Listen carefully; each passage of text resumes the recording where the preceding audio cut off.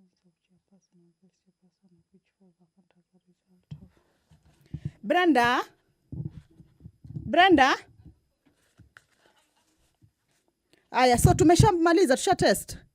Aya, niambie tukianza.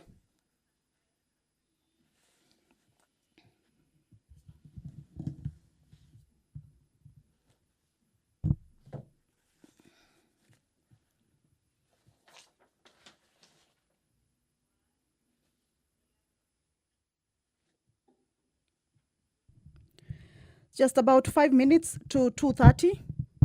That is the time allocated for the sitting or the plenary sitting of the National Assembly proceedings on this 11th day of March, the year 2025. This is the live proceedings of the National Assembly, streaming live from the Parliament buildings in Nairobi. A broadcast that is brought to you by the Parliamentary Broadcasting Unit in partnership with the Kenya Broadcasting Corporation. A warm welcome to you as you join us for these proceedings. On your screens currently, that is the National Assembly chamber. Members are slowly making their way inside the chamber, ready for the plenary sitting. And as we wait for the members to get into the chamber, as well as the procession of the speaker, we shall be taking a look at the business that the members will be transacting this afternoon as they convene for this plenary sitting. The members will this afternoon consider various bills as well as motions. The National Assembly will this afternoon resolve to sit on other days. Of course, this is other than the Tuesday, Wednesday morning and afternoon, and Thursday afternoon sitting. And this is as provided for in the House Standing Order 20, hold morning sitting on Thursday. This is this Thursday, the 13th of March, the year 2025, and Friday, the 14th of March. And the sittings are set to commence from 10 a.m. And this is for purposes of considering priority business relating to the supplementary estimates 2 for the financial year 2024-2025. More business is regards to the related legislation as well as the budget cycle. Also, on the Monday of 17th March 2025, the House is resolving to commence a short recess. This, of course, changes or alterations to the calendar. So this afternoon, the House will resolve to commence the short recess on Monday 17th and resume its regular sittings on Tuesdays of 1st April, the year 2025, to continue with the first part of the fourth session. If you're just joining us, is that the House is about to sit for its plenary sitting. Time allocated is 2:30. However, as you can see on your screens, members have already made their way into the chambers, of course, ready or in preparation for this afternoon's business to be transacted. And of course, at 2:30, then we will be expecting to see the procession of the speaker. Once the speaker makes his way into the chamber, then we shall let you in as the proceedings begin. This afternoon also, a motion by the leader of the majority party with regards to elections in reconstituted committees is also yet another business that the members will be considering. And this particular motion, this is with regards to the reconstitution of committees.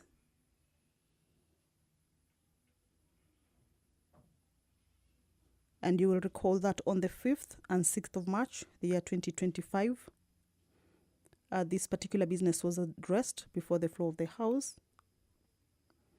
However, there are resolutions that this afternoon the leader of the majority party is moving to the House and seeks the House to resolve that with respect to the departmental committees, where a chairperson or vice chairperson is ordinarily elected for the term of Parliament, the elections will only be undertaken for the positions of chairperson or vice chairperson which fell vacant as a result of the recent reconstitution of committees.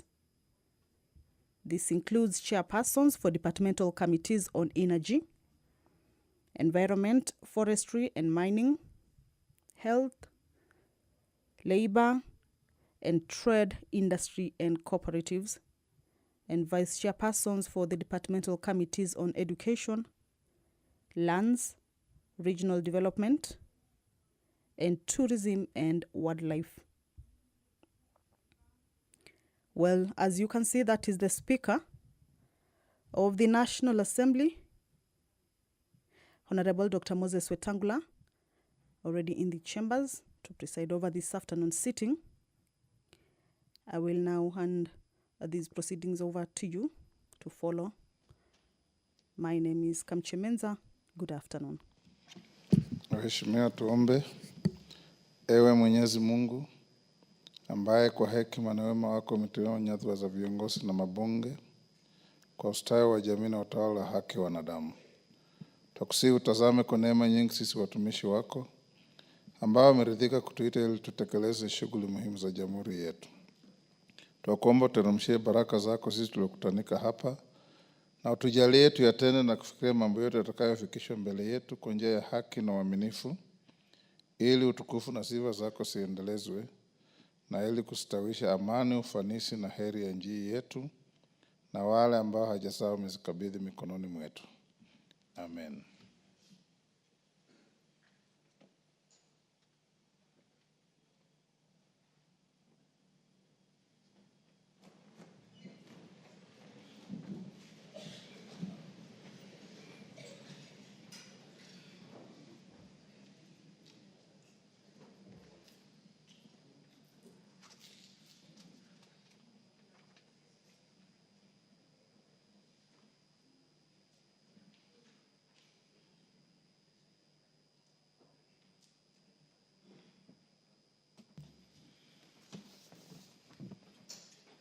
Sergeant, ring the quorum bell.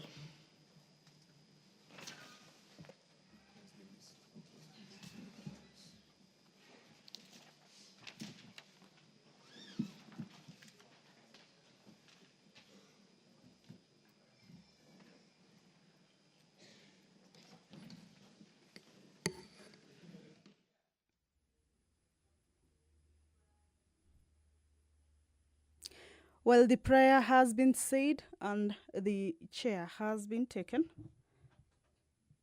And that would have given way for the House to commence its business. However,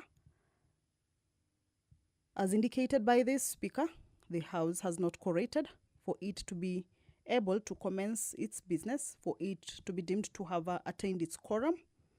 At the commencement of House business, the quorum of the House has to be reached for it to be able to commence its business, and this is as provided for in the House Standing Order number 34. Inside the chambers, as you can see, members are making their way into the chambers, and of course this will allow the House to attain or raise that particular quorum. Remember, the Sergeant at Arms as well as the clerk are keeping tabs with the members or the number of members currently inside the chamber. And once that quorum is achieved, then the business will, without any further delay, commence. And pursuant to provisions of Standing Order 44, Paragraph 2, Part C, where various members may request for statements from various committees. This afternoon, the Honorable Member for Runyenjes, Honorable Eric Karemba, will request for a statement from the Committee on Agriculture and Livestock with regards to high cost of farm feeds. The Honorable Member for Funyula, Dr. Oundo, will also request for statement from the Committee on Education with regards to welfare of members of staff of the Technical University of Kenya, as well as the Honorable Member for Kirinyaga Central, Honorable Joseph Kitari, will also request for statement from the Committee on Energy. This is with regards to the status of electricity projects in Kirinyaga County. If you're just joining us, is that the House is about to commence its business. A business lined up for this afternoon. Currently, the prayer has been said and chair taken. However, the quorum has not been raised yet. And that is why we can still see that more members are making their way to the chambers or getting into the chambers. Once that quorum is achieved, then the business of the day will commence. But this afternoon, as the members sit, they will be resolving to alter a bit the calendar with regards to the dates that they will be going on the recess, as well as sitting days and hours.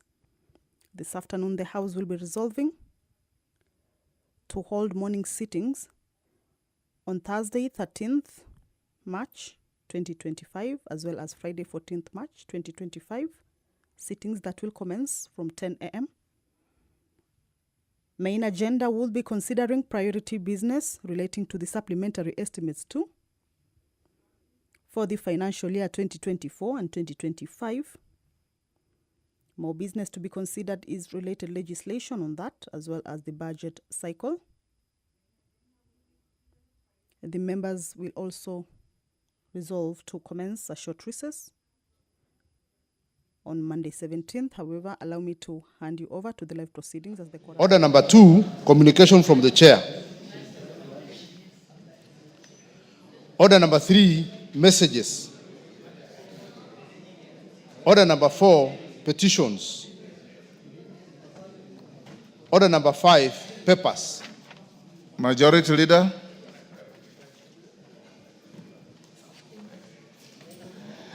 Thank you, Honorable Speaker. Honorable Speaker, I beg to lay the following papers on the table of the House today, Tuesday, March 11th, 2025. A, legal notice number 53 of 2025 related to the Environmental Management and Coordination Controlled Substance Regulations 2025 and the explanatory memorandum from the Ministry of Environment, Climate Change and Forestry. B, the agreement between the Government of the Republic of Kenya and the United Arab Emirates on the Comprehensive Economic Partnership from the Ministry of Investment, Trade and Industry. C, annual report for the financial year 2022-2023 of the Power of Mercy Advisory Committee, POMAC, from the Office of the Attorney General. D, reports of the Auditor General and financial statements for the year ended 30th June 2024 and certificates therein in respect of AIC Kangitit Girls School, Bishop Birech High School Tilol, Butere Girls High School, Cardinal Otunga Girls High School, Friends School Kamusinga, Gatugi Girls Secondary School, Joy Valley Secondary School for the physically handicapped, Kagumo High School, Kakamega School, Kamusinde Boys High School, Kiluani Boys Secondary School, Kimabole Secondary School, Matiliku Boys High School, Mukaa Boys High School, Najile Boys High School, Nanyuki High School, Napaelilim Secondary School, Ndururumo High School, Njonjo Girls High School, Our Lady Girls Secondary School, Kakuma, Sericho Secondary School, St. Joseph's Girls Secondary School, St. Teresa Tartar Secondary School, West Pokot, St. Patrick's Kimukungi Girls High School, Bungoma, Turukana Girls National School. E, reports of the Auditor General. You have skipped 25. 25. For the record. Tumutumu Girls High School, sorry, Honorable Speaker. E, reports of the Auditor General and financial statements for the year ended 30th June 2024 and certificates therein in respect of 1. Competition Authority of Kenya, Council of Governors Mortgage and Car Loan Fund, 3. Equalization Fund, 4. Financial Reporting Center, 5. Kenya Civil Aviation Authority KCAA Staff Mortgage Scheme, 6. Kenya Accountants and Secretaries National Examinations Board, 7. Kenya Accreditation Service, 8. Kenya Energy Sector Environment and Social Responsibility Programs Fund, 9. Kenya Meat Commission, 10. Kenya Ordnance Factories Corporation, COFAC, 11. Kenya Post Authority National Treasury, 12. Kenya Revenue Authority, 13. Kenya Urban Roads Authority, 14. Kenya Vision 2030 Delivery Secretariat, 15. National Cohesion and Integration Commission, 16. National Drought Management Authority, 17. National Housing Corporation, 18. National Security Telecommunication Service, 19. National Social Security Fund, 20. Policyholders Compensation Fund, Car and Mortgage Scheme, 21. Private Security Regulatory Authority, 22. Public Procurement Regulatory Authority Staff Loans Scheme Fund, 23. Receiver of Revenue Statements, 24. Roads Maintenance Levy Fund, Kenya National Highways Authority, 25. Roads Maintenance Levy Fund, Kenya Urban Roads Authority, 26. State Department for Devolution, 27. State Department for Foreign Affairs, 28. State Department for Internal Security and National Administration, 29. Tana and Athi Rivers Development Authority, and 30. Honorable Speaker, the Kitale National Polytechnic. I lay, Honorable Speaker. Thank you. Chairperson, Liaison Committee, Deputy Speaker.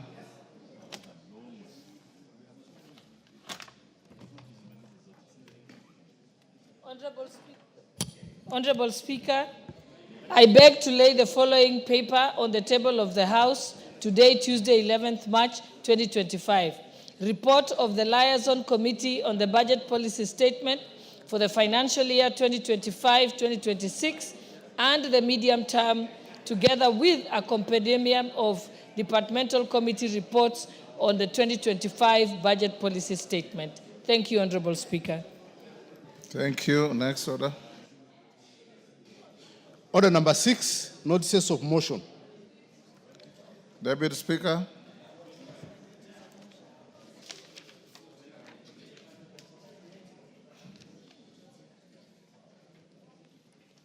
Thank you, Honorable Speaker.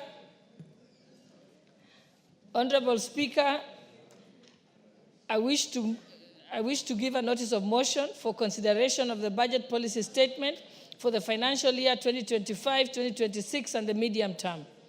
That this House adopts the report of the Liaison Committee on the Budget Policy Statement for the financial year 2025-2026 and a compendium of departmental committee reports on the 2025 Budget Policy Statement laid on the table of this House on Tuesday, 11th March 2025, and pursuant to the provisions of Section 25(7) of the Public Finance Management Act, Cap 412A, and Standing Order 232(9) and 10, approves the budget policy statement for the financial year 2025-2026, and secondly, makes the following financial resolutions with respect to the budget policy statement. 1, the national government budget ceiling be approved at Kenya shillings 2,323,474,081. From trillion, you go to billion. No, from trillion to billion and Yes. then to million. Okay, let me start again. I'm not used to those figures, Honorable Speaker. Allow me to take it again.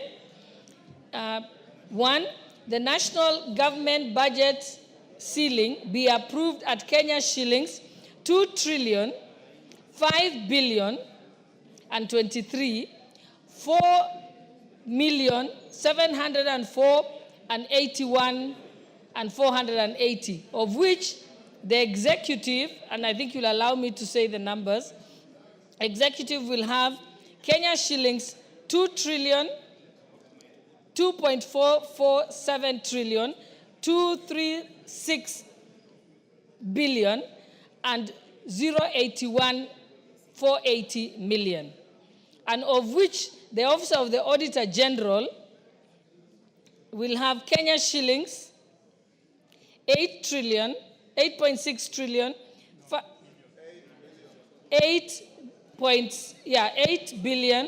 652 million 200,000. Yes. And Parliament will have Kenya shillings 49 billion 488,200 million. Then the judiciary shall have Kenya shillings 26 billion 749 million 800,000 only. And 2, the county government equitable share be approved at Kenya shillings 405 billion and 69 million 197,000 only. Thank you, Honorable Speaker. Thank you. And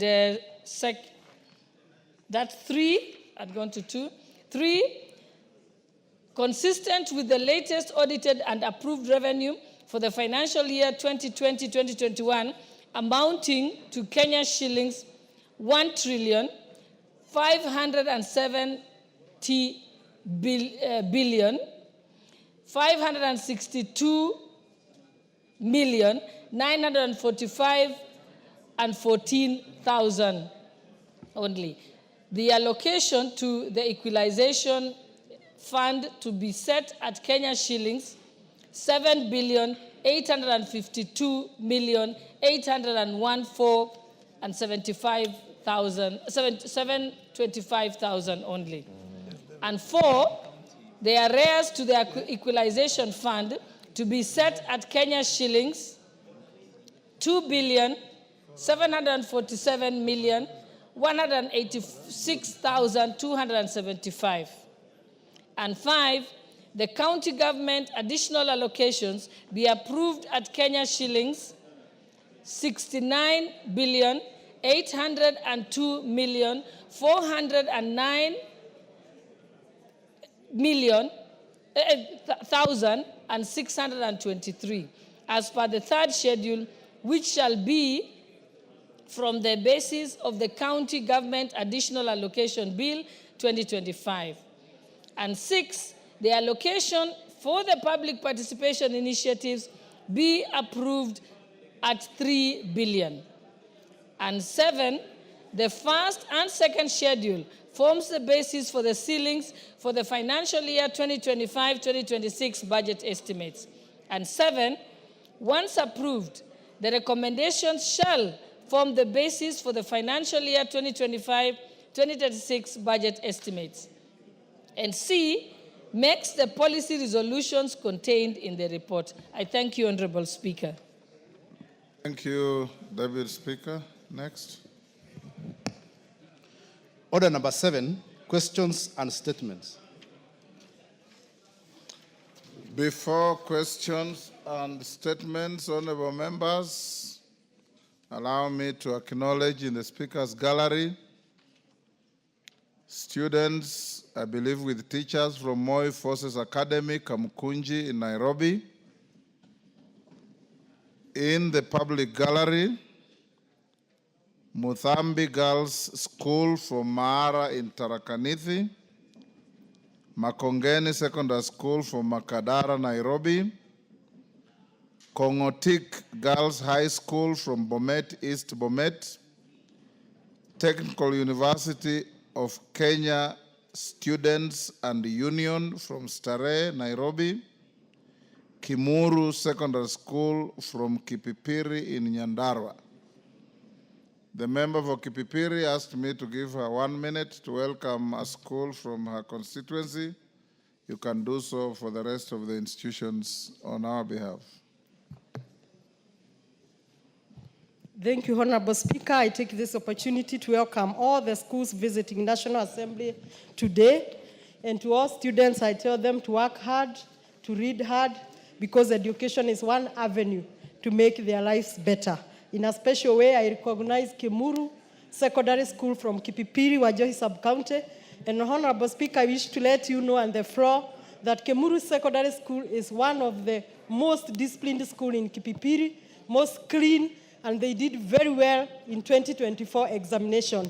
I wish them well and hope they'll even do better in this year's examination. Thank you. Thank you on my behalf and on behalf of the House. We welcome all of you to the House of Parliament. Enjoy yourselves. Question number 1, Eric Karemba, Runyenjes. Thank you, Honorable Speaker, and it is not a question, it is a statement. Or is a request for a statement, sorry? Yes. Go ahead. Thank you, Honorable Speaker. And Honorable Speaker, before I do that, I am very excited, Honorable Speaker, today that unlike those other days, I can see quite a number of Corinos in the speakers, in the public gallery, and I am so happy, Honorable Speaker. How do you know there are Corinos? Waswahili hujuana kwa vilemba, Honorable Speaker. Thank you, Honorable Speaker. Request for a statement regarding the high cost of farm feeds.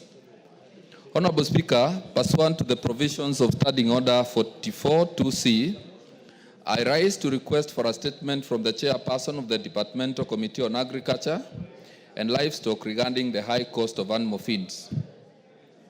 Honorable Speaker, dairy farming is such a crucial in ensuring food security and economic stability in the country. Sadly, the industry faces several challenges that have crippled the farmers, including high cost of animal feeds, high veterinary charges, and change in milk prices. The challenges have in turn decreased milk yields, thereby undermining overall performance and sustainability of dairy farming in the country, and specifically in the Runyenjes constituency in Embu County. Honorable Speaker, it is against this background that I request for a statement from the chairperson of the Departmental Committee on Agriculture and Livestock regarding the following. 1, statistics of milk production in Runyenjes constituency in Embu County. 2, the measures being put in place to decrease the cost of animal feeds required for dairy farming. And 3, initiatives being put in place to enhance milk production in the country.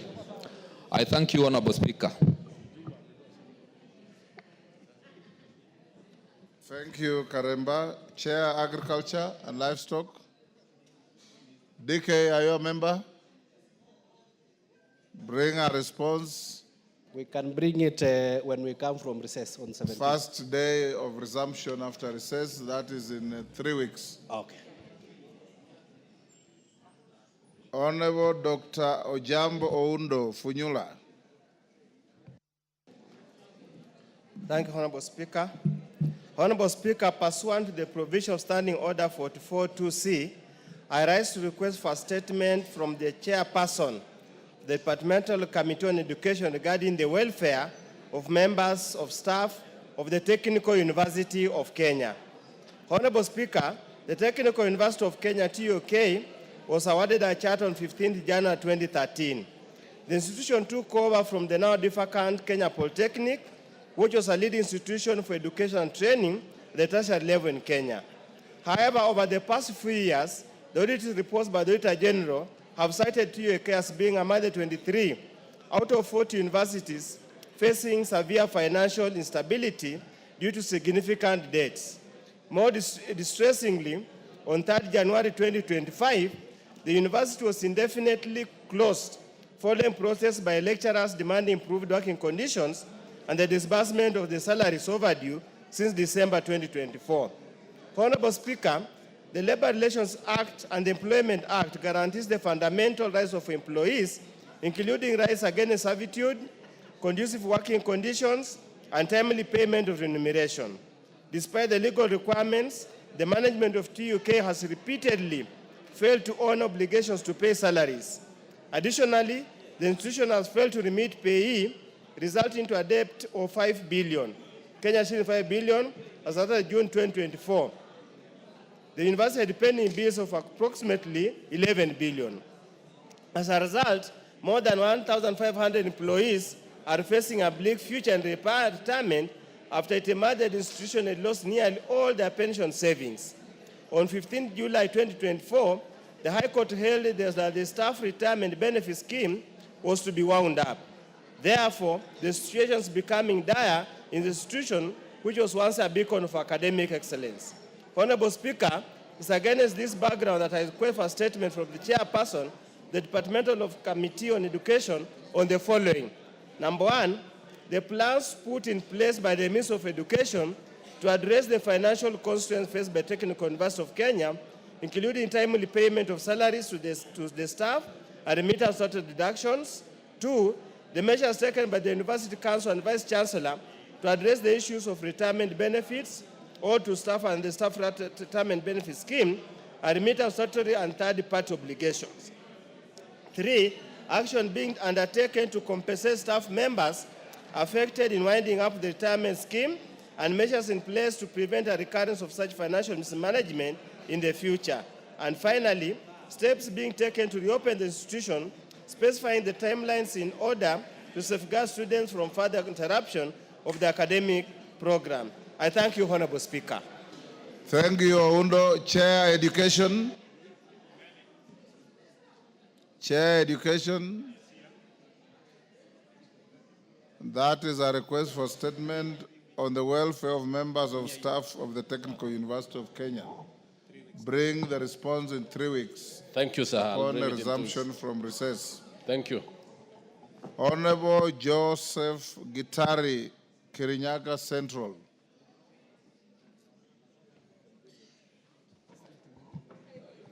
Thank you, Mr. Speaker. Honorable Speaker, pursuant to the provision of Standing Order 44.2c, I wish to request for a statement from the Chairperson Committee on Energy regarding the status of electricity projects in Kirinyaga County. Honorable Speaker, over the past 2 decades, the country has made significant strides in expanding electricity access, with millions of households and business connected to power. However, despite the progress, various areas in Kirinyaga County continue to face persistent challenges in accessing reliable electricity. The lack of electricity has led to increased insecurity, hindered economic activities, and limited opportunities for business and households that depend on electricity daily. This has affected the businesses, schools, health centers, facilities which are unable to operate efficiently due to unreliable power supply. Several follow-up attempts with Kenya Power and REREC on stalled electricity projects in Kirinyaga Central constituency have borne no fruit. Honorable Speaker, it is against this background that I request for a statement from the Chairperson of Departmental Committee on Energy on the status of the following projects. 1, Kariko and Old Kagaita area projects in Oi Ward. 2, Kiabongo area project in Mutira Ward. 3, Kwa Makadamia, Kerutera and Gakarara, Kemeri area projects in Kirwea Ward. 4, Kiangongo, Kiremunge, Koromagatarwa, Gatuto, and Mukaduine areas in Kanyekina Ward. Finally, Mr. Speaker, the Kiratina new transformer. I thank you, Honorable Speaker. Chair Energy. Chair Energy, Kawaya.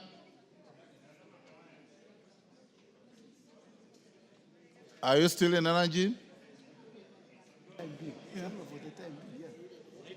Yes, Kawaya. Thank you, Chair. I will... Speaker, not Chair. Thank you, Speaker. Yes. Sorry about that. I will have this communicated to the Energy Committee. 2 weeks. I directed that you remain in office until the end of the day today. All right, thank you, So Chair. you are still 2 the weeks. chair. 2 weeks. 3 weeks. 2 weeks. 3 weeks. All right. 2 weeks we shall be in recess. Oh, yeah. It's, So bring the response the first day upon resumption. thank you, Chair. That's Thank 3 you, weeks Speaker. from today. All right. Thank you, Kawaya. Next order. Order number 8, motion. Report of the Committee of the Whole House on the County Government's Revenue Raising Process Bill, National Assembly Bill number 11 of 2023. Question to be put on third reading.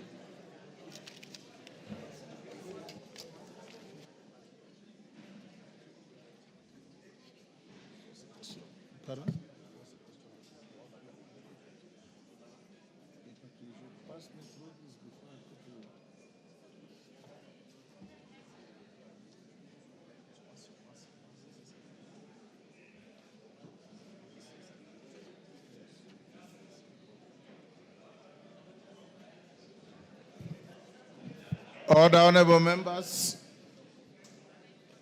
Member for Tiati, take the nearest seat.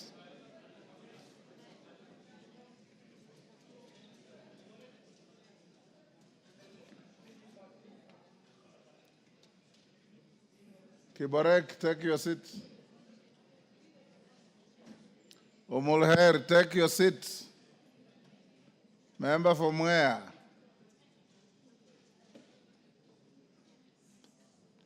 Take your seats.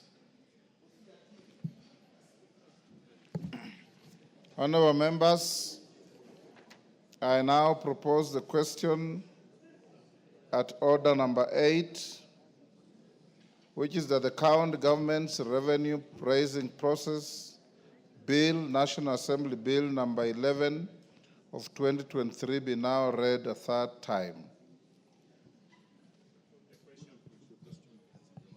I now put the question at order number 9, which is that this House do agree with the report of the Committee of the Whole House on its consideration of the county government's revenue raising process bill, National Assembly Bill number 11 of 2023. As many as of that opinion say aye. Aye. Will those of the contrary opinion say nay? The ayes have it. Mover.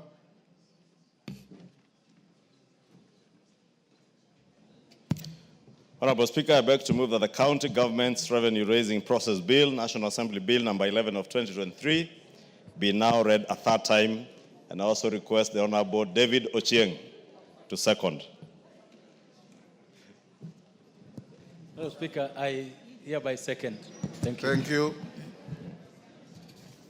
I now propose the question, which is that the county government's revenue raising process bill, National Assembly. Order.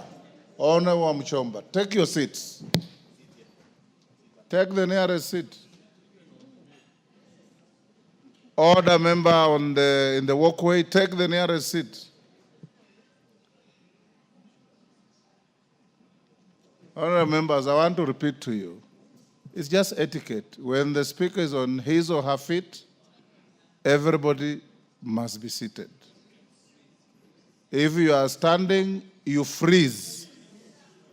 You don't lean to talk to somebody when the speaker is on his or her feet. I think this is what we were taught when we met in Safari Park. Day one. Yes. Honorable members, let me repeat, I propose the question, which is that the county government's revenue raising process bill, National Assembly Bill number 11 of 2023 be now read a third time. I now put the question, and I confirm we have enough quorum, which is that the county government's revenue raising process bill, National Assembly Bill number 11 of 2023 be now read a third time. As many as of that opinion say aye. Aye. Will those of the contrary opinion say nay? The ayes have it. A bill for an act of parliament to provide for the process to be followed by county governments in the exercise of their power under Articles 209 and 210 of the Constitution to impose, vary, or waive taxes, fees, levies, and other charges to establish the Interagency Transitional Committee and for connected purposes. Next order. Order number 9, motion, report of the Committee of the Whole House on the Public Audit Amendment Bill, National Assembly Bill number 4 of 2024, question to be put and third reading. Order, members on their feet, take your seats. Order. Those two members at the back. Kawanjiku, take your seats. Thank you. Honorable members, I now put the question at order number 9, which is that this House do agree with the report of the Committee of the Whole House on its consideration of the Public Audit Amendment Bill, National Assembly Bill number 4 of 2024. As members of that opinion say aye. Will those of the contrary opinion say nay? The ayes have it. Mover.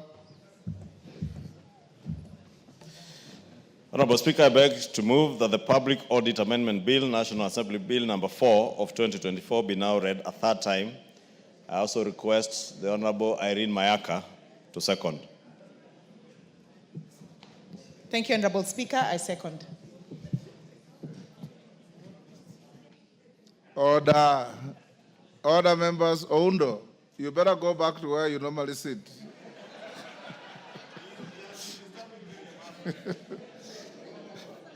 Honorable members, I now propose the question, which is that the Public Audit Amendment Bill, National Assembly Bill number 4 of 2024, be now read a third time. I now put the question at order number 9, and I confirm we have quorum in the House, which is that the Public Audit Amendment Bill, National Assembly Bill number 4 of 2024, be now read a third time. As members of that opinion say aye. Will those of the contrary opinion say nay? The ayes have it. A bill for an act of parliament to amend the Public Audit Act 2015 and for connected purposes. Next order. Order number 10, motion, resolution to sit on other days. Majority Leader. Thank you, Honorable Speaker. Honorable Speaker, this is a short motion that pursuant to the provisions of Standing Orders 28.4 on calendar of the House and 33C, hours of meeting, this House resolves to 1, hold morning sittings on Thursday, 13th March 2025 and Friday, 14th March 2025, commencing at 10 a.m. for purposes of considering priority business relating to the supplementary estimates 2 for the financial year 2024-2025, related legislation and the budget cycle. 2, commence the short recess on Monday, 17th March 2025. And 3, to resume regular sittings on Tuesday, 1st April 2025, to continue with the first part of the 4th session. Honorable Speaker, as was agreed by the House Business Committee with the proposal to have a morning sitting on Thursday morning and Friday morning, and I know, Honorable Speaker, many of our Muslim colleagues are in the fasting season, and also many of our Catholic brothers and sisters, including the Honorable Speaker, in the Lent season. And I know what happens on Fridays with them. So we have sought to have that sitting only on the morning part from 10 to 1 p.m. to consider the budget, supplementary budget. As members are aware, there are many, many issues, especially relating to exchequer issues that are pending, awaiting the completion or conclusion of the supplementary estimates too. Honorable Speaker, that's why you see very many chairs of committees are not in the House this afternoon, because they are trying to burn the midnight oil even tonight to make sure that they finish with the supplementary appropriations report in readiness for debate of this business as we agreed in the House business this morning on Thursday and Friday. There is some more important business relating to counties, especially on the division of revenue bill, which has to be published and come for first reading, hopefully by Thursday evening or Friday morning.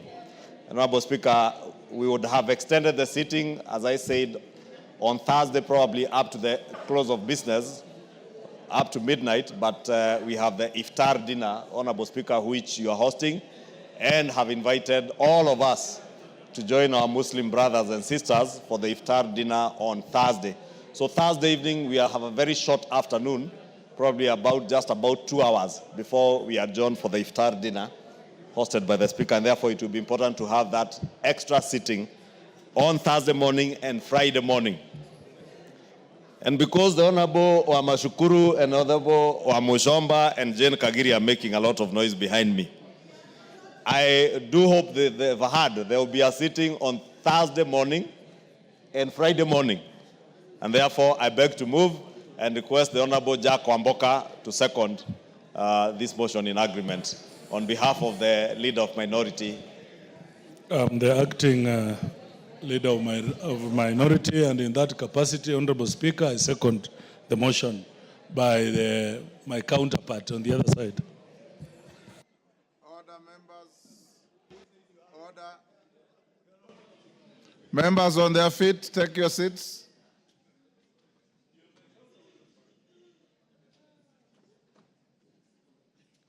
Order member for, is that Barongo? Honorable Barongo, can you walk to the bar?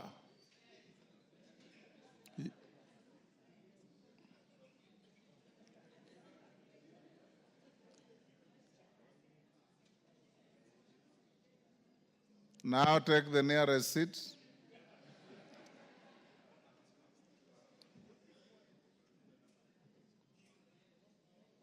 Junaid, take the nearest seat. Authority should follow you to any seat.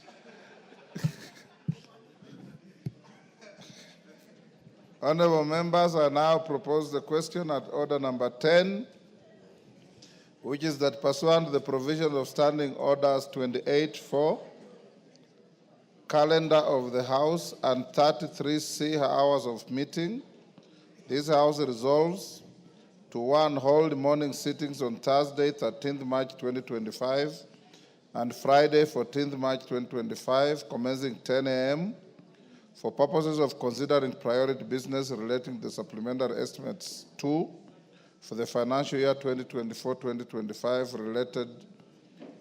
related legislation and the budget cycle. 2, commence a short recess on Monday, 17th March 2025, and 3, resume regular sittings on Tuesday, 1st April 2025, to continue with the first part of the fourth session.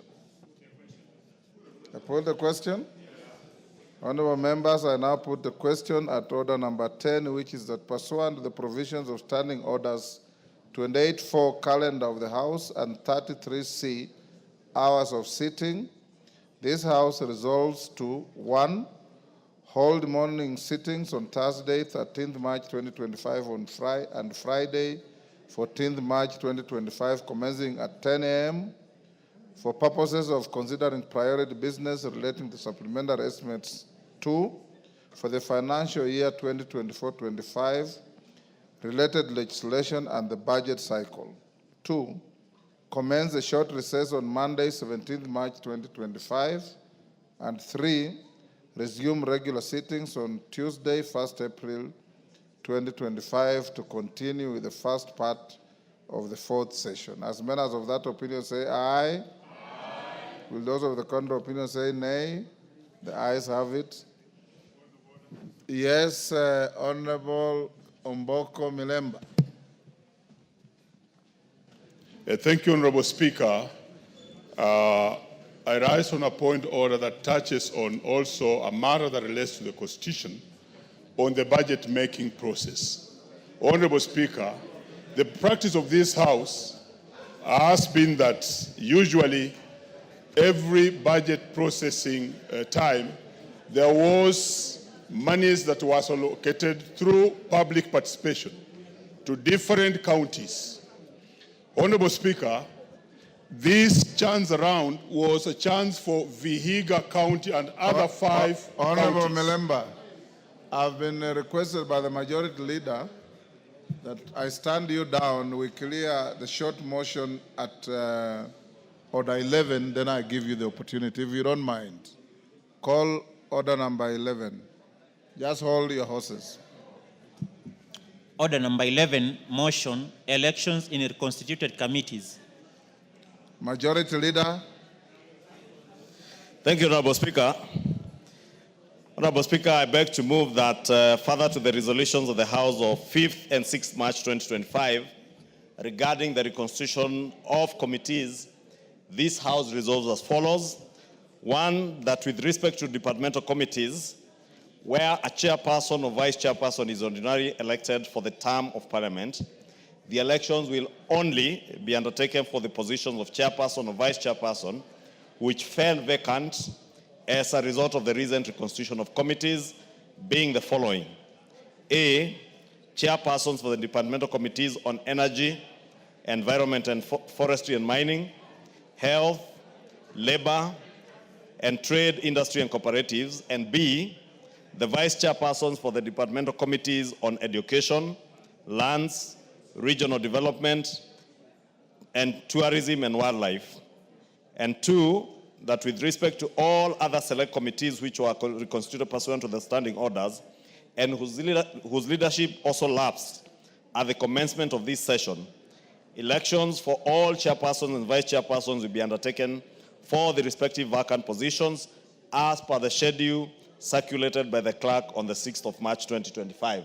Honorable Speaker, the import of this motion is to allow the House to elect chairs and vice chairs for the 18 committees, select committees whose term had lapsed. And therefore, since the term had lapsed, they had no chairs and vice chairs, and they are naturally going to hold elections to elect their chairs and vice chairs. Two is to limit our elections of departmental committees to only the chairs and vice chairs who were affected by the reconstitution of committees, because they are chairs, for instance, of the Committee of Forestry, Energy, Trade, Industry and Cooperatives, whose chairs were able to be moved from one committee to the other, and therefore those committees do not have substantive chairs. The same with the departmental committees on tourism and wildlife, regional development, education and lands.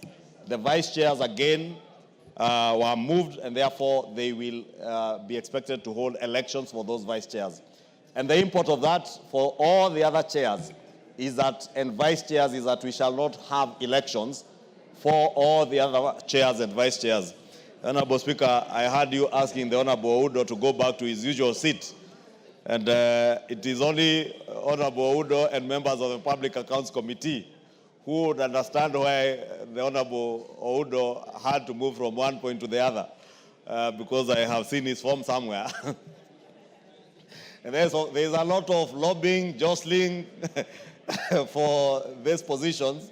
Therefore, we want to make sure that for orderly conduct of business, because we're also in a very important season, the budget making process. For instance, as I mentioned today, the liaison committee that has all chairs is sitting now, even as we sit here.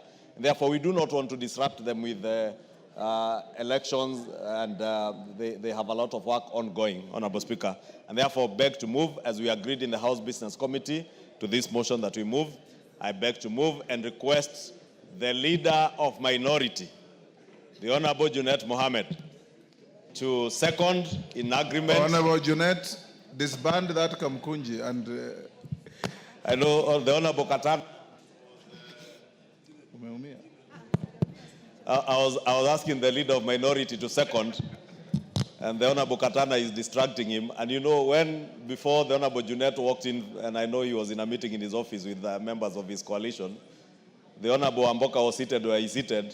And when I requested him to second on behalf of the Leader of Minority, he purported to be the acting Leader of Minority. And that is why you saw the Honorable Junet walk in very fast, because there cannot be an acting leader of minority. The leader of minority is present, and I invite him to second this motion in agreement. Thank you. Thank you, Mr. Speaker. I stand to second the motion as moved by the majority leader. Having said, Mr. Speaker, I'm shocked that Honorable Wamboka was masquerading as a minority leader, Mr. Speaker, in the House, Mr. Speaker, in my absence.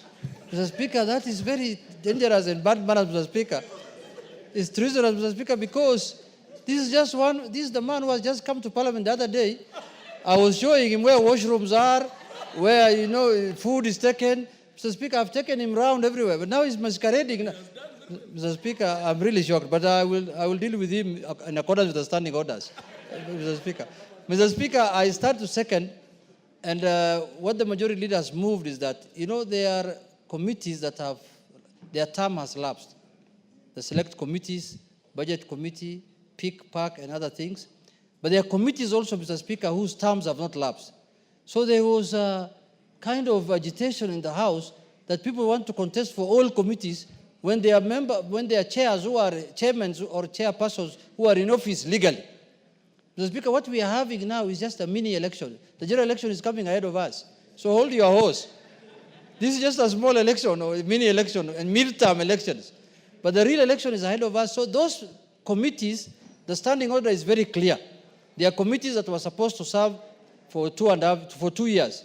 Their term has lapsed. But the committees that were supposed to serve for full term, those ones cannot be subjected to an election. Their term will lapse at that time when the 5-year period ends, Mr. Speaker. So that is the clarification this motion of the majority leader is making, Mr. Speaker. Because I have seen chairs who are under threat. Now the chair of Transport Committee, people are campaigning for it. I was wondering when has his term ended.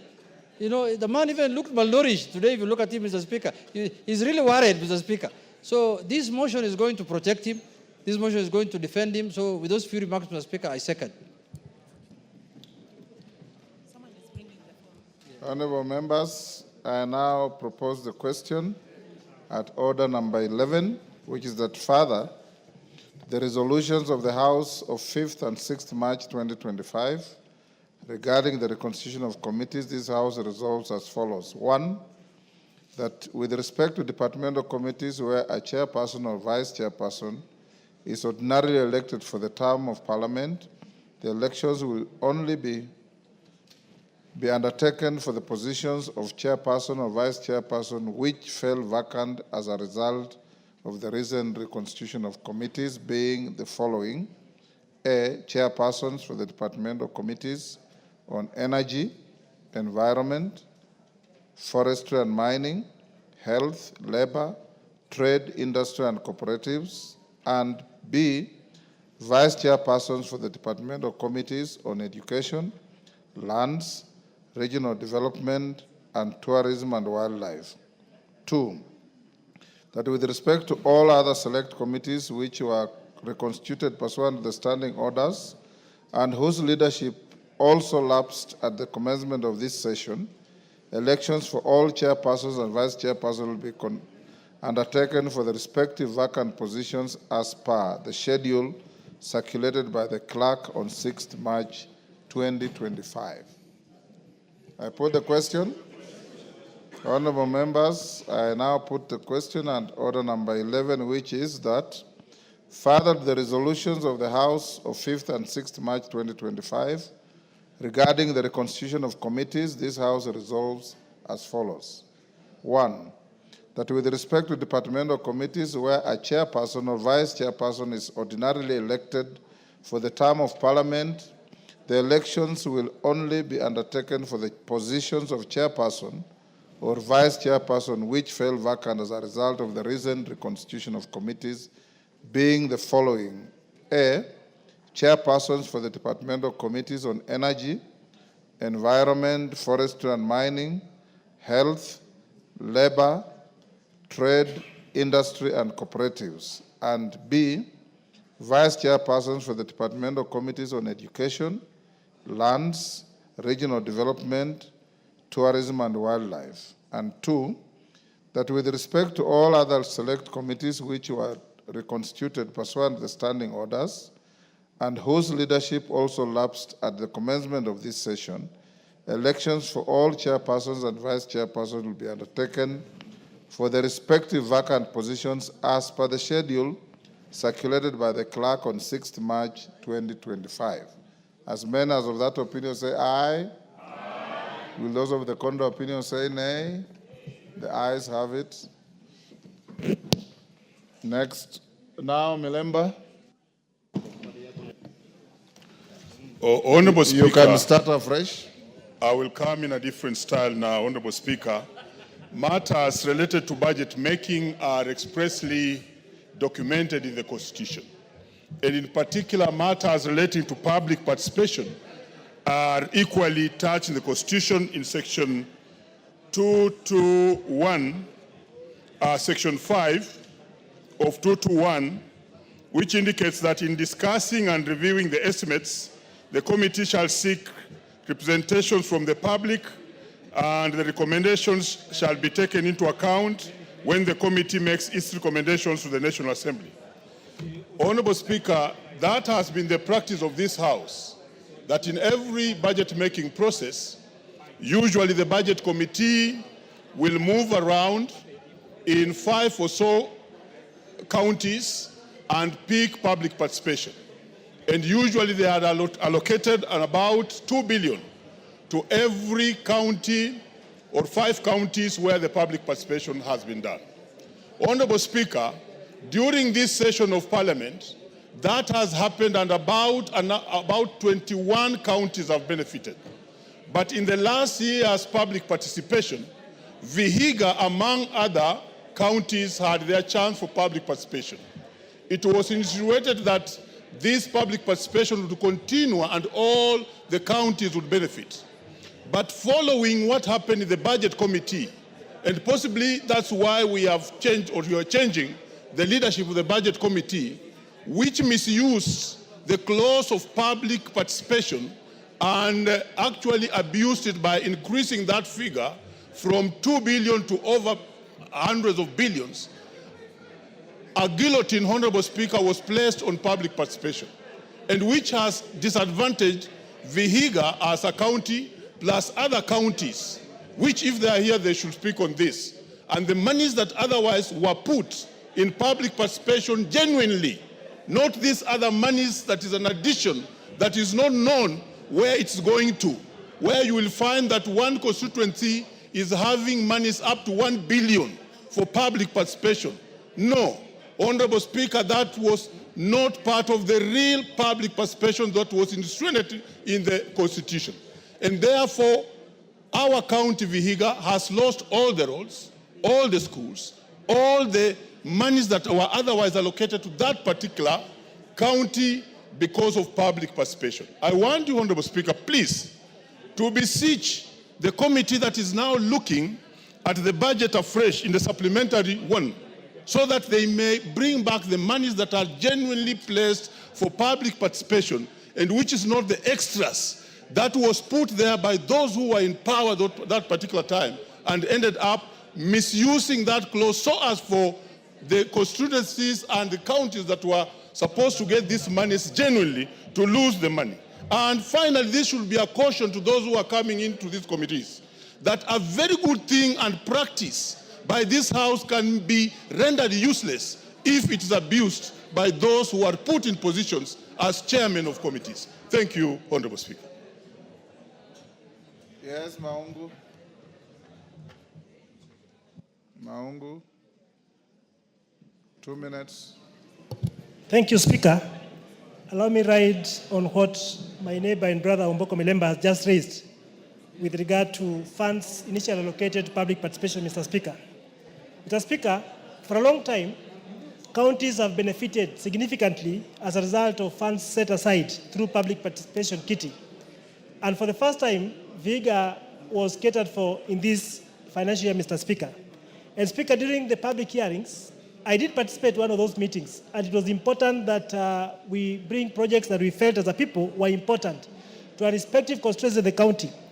And it's unfortunate that whatever happened in June, whereby the uprising of the Gen Zs saw this kitty slashed off, Mr. Speaker.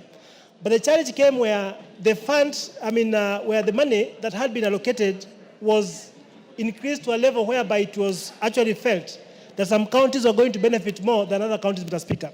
I want to join my brother and actually request that the liaison committee that is looking at the public participation should not just brush off that figure, Mr. Speaker, because for the first time, Vihiga was going to benefit. And having it deleted, Mr. Speaker, will actually see our people and the great people of Vihiga omitted from this important kitty, which is supposed to bring equity. I therefore want to join my brother in saying that, Mr. Speaker, we need your indulgence on this matter. Thank you. Wangwe. Thank you, Honorable Speaker. Honorable Speaker, within the reading of the Constitution, Article 221, as read to us by the Honorable Omboko Milemba, this will also disadvantage Kakamega as a county, Honorable Speaker. And in your ruling, Honorable Speaker, please consider that also the same amount which was supposed to benefit the county of Kakamega in its entirety was also not dispersed as per the voting of the House. Therefore, Honorable Speaker, despite the fact that we voted for it, it was never dispersed to the county as it was supposed to be. Thank you, Honorable Speaker. Majority Leader.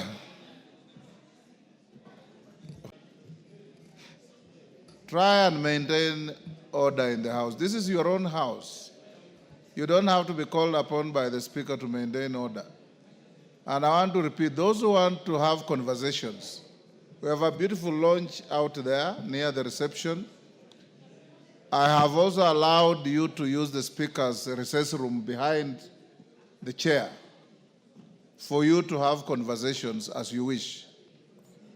Let's have some decorum in the House at least, so that those who are on their feet can be heard and those who are seated can listen. I know many members here who are interested in listening to what is going on. I also know a few who are not interested in whatever is going on in the House. Let's focus on the business of the House. Majority Leader. Thank you, Honorable Speaker. I hope I will be speaking to those who are interested in the business of the House. And you know, Honorable Speaker, it's true what you said, because the business of this House is the business of the people who have given us the greatest honor above very many other people to come and represent them in the National Assembly. And the issues you hear the Honorable Omboko raise are indeed pertinent issues in line with Article 201 of our Constitution on the cardinal place public participation should play in all our legislative processes and even decisions in the executive. Therefore, Honorable Speaker, I want to agree with the Honorable Omboko. It is true the public participation process in the budget-making process has been abused, grossly abused. And as Honorable Omboko says, that is why you find in a situation where 2 billion shillings was set aside for public participation, those who sat in the budget committee found it prudent or imprudent, whatever the case may be, to put an additional 10 billion shillings. But what is more worrying, Honorable Speaker, is that if the entire 12 billion shillings went to the counties that were slated in for the public participation exercise, then there will be no problem. The problem has come because it is people who have vested interest in those committees where they sit in that then use that opportunity to put projects in their own constituencies and counties far from what was intended by the public participation, Honorable Speaker. And I say this with immense respect to those who sit in the Budget and Appropriations Committee, because it is a committee that I have chaired before in this House. And the tradition that we had set right from the 11th Parliament when the new Constitution came into being is that money would be set aside for public participation, and over a period of 4 years, we would cover all counties in the country. And it is sad that some counties like Vihiga and the other 10 counties that were slated for benefit of these monies now lose out because of what is otherwise bad manners by ourselves, those who sat in the Budget and Appropriations Committee. And I say this, Speaker, because we have now reconstituted a new Budget and Appropriations Committee. Let me be on record it will not be business as usual. This House will not sit back and allow members who sit in the Budget and Appropriations Committee to use the position they hold in that committee to appropriate money to only their constituencies at the expense of other Kenyans. Because all these 349 members come here to represent people.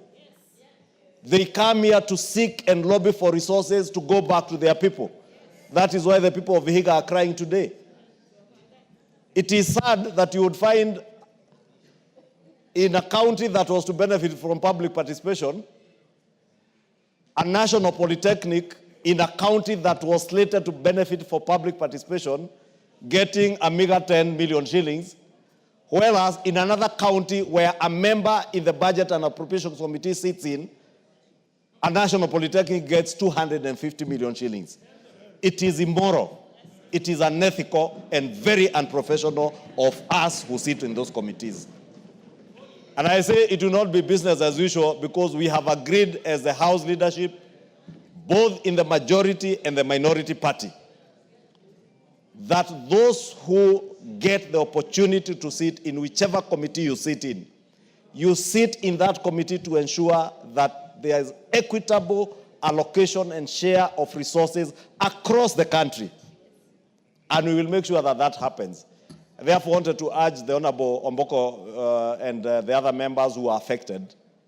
I will engage with the National Treasury to ensure that those counties do not lose on account of the actions of the former Committee of Budget and Appropriations, so that within the next financial year, because they are now preparing the estimates for the next financial year, we factor in those counties that should have benefited this year and those that ought to benefit next year. But let this serve as a warning bell to the new committee. I know the committees are slated to hold their elections tomorrow. Whoever you elect in those committees, especially the Budget and Appropriations Committee, because it is one of the 18 committees whose mandate lapsed, and there are new members in that committee.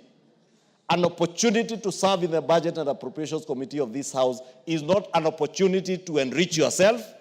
It is not an opportunity to allocate resources to your constituency or your county or to those who you think are your friends above others. You must ensure, as members of that committee, there is equitable and fair distribution of resources, not just those in public participation. The reason why the Budget and Appropriations Committee has been elevated in our standing orders to be all of you to be on the lookout. And we call out each other because that is the only way we can be able to hold each other to account, for us to be able to hold those in the executive to account. Because even those in the executive, it doesn't mean because you are a cabinet secretary, for instance, for roads or water or energy, that all projects should go to your home county. There must be equitable and fair allocation and share of resources in this country, and that is the spirit that we want to go ahead. Therefore, let me assure Honorable Omboko Milemba, I will pick up that matter with the National Treasury to ensure that none of the counties lose out, but also to tell members of the Budget and Appropriations Committee, whichever leaders you elect when you go to elections tomorrow, I pray that you will do what is just, what is right, and what is accountable by your own standards and by our own standards as a House. That public participation allocation was meant as seed capital. When you go out and listen to Kenyans, they tell you this national polytechnic in this county has 20 or 10,000 students. They have hostels that accommodate only 1,000 students. You know, 2 billion shillings might not even be enough maybe to build hostels in that one particular institution. But you put in seed capital, which informs the next budget-making process.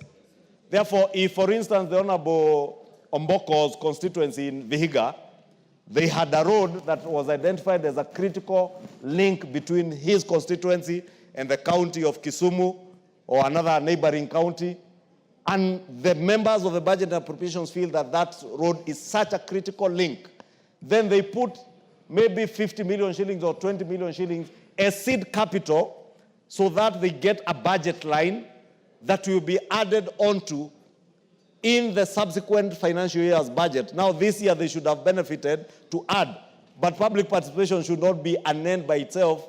Or you allocate, probably you find a school where they have no classrooms, children, you go to Turkana or maybe to somewhere and find children, especially or Baringo, where people had been displaced by bandits, classrooms were demolished or burnt down, and you find you can allocate 10 million shillings and give a school money to allow children to go to schools. That was the essence of public participation, but not the kind of abuse that we have seen in the last 2 years. And Honorable Speaker, I want to commit on behalf of the House leadership, in the majority, on the minority side, that we shall make sure it no longer happens in this House. Thank you, Honorable Speaker.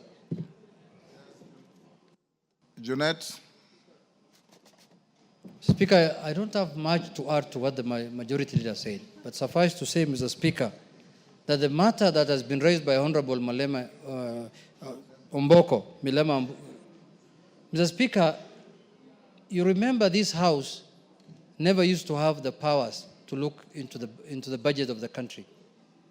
The new Constitution gave us those powers, Mr. Speaker. But, Mr. Speaker, what has been happening the last 2 years in the Budget and Appropriation Committee of this House, Mr. Speaker, borders criminality. If we lay bare, Mr. Speaker, those things, as has been discussed in the retreat we had of the leadership in Naivasha and also in the House Business Committee, Mr. Speaker, those issues, those atrocities, Mr. Speaker, cannot be shied away from talking about, Mr. Speaker. Mr. Speaker, how on earth can one county have an allocation, budget allocation of 12 billion shillings and a whole region has 60 million shillings, Mr. Speaker? What kind of country are we living in? Mr. Speaker, the Budget and Appropriation Committee went around the country to do public participation. And they ended up agreeing that they are going to use 2 billion shillings to allocate to those counties that they have visited, Mr. Speaker. That amount ended up ballooning to 12 billion shillings, Mr. Speaker. And the beneficiary of that 12 billion shillings is not those counties that public participation was done on, Mr. Speaker. It is other counties and other constituencies, Mr. Speaker. The Budget and Appropriation Committee of this House has reached to the level where the chair of that committee, Mr. Speaker, now, members of Parliament are going to his constituency for benchmarking, Mr. Speaker. Benchmarking. And all of us are supposed to receive the same amount of NGD-CDA, Mr. Speaker. What is making our members to go and benchmark in a colleague's constituency, Mr. Speaker? Because the colleague is receiving more funding because of him being the chairman of the budget committee. Let's be honest to Kenyans. Let's tell Kenyans the truth, that he was sitting in an advantageous position of chairing that powerful committee of the House, which you could do skewed allocation of resources to his constituents, Mr. Speaker. Otherwise, which member of Parliament here can afford, through his NGCDF, to build classrooms, plaster them, put windows, put roof, put tiles in the classroom, cabros in the... Mr. Speaker, which member of Parliament can afford to do that here? With a mere resources of 100 million shillings, Mr. Speaker, and advertise on Citizen Primetime News. Which member can do it? Can you raise up your hand if you can do that? None of the 349 members of this House, Mr. Speaker, can afford to do that. That can only be done by somebody who has access to bigger resources than any other member, Mr. Speaker. The Budget and Appropriation Committee did not start the other day. The distinguished leader of the majority party, Mr. Speaker, has been the chair of that committee for many years. And he has never done those things. I have been with him in this House. He has been very careful and he has shared the resources of the country equitably, Mr. Speaker. I can say that without any fear of contradiction. Mr. Speaker, I want to remind members of this House, for those of us who have been here that time, who have been here for long, when the Budget Committee was chaired by Honorable, what's his name? The Member of Parliament from Embu, the Reverend Mutava Musimi, Mr. Speaker. members of that committee did the same thing they have done the last 2 years. And one afternoon, the late Honorable Jacoyo Bidiwo came to the House, and he was seated exactly where I'm sitting today, and told the House the amount of money the Budget Committee put for themselves in the budget, Mr. Speaker. And the whole committee, that time, the membership of the Budget Committee was 52 or 51? 51. The whole committee was dissolved. And a new committee was formed, Mr. Speaker, based on what Honorable Jacoyo presented to the House, Mr. Speaker.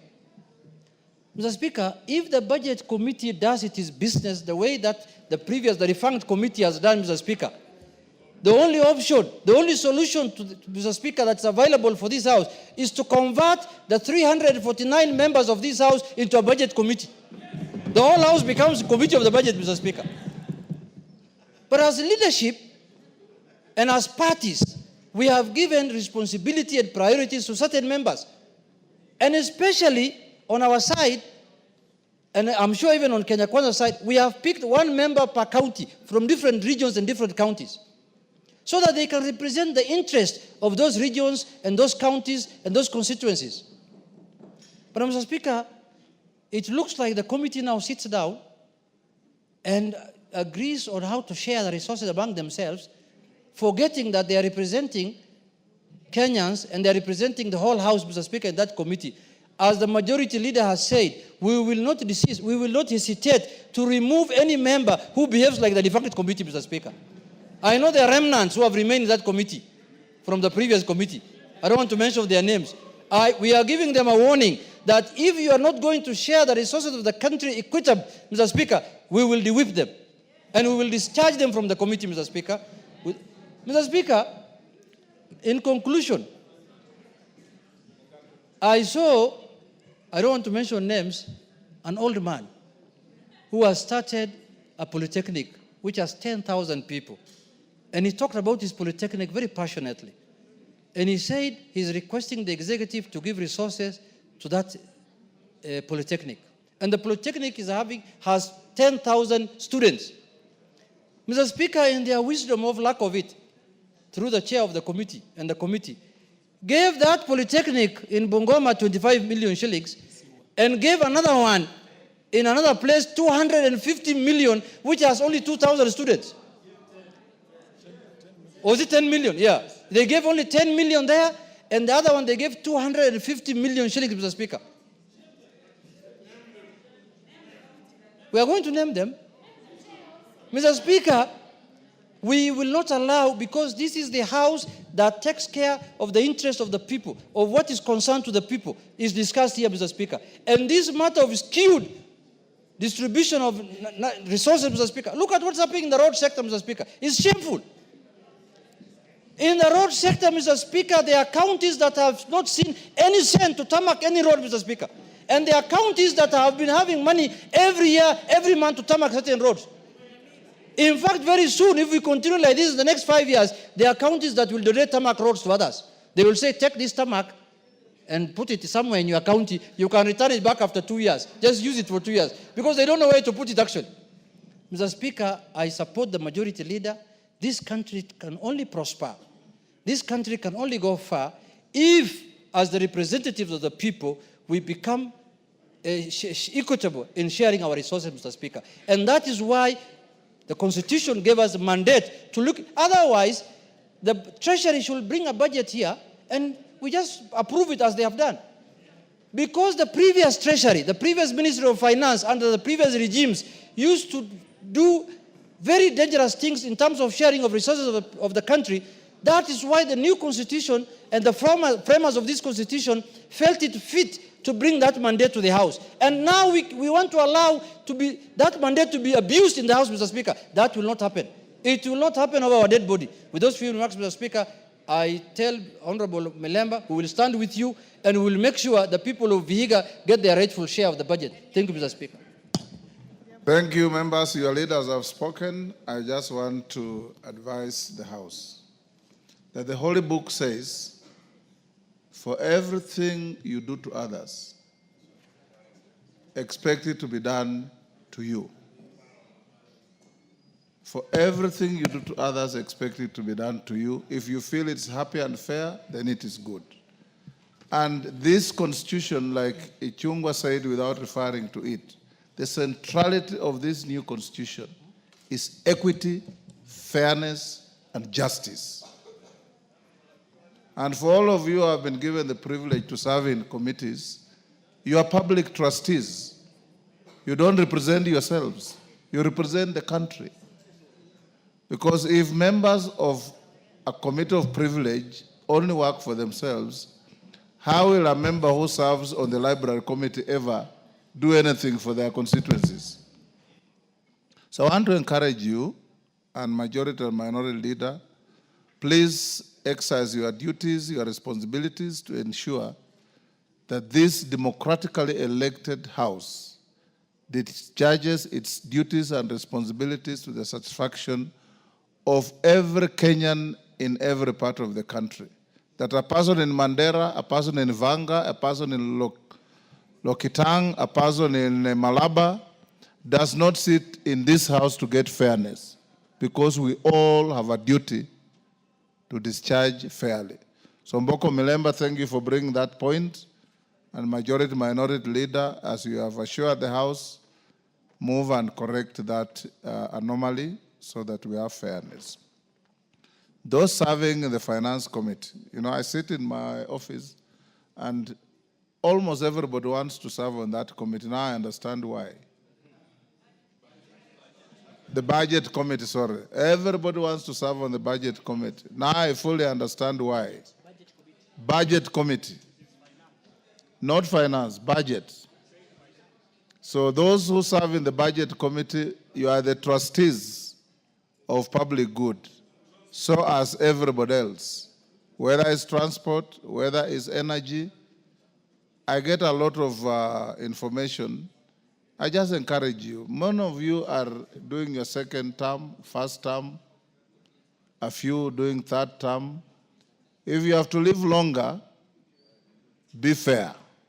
If you have to live longer, be just and be equitable in everything you do. Thank you. Farah Malim, yes, who is calling the speaker? Donya, on the same issue? That one is closed. What is it? Thank you, Mr. Speaker. You've guided us that now that our leaders have spoken, it's good to always give the people's leaders to echo their points. Sometimes they can miss something, Honorable Speaker, because they don't carry our heads. Thank you. We echo what they say. Thank you, Honorable Donya. That is why they are leaders. They carry your interests at all times. Honorable members in the Speaker's gallery, allow me to acknowledge Katunguru Secondary School from Mavioya, Muranga, Gatero Girls High School from Laikipia West, Laikipia. In the public gallery, Kianyaga High School from Gishugu, Kirinyaga, Makongeni Secondary School from Makadara, Nairobi, Bahati Community Center School from Embakasi East, Nairobi, Miumbuni AIC School from Kadhiani, Machakos. On my behalf and on behalf of the House, we welcome the students and their teachers to the House of Parliament. Next order. Sorry, Farah Malim, 2 minutes. Mr. Speaker, I thank you for giving me this opportunity. I rise to address the nation and Parliament, or National Assembly. Mr. Speaker, after the defunding of all UN organizations by the Trump administration, I am an MP in an area where we host 2 refugee camps, the Dadaab refugee camp or the Dadaab complex and Hagadera. Mr. Speaker, it is so dire in the refugee camps right now in this month of Ramadan that the refugees are getting less than 20% of the ration they used to get before. So we have a disaster. We have a famine in the refugee camps. We have starvation in the refugee camps.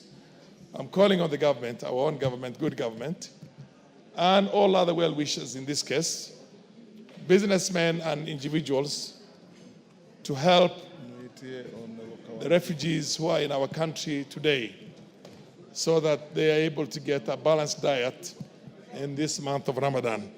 Mr. Speaker, I particularly call upon the Department of Special Programs to deal with this thing. Otherwise, we are watching starvation in the eyes. Even water, even basic medical services, all those UN agencies that have been defunded are not executing the programs or the specialities that they used to execute before, particularly a body like the World Food Program. So, Mr. Speaker, I call upon all our government and all other governments also to come to the assistance of the 600,000 refugees that we have in the Dadaab complex and an additional almost 200,000 refugees in Kakuma complex. Thank you, Mr. Speaker. Thank you, Honorable Farah Maalim. Majority Leader has heard. He will communicate to the national government. Next order. Order number 12, the County Government's Additional Allocation Bill, National Assembly Bill number 2 of 2025, second reading. Majority Leader.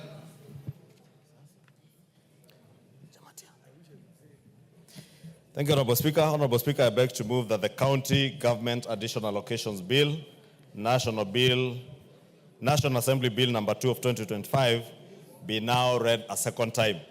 Honorable Speaker, this bill we are publishing it, we publish it for the second time, Honorable Speaker, following the lapse of the mediation process on the bill that we had published last year. Honorable Speaker, you know, this additional county allocations bill has additional allocations that go to the county governments above what we share on the, or rather in the division of revenue bill. And the schedules, Honorable Speaker, that are attached to this bill, about 3 schedules, and the first one shows conditional or has conditional allocations to counties from our national government revenues, such as the KIPES money that the national government gives to counties, and other conditional allocations. And many members will remember even the 11 counties that have over the last few years benefited from monies that come as conditional grants to help them build and complete their county headquarters. And that is the first schedule that details all the additional conditional allocations.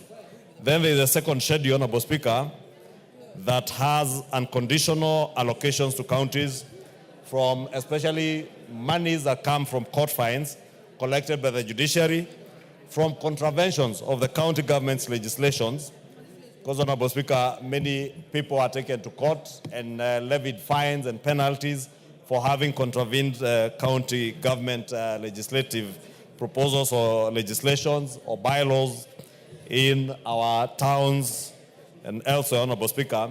And this money is then shared between the judiciary and our county governments, since it is their laws that were contravened. And those now come as unconditional allocations.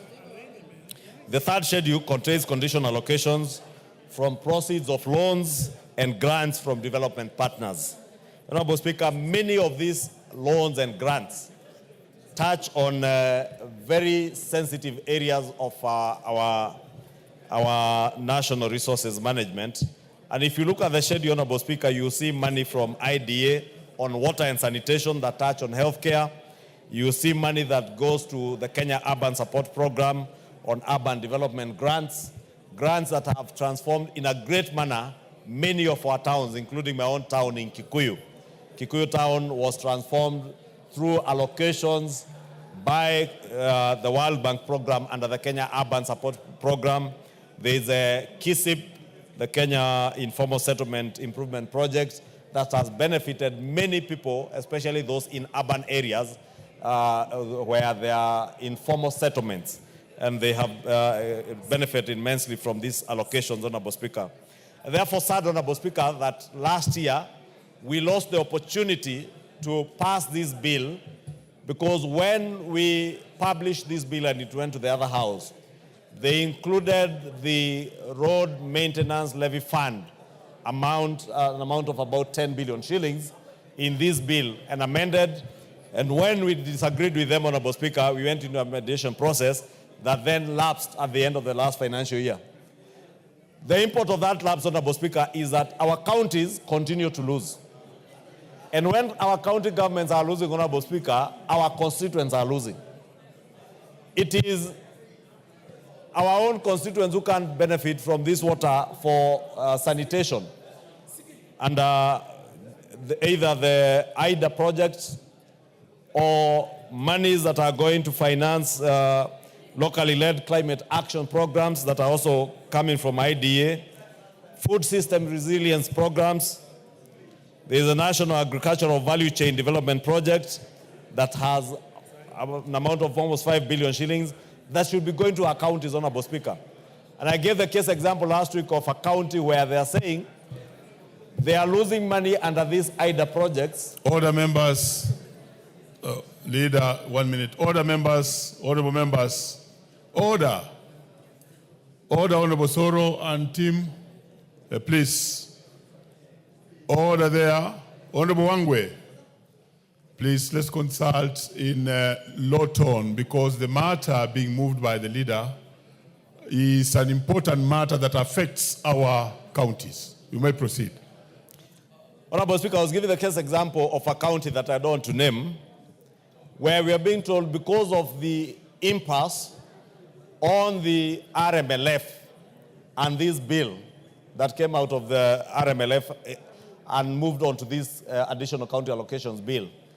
A county governor was telling me they are losing 1.1 billion shillings that should be going to water and sanitation and health programs because of 173 million shillings that should be going to RMLF. And that is the case across the country, not just that one county, which I take the liberty not to name, Honorable Speaker, so that I don't expose that governor to their colleagues in the Council of Governors. And I'm saying that, Honorable Speaker, because I really want to plead with the Council of Governors and the Senate to allow this bill to pass as published. Because we are in the last 2-3 months to the end of this financial year. It is sad that 3 months to the end of the financial year, we are yet to finalize with these additional county allocations. And as I was saying, the loss is not to the National Treasury. The loss is not to the National Assembly. The loss is not to the Senate or to the Council of Governors. The loss is to the people of Kenya who cannot access funds, Honorable Speaker, going into their healthcare programs, funds going into water and sanitation, funds going to improve infrastructure under the KUSIP and KISIP programs. And I know there are many counties, Honorable Speaker, including my own county of Kiambu, where we had roads, for instance, my road in a place called Ondire, and another one that goes from Renguti through Kanyayo to join the Ondire Makaresha Road, that were to be done under the KUSIP funds. But they cannot be done because of this grandstanding in pursuit of just 10 billion shillings, while we have other billions that are being held in this bill. And therefore want to implore on the Senate and our Council of Governors to allow this bill to be approved by this House and the other House to give them additional allocations over and above the division of revenue.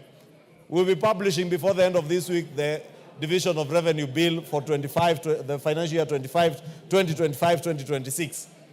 But how sad that we are publishing another division of revenue bill and subsequently another additional allocations bill for the next financial year, where we are here to finalize with the one for this current financial year.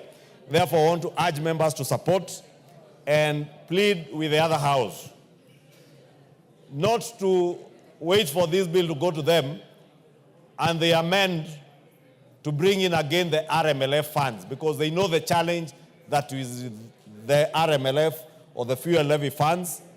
They know the challenge that they will encounter in this house. And therefore, it is punishing counties and punishing our own constituents if they disagree. And therefore, as I move, I want to request that the other house that when we approve this bill, and I do hope that we'll be able to approve it, hopefully before we proceed on the short recess or immediately after, that we allow counties, Honorable Speaker, to access these monies. If I look through this bill, Honorable Speaker, I see a total of, especially on the county aggregation industrial parks, and I saw His Excellency the President inspecting the one in Busia. And beautiful work ongoing. Many other counties, including the county of Kiambu, Kirinyaga, Kwale, Machakos, Meru, Migori, Mombasa, Murang'a, Nakuru, Nandi, Nyamira, Siaya, Trans Nzoia, Uasin Gishu. They ought to be benefiting, plus many others, at least 19 counties. Each county is slated to receive 105.3 million for the county aggregation and industrial parks. These county aggregation and industrial parks are not just creating opportunities for our farmers and our business people to get a place where they can carry on their trade, but it's also creating opportunities, employment opportunities for people in our counties, Honorable Speaker. Therefore, every minute that we lose, we are losing job opportunities. We are losing opportunities for these 19 counties to access this money, Honorable Speaker. If you look at the community health promoters money, Honorable Speaker, it's also in this bill. Part of what was envisaged under the health laws that we passed was that the national government, together with the county governments, would put resources together to pay stipends to our community health promoters to help in the actualization of the universal health coverage dream, Honorable Speaker, which is now a reality under the Social Health Insurance Fund. But it cannot succeed if we are not adequately resourcing our community health promoters. Their money is in this bill. Therefore, I urge our colleagues in the other house again to help. There are also salary arrears, Honorable Speaker, for county government health workers.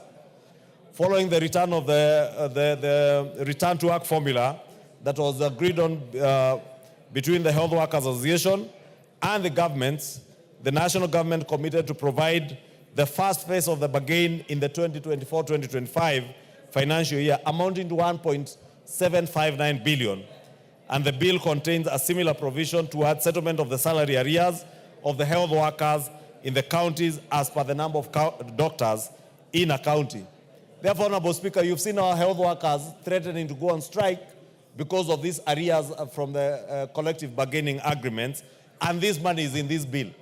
I'm only mentioning these things, Honorable Speaker, for everybody to bear the weight of the importance of this bill and why we do not need to fight between us, the Senate, and the Council of Governors on the enactment of this bill. And I really want to plead with them, and this opportunity to plead with them, to allow this bill to pass as published so that these counties can access these monies and our people benefit, Honorable Speaker. With those very many remarks, Honorable Speaker, I beg to move and request the Honorable Jematia, who is a member of the Budget and Appropriations Committee, what the Honorable Junaid Mohammed called among the remnants that are remaining in that committee, because they considered this bill to second this bill, and I beg to move, Honorable Speaker. Honorable Jematia. Thank you so much, Mr. Speaker. And I must say, it is not very palatable now to be a member of a budget committee, but I think we did our best. Also to say, the work of budget committee is not done by members only. It is done by departmental and all of us. Honorable Jematia, you are getting out of order. Thank you. Proceed to second. And as I second this bill, which is very timely, Mr. Speaker, I also want to reiterate what the leader of majority have told us, that it is key that we pass this bill at this time because it's a very timely bill. And Mr. Speaker, I must also say, I don't envy being a governor in Kenya today. because of the things, most of the problems, monetary problems that they go through. And if you see and look at the activities that is happening in the counties, the biggest problem in the counties is lack of funds.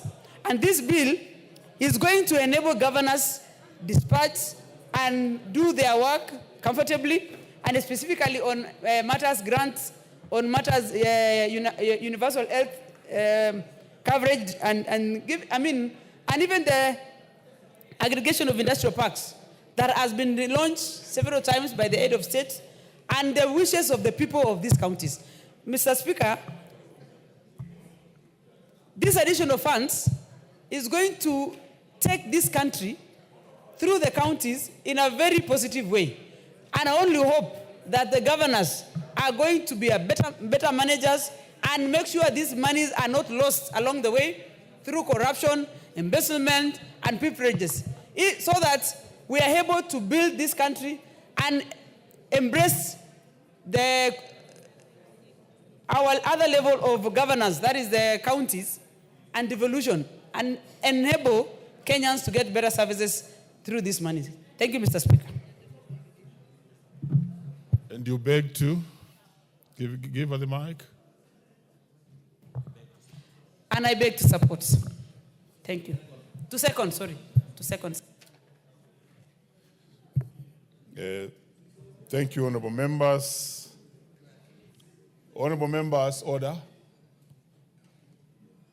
Honorable members, I now propose the question that the County Government's Additional Allocations Bill, National Assembly Bill number 2 of 2025, be now read a second time.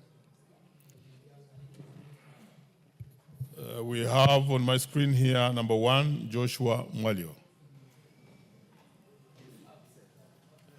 And number 2, Wilberforce Oundo. Thank you, Honorable Speaker. Allow me to stand here and support the County Government Additional Allocation Bill, Bill number 2 of 2025. Honorable Speaker, the essence of devolution was to disperse funds to the rural areas, to get funds from the center so they can go to the periphery. Honorable Speaker, the idea was equity, because in many days during KANU's days, whenever you never used to vote for KANU or for President Moi, your area will be starved of development. You will be told, hakuna pesa, hakuna pesa, hakuna pesa, hakuna pesa. And Honorable Speaker, I remember when they wanted you to vote for them, for KANU in a nearby election, they will bring electricity poles, sprinkle them around. If the elections don't go the right way, the poles are carried away, like happened in Kipipiri, I think 1993 or 1994. It's the wisdom of Baba Raila Amolo Odinga, who has fought relentlessly for devolution, that now we have a situation where at least some substantial amount of money goes to the counties every single year, regardless of their political inclination.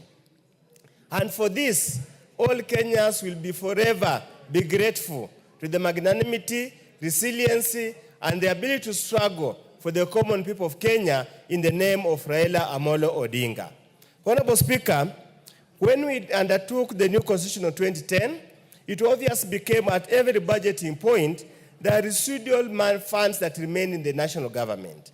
And that residual funds, it therefore means they must be disbursed to the counties. It's the wisdom of this House that we came up that we have an annual additional county allocation bill each year to look at the services that ought to be devolved, that have retained to the national level, to look at what are areas of collaboration, so that as we collaborate between the national level and the county government, then funds follow functions. It's on that score, Honorable Speaker, that we are here today. Honorable Speaker, in totality, Honorable Speaker, the county governments are getting a substantial amount of money in additional allocation, and this, Honorable Speaker, goes towards, first of all, CAIP, that's County Aggregation Industrial Park.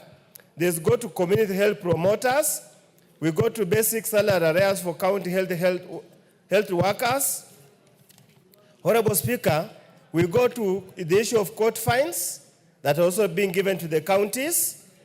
Honorable Speaker, we go to the loans and grants that are also being given to the counties and shared and guaranteed by the national government. What are we saying, Honorable Speaker? We are saying, in addition to the equitable share, they are going to get 410. There is additional funds. Honorable Speaker, unfortunately, we are only 3 weeks or 3 months to the end of the financial year. We are here where we are because of the intransigent behavior of the Senate and the big-headed behavior of the Council of Governors. If we had resolved this thing much, much earlier, the funds will be ready in the counties to undertake the relevant functions. Honorable Speaker, we like it or not, between now and the end of the year, financial year, it's very unlikely, Honorable Speaker, that a number of these funds, this allocation meant for physical projects will be absorbed. Very unlikely. The 10 billion or so, 10 billion or so, is unlikely to be absorbed. What the governors will do, will pack the money in their accounts. As the control of budgets always says, they have a spent amount of money.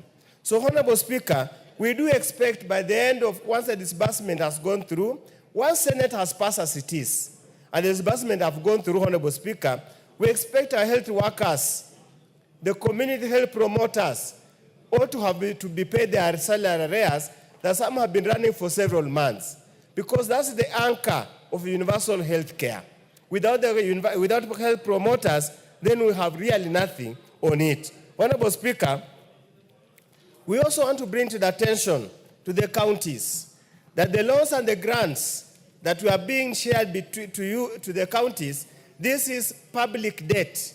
And public debt invariably must be used for the purposes that it was meant for. Remember, we continue to saddle the people of Kenya with additional debts. We must therefore, at all, whatever it happens, we must get it done in the right way. Honorable Speaker, as I conclude, is related to this matter. Let me take this opportunity to thank the Cabinet of Kenya for approving the elevation of Bumbe TTI to be a national polytechnic. Honorable Speaker, I remember nostalgia. In 1977 or 78, as a small boy, lining up on the road with a miniature can flag and national flag, singing good songs to patriotic song to the then Vice President Moi when he was driving all the way to go and launch the as a youth polytechnic, 1970-something. Honorable Speaker, because of geopolitics and because they hated some of us, we have been requesting this oldest polytechnic to be elevated national polytechnic. We have always been given a wide berth. But today, somehow, by the miracle of God, we have now a national polytechnic. And I urge you, Honorable Speaker, to continue praying for people of Busia, because many times we are ignored. Nothing ever good comes to our place. Even when they are sharing things in this place, you never hear anybody from Busia being mentioned anywhere. Even the little that we have is normally taken away. With those very many marks, Honorable Speaker, I support. Very well, Honorable Undo, but Busia has had two finance ministers. You remember Honorable Kemo and Masahalia. Anyway, that's a discussion for another day. The Honorable Francis Sigay. You are on my list here. If you are not ready to speak on this, the Honorable Richard Yegon. Is Richard Yegon in the house? Okay. Those who want to speak on this, could you put interventions? Yes, Ferdinand Wanyonyi.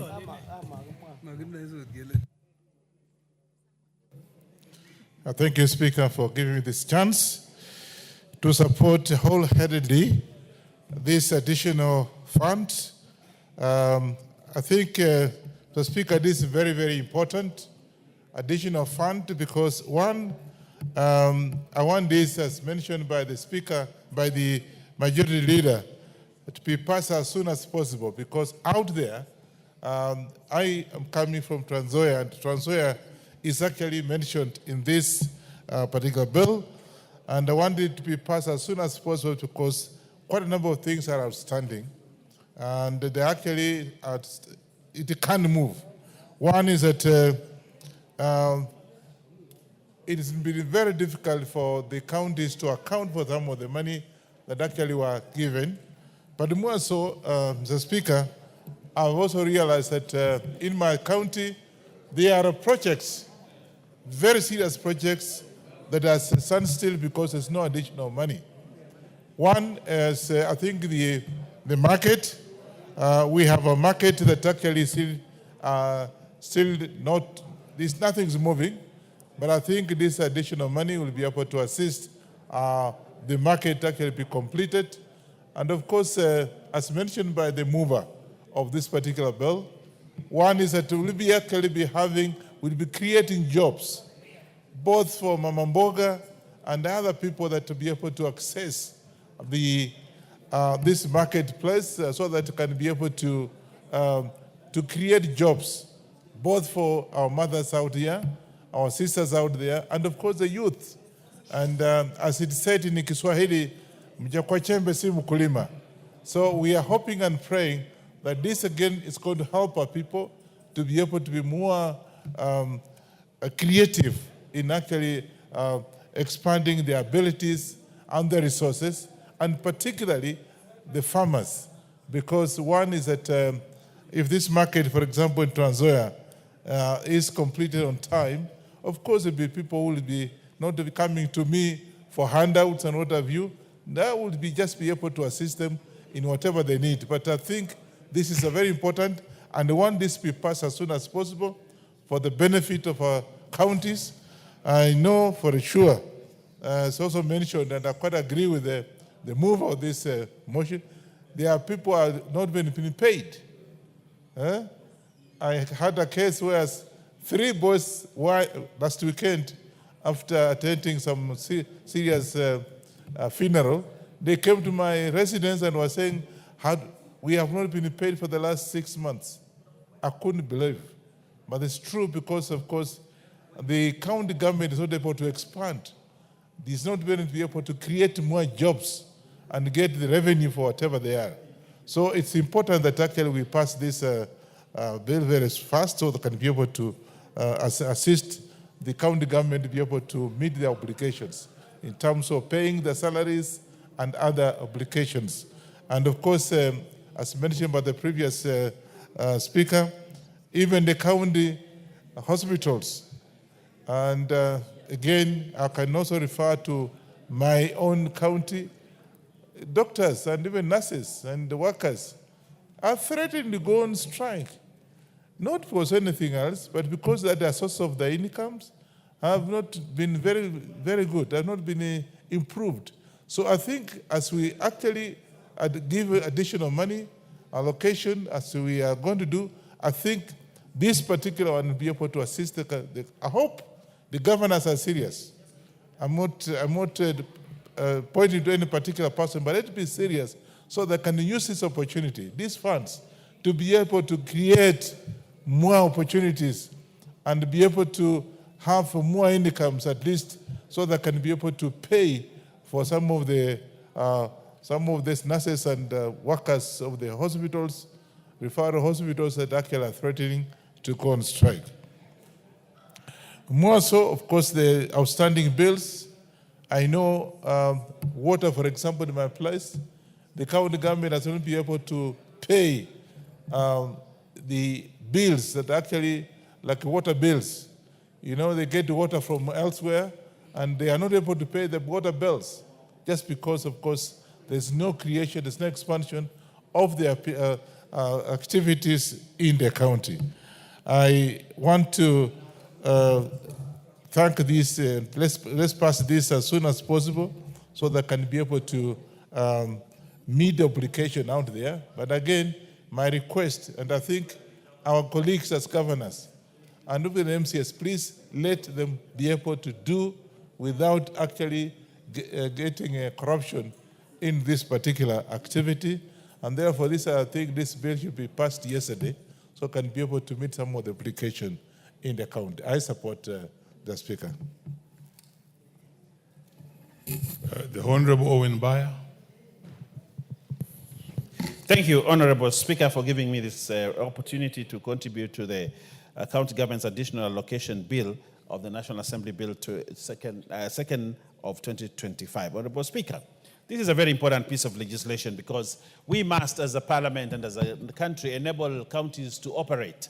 And counties must operate only when they have funds. Honorable Speaker, counties cannot operate if they do not have funds.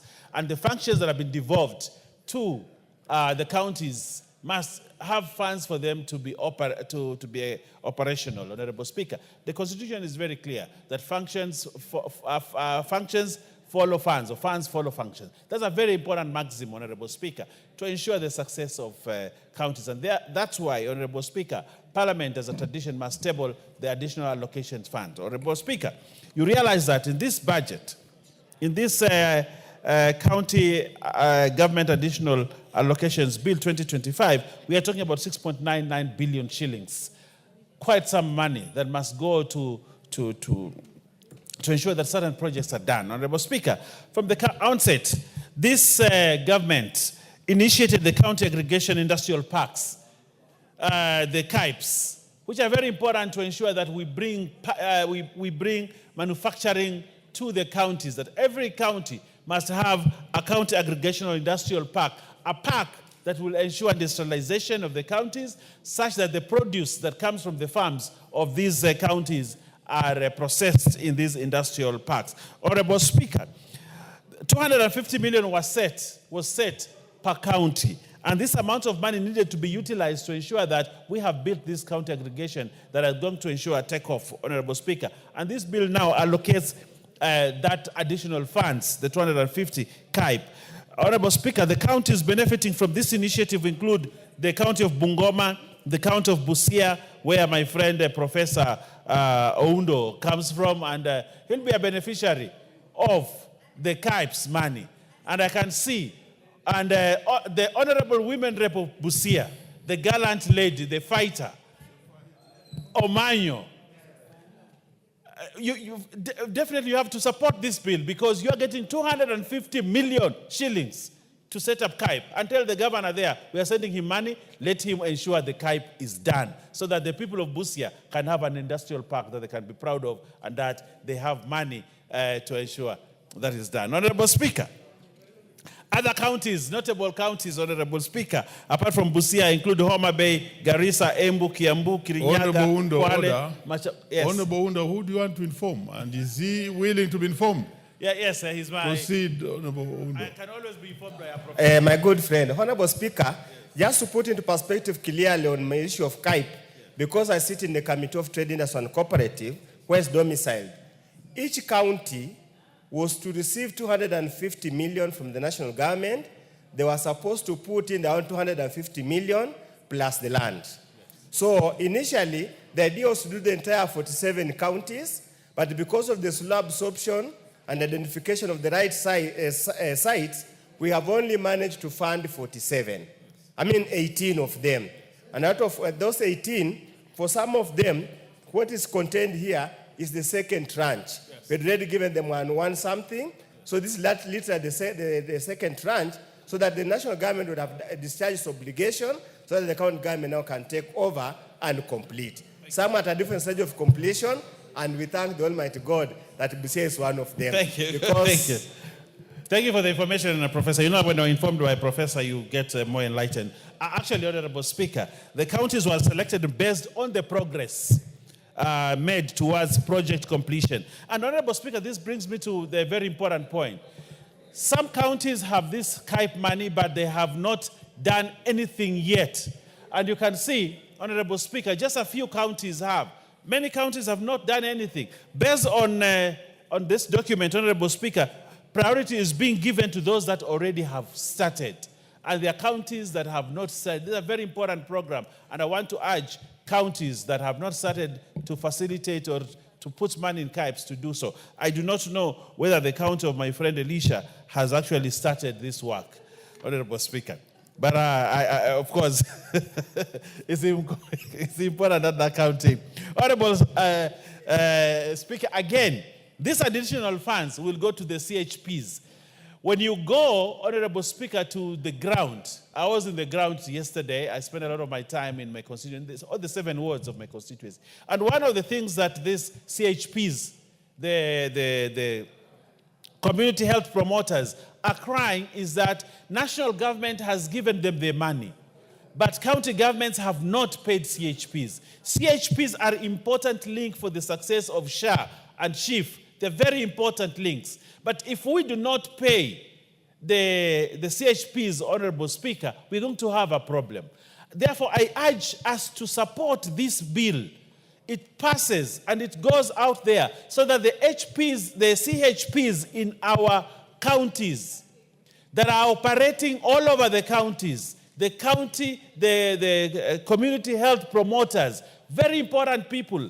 They spend a lot of time working for the community, but they don't get paid, Honorable Speaker, because counties have not paid. I know the national government has given some money, but the county governments have not given some money. Honorable Speaker, it is important we pass this bill to give counties money so that they can pay CHPs. The CHPs out there, I want to urge them, and I want them to listen to this, that as a government and as parliament, we are keen to ensure that they get their monthly stipends that they are being given. In fact, I want to advocate for them to get even higher parts so that they are able to take care of this very important docket, Honorable Speaker. So in passing this bill, Honorable Speaker, we are actually aiding in helping to ensure that CHPs have resources. And Honorable Speaker, if you look at this, we have 3.24 billion, 234 billion shared among the 47 counties for CHPs, Honorable Speaker. Therefore, this is a very important piece of legislation so that the people of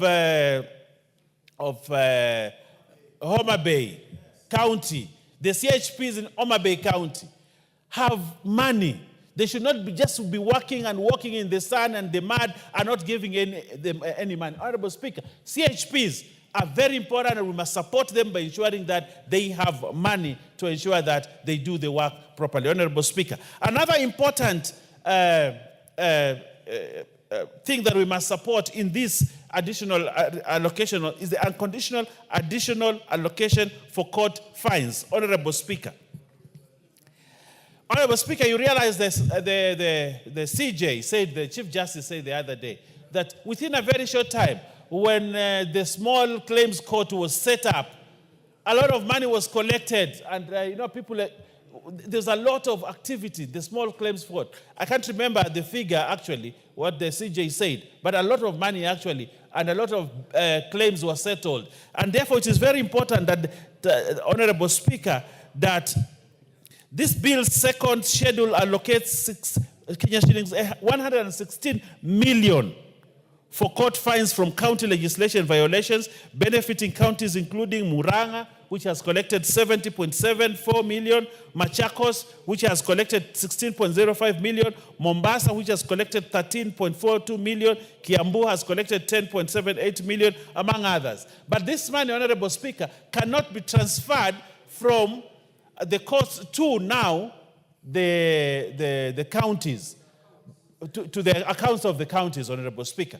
But if we pass this bill, Honorable Speaker, these counties which has this money can actually be able to use it, Honorable Speaker. And this is very important. Therefore, passing this bill, Honorable Speaker, helps us to disburse the money that has been collected as fines to get into the counties so the counties can do projects.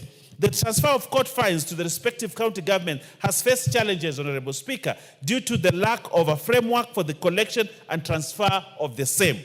And therefore, currently, the law requires that all revenue collected by the judiciary be sent to the consolidated fund, Honorable Speaker. And if we do not have a law, these funds cannot be transferred to the counties. Honorable Speaker, please add me like 3 minutes because you can see my flow of thoughts is on high gear. No, we are adding you 1 minute. No, 3 would be good. I know you're a good man, Mr. Speaker, and you'll actually do that. Honorable Speaker, there are certain important things. You see, we have seen many county government health workers running around and they are protesting and all that because they want arrears to be paid to them. But you see, Honorable Speaker, there is no framework for paying these arrears. But this county additional allocation fund bill actually does that. You have seen protests here in front of Parliament. They want their arrears. They want their money to be paid. But the most important, the elephant in the room, Honorable Speaker, is that there is no framework to disburse the arrears to these workers. And I want to assure the health workers in the counties that when we pass this bill, their arrears will be paid, because this is the framework that is required to ensure that we pay the arrears. So I want to tell them to hold their horse. This parliament will ensure this bill is passed, and when this bill is passed, the basic salary arrears for the county health workers will be paid, Honorable Speaker. And it is quite a colossal amount of money. It is 1.759 billion shillings. And this money will be paid, Honorable Speaker, if we pass this bill. And I want to request members of this House to ensure that we facilitate and pay the arrears. Honorable Speaker, you can see in the schedule, the amount is shared among 10 counties where fines was collected. Not that piece, because I've done that. I've done already that piece. Honorable Speaker, there is also funds from development partners, funded projects. Now, this amounts to around 33 billion shillings. That is there. But it cannot be spent because we do not have a framework, Honorable Speaker. And therefore, the funds that comes from IDA, Emergency Locust Response, money for IDA, Kenya Informal Settlement, the KISI Program 1, the money for financing locally led climate action program, the FLOCA. The FLOCA is a very popular project, I know, in my county. But now they cannot use the money because there's no framework for it. But if we pass this, Honorable Speaker, the Kenya Urban Support Project, Urban Development Grants, all these amounts of money, Honorable Speaker, available from DANITA, from AFD, all this money needs to be swept and given to the counties so that all this noise that we hear, people are not being paid for this project is stalled, this project is not moving forward, Honorable Speaker, is available. And lastly, Honorable Speaker, as we disperse these funds through this county additional allocations bill, Honorable Speaker, I would like to request county governors that have been given this money to do a good job and ensure proper utilization of this money so that this money that we are disbursing from this House is useful to the people, helps in the development, and to further the devolution spirit that was pushed by the leader of ODM and Honorable Raila Odinga, for which my friend Oundo here is very passionate about. Now, Yes, the Honorable Martin Owino, MP Ndiwa. Thank you, Mr. Speaker. Mr. Speaker, I rise to support this bill wholeheartedly. Mr. Speaker, Honorable Baya has made a lot of comments here which are very factual and very important.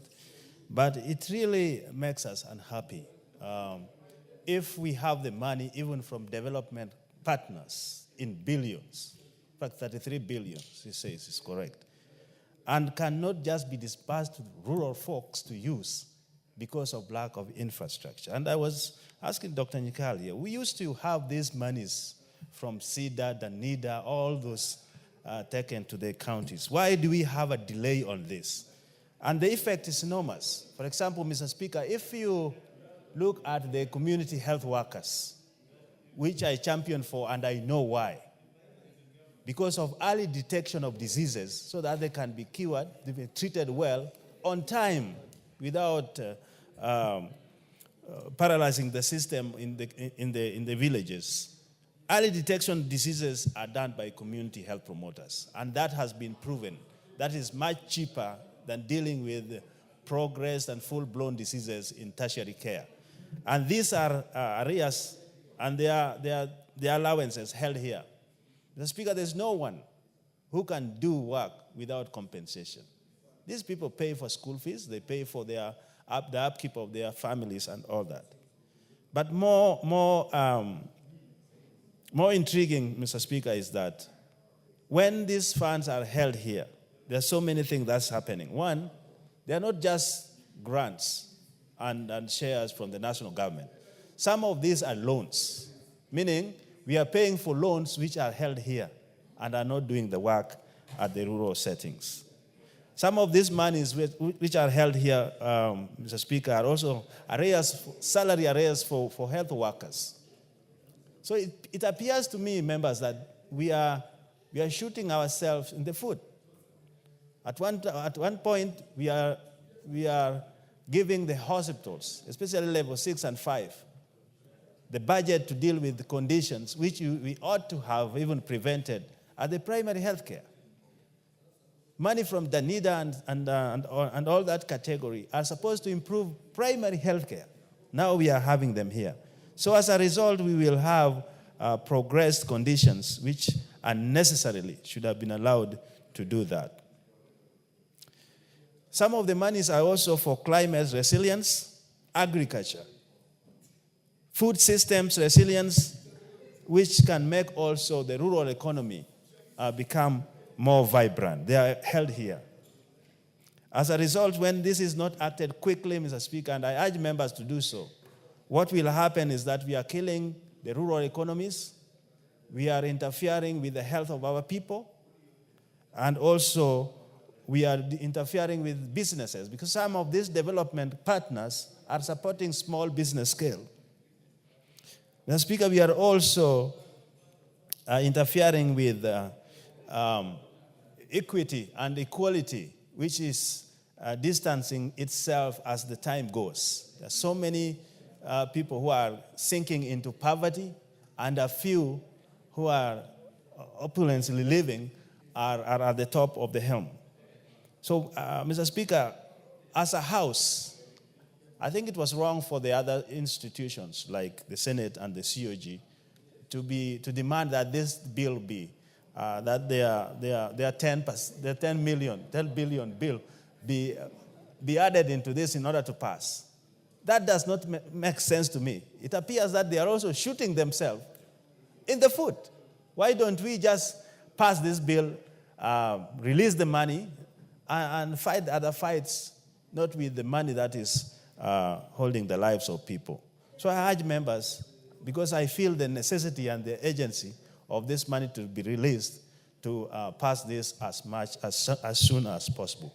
I thank you for the time, Mr. Speaker. The Honorable James Jika, you are on my list here. You speaking on this?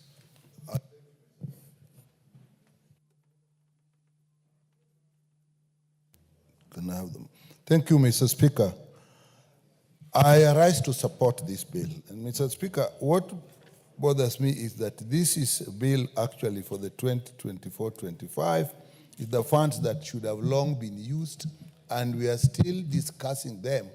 And the people they were supposed to serve actually have not been served. The jobs they were supposed to do have not been done. And Mr. Speaker, my concern is the perpetual adversarial relationship between the counties and the national government.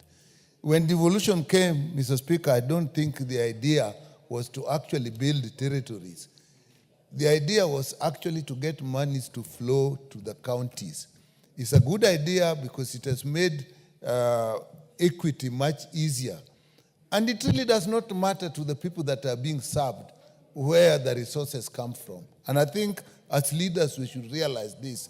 When we are having territorial differences and thinking this should be that, should this, that, the people are just, if it is water, they're just looking for water. They don't want to know whether the water is from the national government or the water is from the county government. And therefore, Mr. Speaker, I think that this should not be happening every year. The relationship actually, the law provided, Article 187 of the Constitution provided how this should be done. The Intergovernmental Relations and Technical Committee provided how there should be a relationship, even between policies, even between programs at the county and the national level. And so when it comes to just distributing money so that we give additional money to the counties, why should we have a difference? I will agree with my colleague, Honorable Martin, that if you have other things that we differ on, I think we should let the money go and serve the people, and we go on. And I think it is time that we actually relooked at our structures. Are we adhering to them, or we are actually just using them as obstacles to service to the people. If you look in these particular instances, the programs that are actually being delayed, the arrears for the agreements during the strikes of the health workers is that money that we should actually be questioning. That money should have gone, and people should have been paid to the counties if they're working the counties, and they should be paid, because what was agreed, that the bargaining agreement was that the national government should pay, and we agreed that they should pay, and that was what was part of the return to work formula. I think, Mr. Speaker, you yourself, you are more versed in these things. Why we delay these things, I do not know. Mr. Speaker, if you look at the issue of community health workers, these people were putting more and more loads on them. You go into the rural areas, you are finding that we are putting more equipment with them. Now we are asking them to take blood pressures, we are asking them to help diabetics. We are putting more and more load on them. But when the time comes to pay them, even now, Mr. Speaker, I'm not satisfied with the payment structure for the community health promoters. Even the change of name from community health workers, community health volunteers, are now community health it shows that deep inside, we really don't want to acknowledge these people as health workers. Now they are calling them promoters. And now, part of the money is being paid by the county government, part of the money is being paid by the national government, and that is why this money has to move. We actually need to get a clear structure. To me, get all that money and put it to the counties and let those people be paid. People are best paid where they work. Money should come through the supervisors that they know. You can't be working in one level and your money is coming from another level. If there is delay, you do not even know how to follow up that money. So I think these are things we should do. And as we know, there are a lot of funds that comes to us through grants and loans from partners, international partners. Mr. Speaker, those monies are being given to Kenyans, and Kenyans live in the counties. They are I don't know Kenyans that live at national level, I don't know where they are. So if the monies come through, in fact, we should have more programs at the county levels. So if the grant and loans are to move from partners are to move to the counties, is that something we should still have arguments about? And even where the proceeds are from activities that have taken part in the counties, like the courts, when the proceeds of court fines come and it's agreed that they should actually be shared, those are things that once we put the law, if we feel the law is not as good as we want it, let it pass 1 year, and the next year we can always amend the law. We can always look at it. But we cannot hold services that we want a perfect law. For me, Mr. Speaker, we should be more focused on getting the services to our people at the counties. Whatever money we get that should go to the counties, they should go. Arguments should come later. With that, Mr. Speaker, I support this bill. The Honorable Phyllis Barto.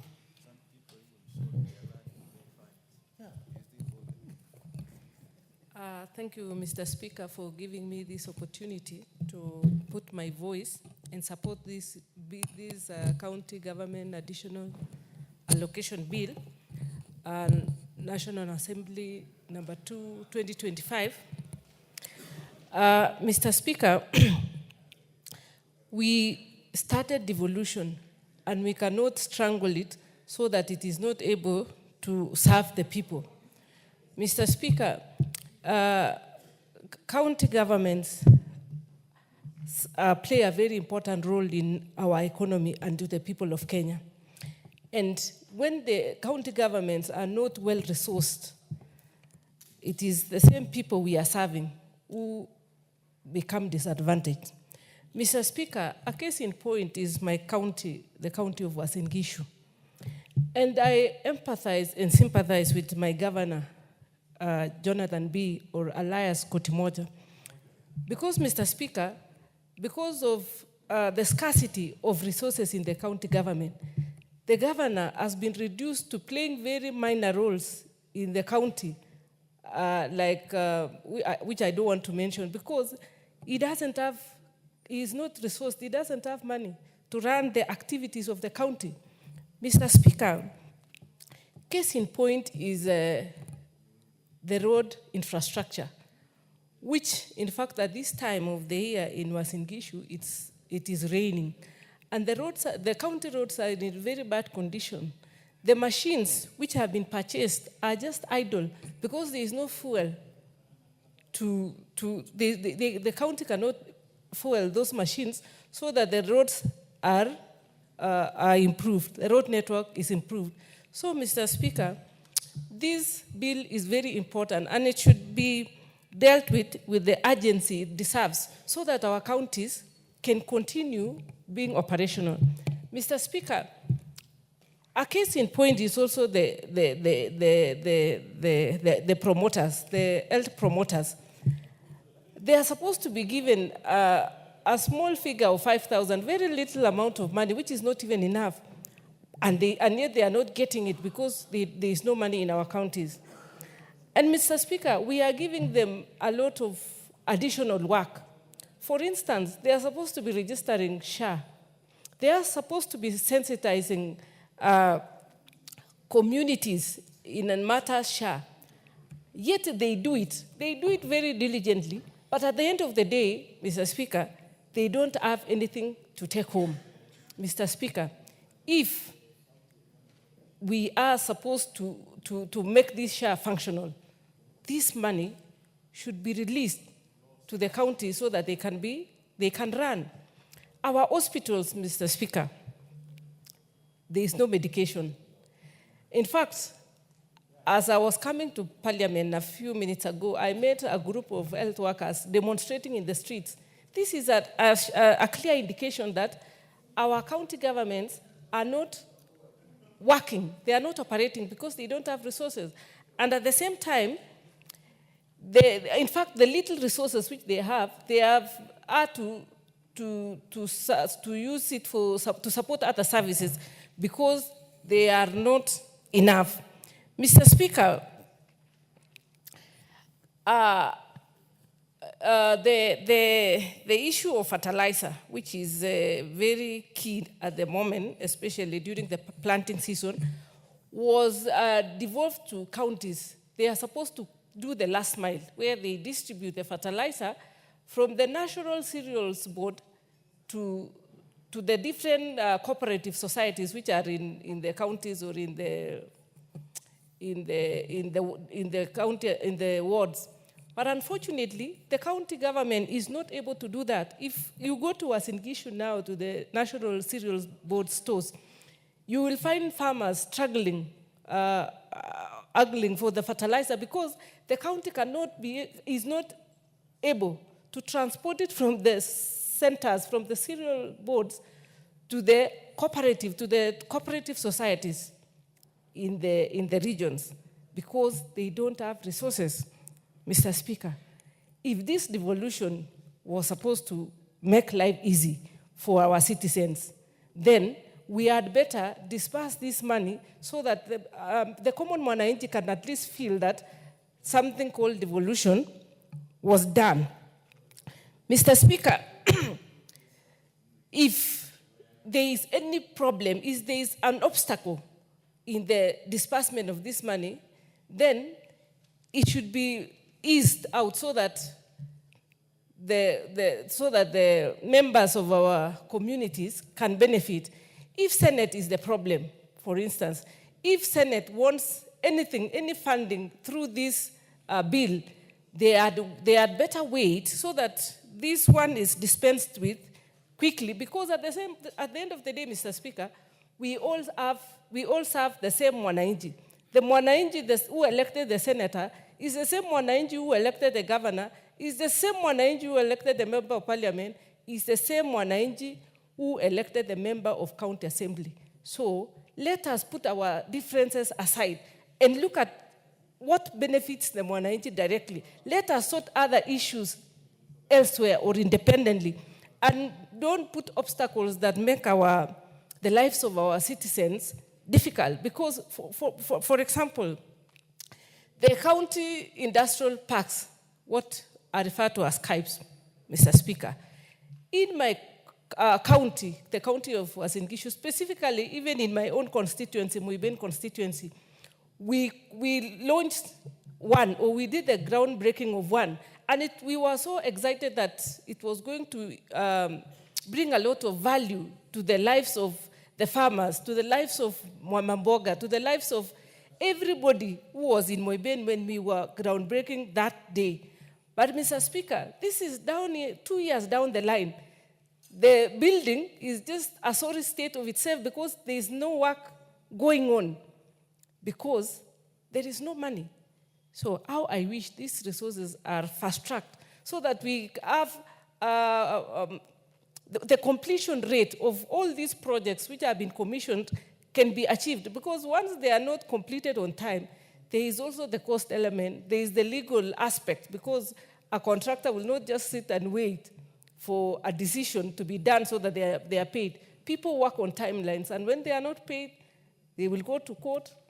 The court will give them FT awards, and who bears the burden? It is still the county government, it is still the government of Kenya. So, Mr. Speaker, how I pray that we pass this bill, which will make sure that the money goes express to the county government, and the county government can serve the people of Kenya. What we would only wish is that let the money do what is, go and serve the people for the purpose in which it was intended.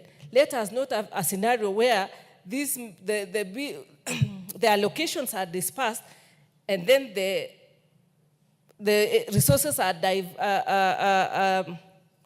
diverted to the purposes which were not intended.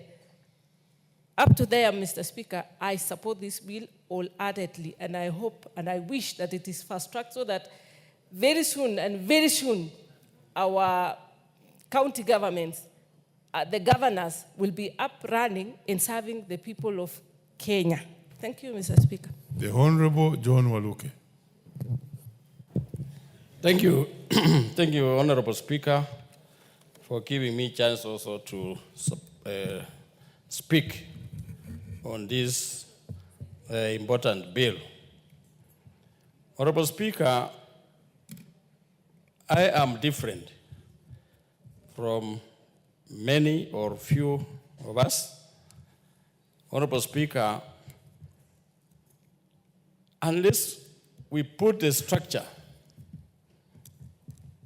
correct about these monies going to the counties.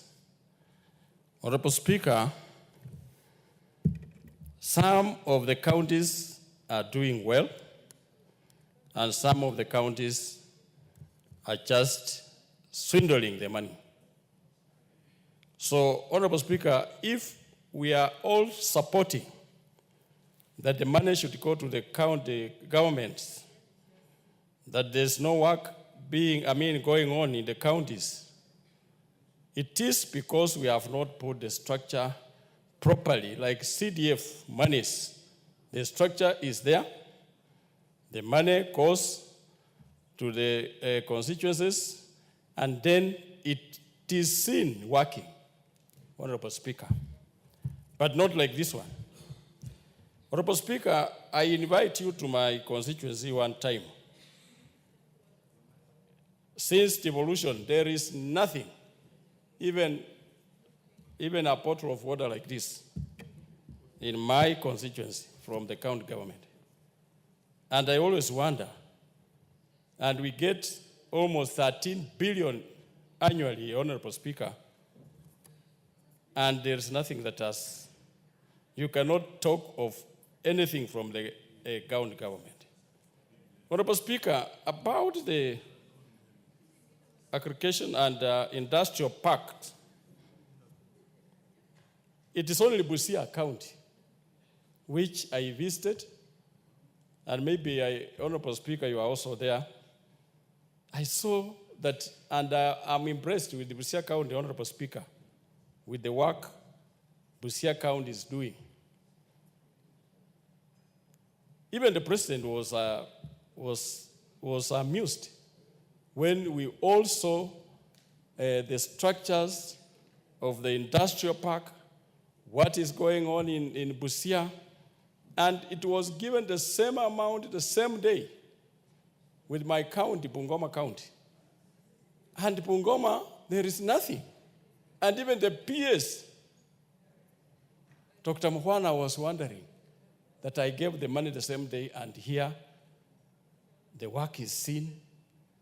It is almost complete. The roads, tarmacked everywhere, to show that Busia County is working, is serious. So, Honorable Speaker, some counties are just there to steal. So let's put the structures in place before we release the money to the county. And if they can ask, Honorable Speaker, maybe we give to those counties that are doing better, like Busia and the others, like Mandera County, Honorable Speaker, where the governor saw that the money was just there, he has not used it enough, he had to return it to the treasury because he is honest. Honorable Speaker, for many years, Honorable Speaker, governors have let us down in many aspects. We are talking of CHB, crying for salaries not paid, and it is true, Honorable Speaker. But it's a time, Honorable Speaker, even constituencies, us, the president made sure that he cleared all the balances that we were demanding as constituencies. He made sure that all the counties were given all their monies. And after a week or so, you'll just see them on the TVs complaining that there's no money. Where does the money go to? So it is high time, Honorable Speaker, we are not just here as a voting machine, and we need to be honest to the people, even if they suffer. But we want to see, we want the truth, we want honesty, we want the money to be used properly to those people, to wananchi. Even if you go to the counties, some counties like mine, they will tell you that, no, the money is badly being used.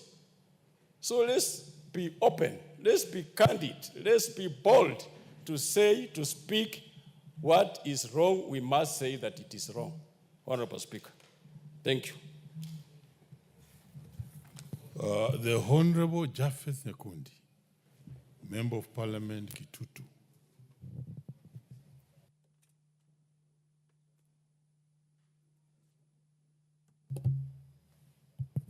Give him the mic.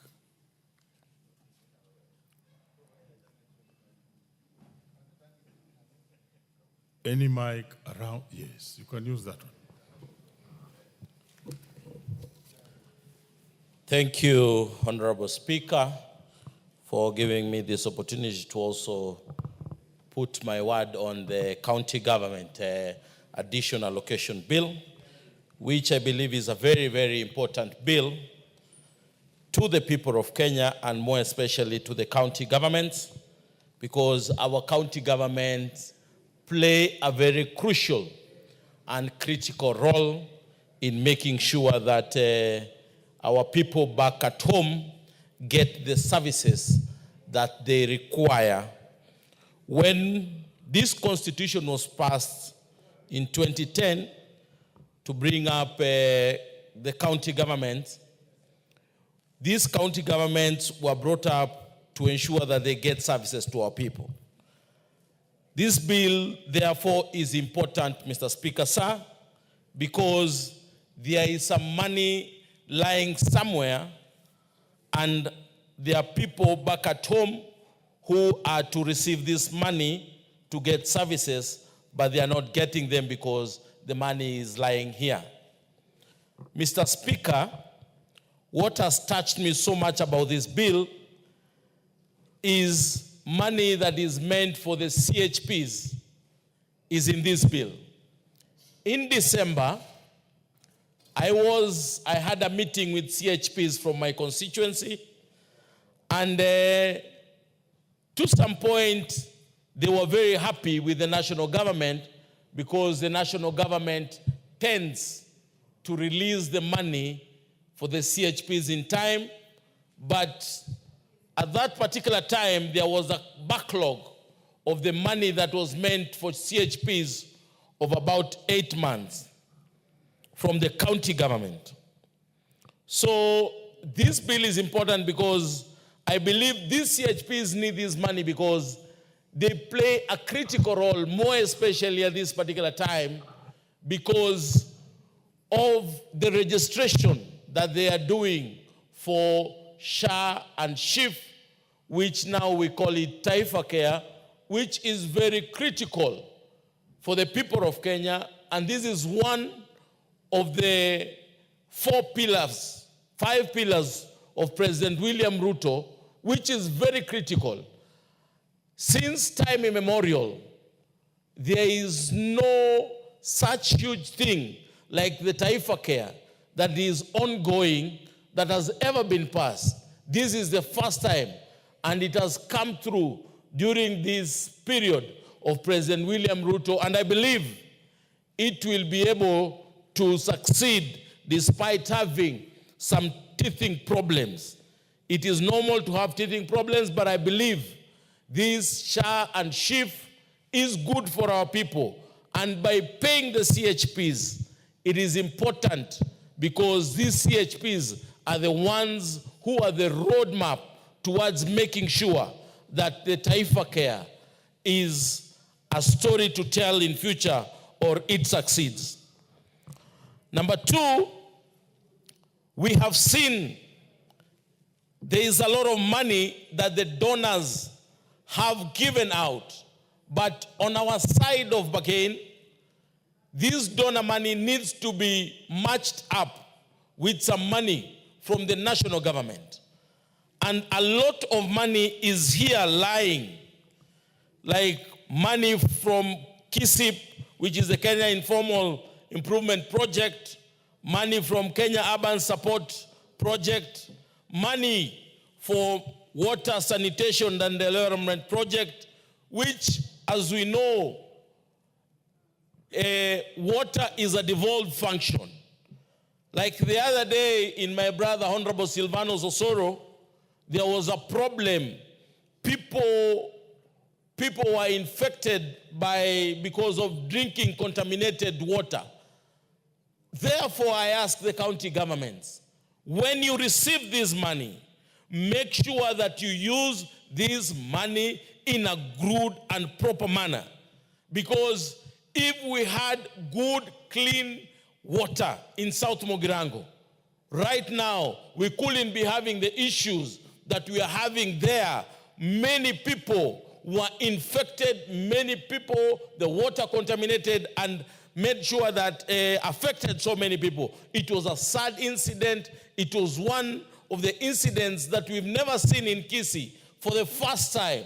So therefore, we call about the county governments to ensure that when they receive this money, they make sure that this money is used in a good and a proper manner. I have seen other people saying that in their counties they are receiving money for the aggregation centers or the Skypes. These aggregation centers are very good for making sure that, 1, it creates employment. Number 2, farmers are able to make sure that their goods and commodities are able to be brought in one place and sold, and even done some value addition. I have seen so many counties here, about 18 counties that are going to receive the money.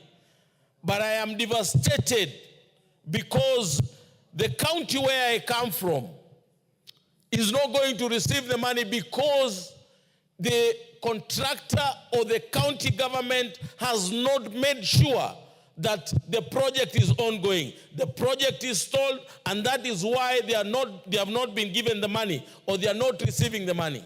So we call upon the county government to ensure that when they receive money from the national government, and I want to thank the national government, because nowadays these county governments receive money on time.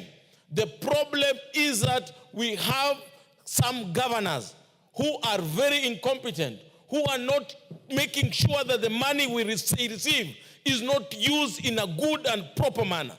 We want to call upon the county governments to ensure that any money they receive from the national government goes into making sure that the services that Mwananchi need back at home are gotten. We are seeing like right now they want money that is meant for RMLF for our roads in Kera. They want the 10 billion to go to the county government. And as we speak, the money they receive for the roads they have not even used that money to make sure that our roads are okay. The roads are impassable. The roads are pathetic, and they want more money. I don't know why they want more money, and the money that they have not even used it. They even don't have enough personnel. They don't have enough engineers like the Kenya rural roads have in making sure that they supervise the roads that are being done by Kera.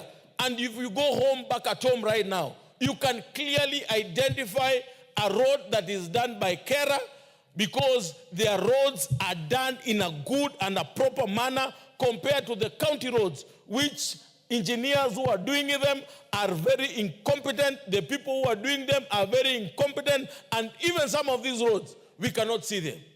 So, Mr. Speaker, sir, I want to support this county allocation bill because I believe that counties are important and they play a vital role in making sure that Mwananchi gets services. As the National Assembly, the Senate, we will make sure that we support the counties. But as we support the counties, there is a rider. Make sure that the money that we give you is used in a good, proper manner. Thank you, Mr. Speaker. I submit. Great. Is the Honorable Geoffrey Mwangi Tetu in the House?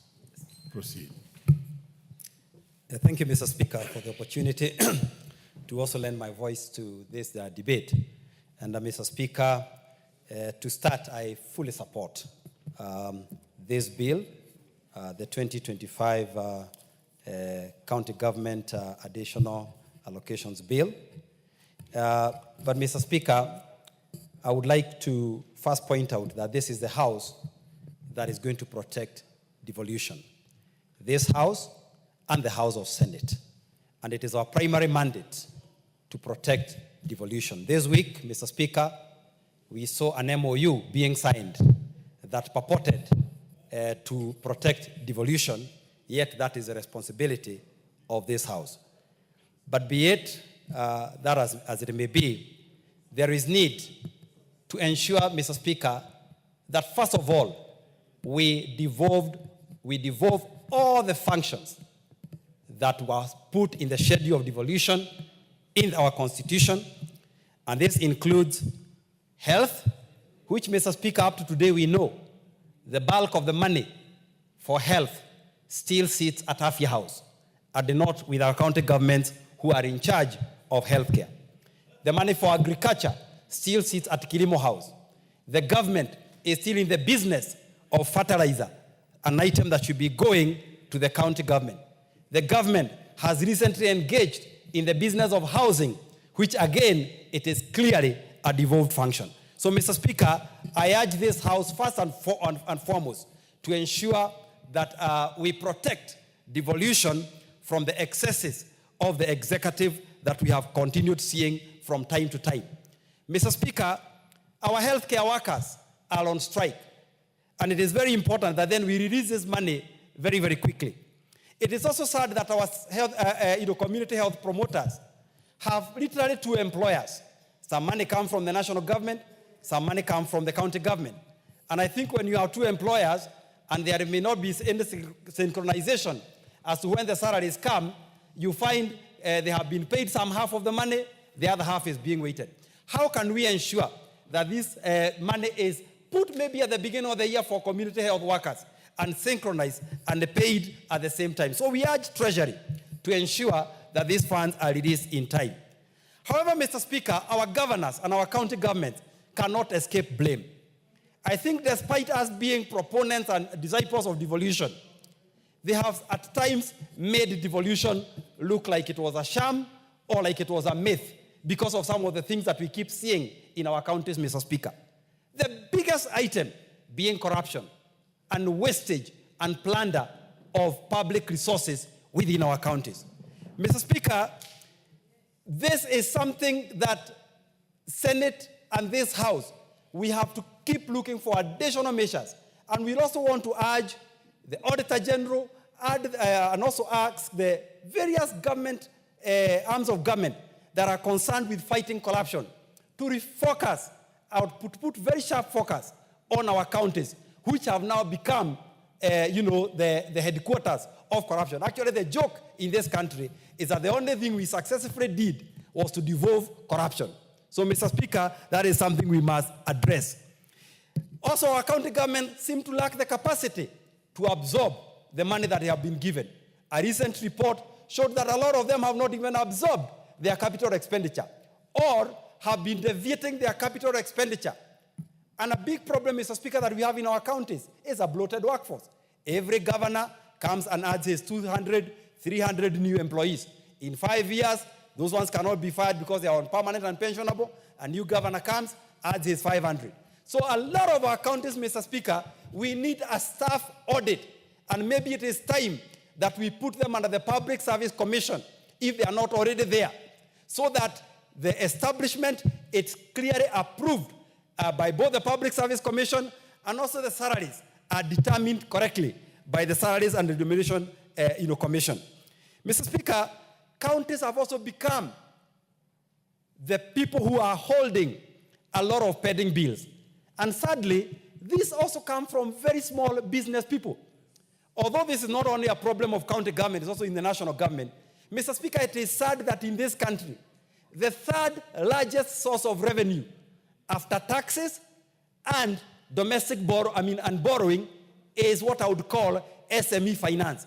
And how do SME finance contribute to the economy of the country? When you procure goods from a small businessman at the beginning of the year, goods worth $1 million, and you have not paid him for a year or 2 years or 3 years, is in that person being forced to unlawfully contribute to the kitty of the country. So this is something, Mr. Speaker, that would also like addressed, going forward. And lastly, Mr. Speaker, how can our counties diversify their revenues? We created 47 small governments. Those of us who are there during the constitution-making process, everybody cautioned that these were too many. But I think now we have crossed the Rubicon. We may not be able to reverse to the 8 that we desired. So how can we ensure that these 47 small governments are somehow self-sustaining? Because over time, as we devolve more functions, as the country goes through the various economic challenges that it is going through, how can we ensure that counties raise more and more of their revenues? And it is important that we come up with mechanisms.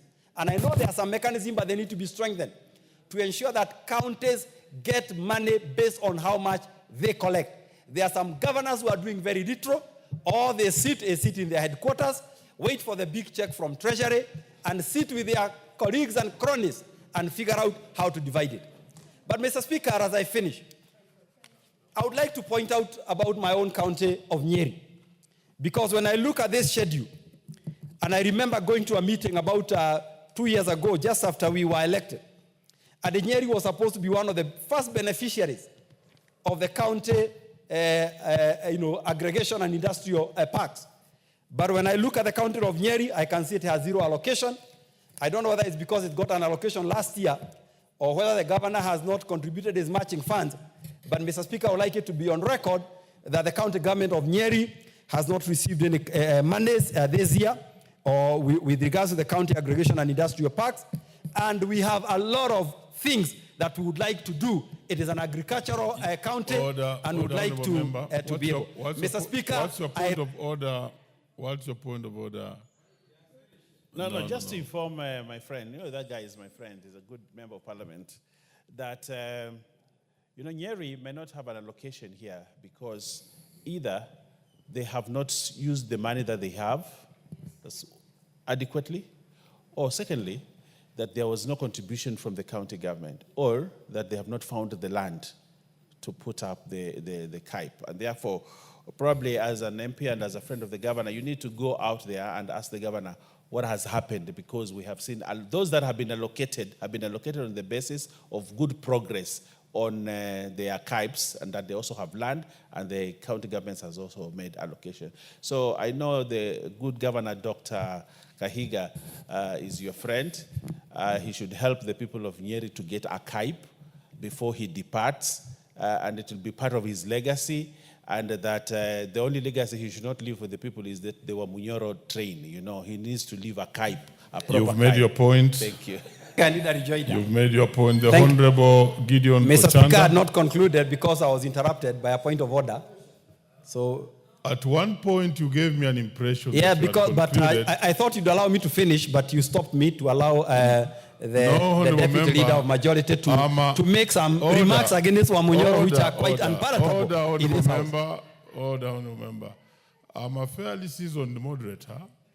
In my opinion, you were trying to run away from the point of order. And maybe you are just being now that I was caught to reply. So let's move on. Thank you. The point is taken. The Honorable Gideon Ochanda. Thank you, Mr. Speaker. Mr. Speaker, I want to speak to something that the entire leadership of the House needs to really take caution on. Because annually, every single year, we have conflicts in terms of the vertical revenue allocations, the division of vertical allocations, every year. When we are doing that, we many times do it without thinking of additional monies, whether they are conditional or unconditional monies that are extended to the counties. So in my view, Mr. Speaker, if you look at what we are calling now additional funding, in this bill we are talking about figures beyond 6 billion. You add on grants, you add on many other things that the national government is supporting the counties on. We are talking of huge amounts of money. You look at the markets that, for example, the national government is doing in my county is more than 1 billion Kenya shillings. And that is not here, and that is in one county. So if you put all those things together, these disputes that we constantly have between the Senate and ourselves complaining about the figures, the division of revenues, I think needs to end. Otherwise, we need to be putting all these things together in one kind of a division arrangement where the additionals plus all those things that are given to the counties are put together, are lumped together when we are doing the revenue division vertically. So, Mr. Speaker, it is important that we take this moving forward so that it can also help us in terms of issues of negotiations and understanding, that we don't need to constantly dispute over revenue division just because of figures that are thrown off the table. Mr. Speaker, I wanted to talk to the next thing, which is on the whole issue of the monies that are taken to the county in relation to their development vote. Last week, what we saw was a little bit embarrassing. Nearly all the counties, if you put their development vote, none of them is beyond a quarter. None of them is beyond 25%. But again, if you isolate the 25% in the name of a quarter, and you look at in terms of how these counties are spending this money, we were shown that the county that had used the development money in a manner that we'll be talking about was slightly over 30%. The rest are below 10%. So why do we want to constantly vote for monies to go to the counties? Then we vote for additional monies to go to the counties, and then we don't see development. So this is something that we need to check. If you compare that with the meager monies that are given through this NGCDF, and you compare that with this allocation that we constantly give the counties, it's something that you can't compare. You can't compare at all. So the whole issue of counties not doing development, that their performance is below 10% in terms of how the development vote was carried out in the last financial year, I think is not right. It's amazing.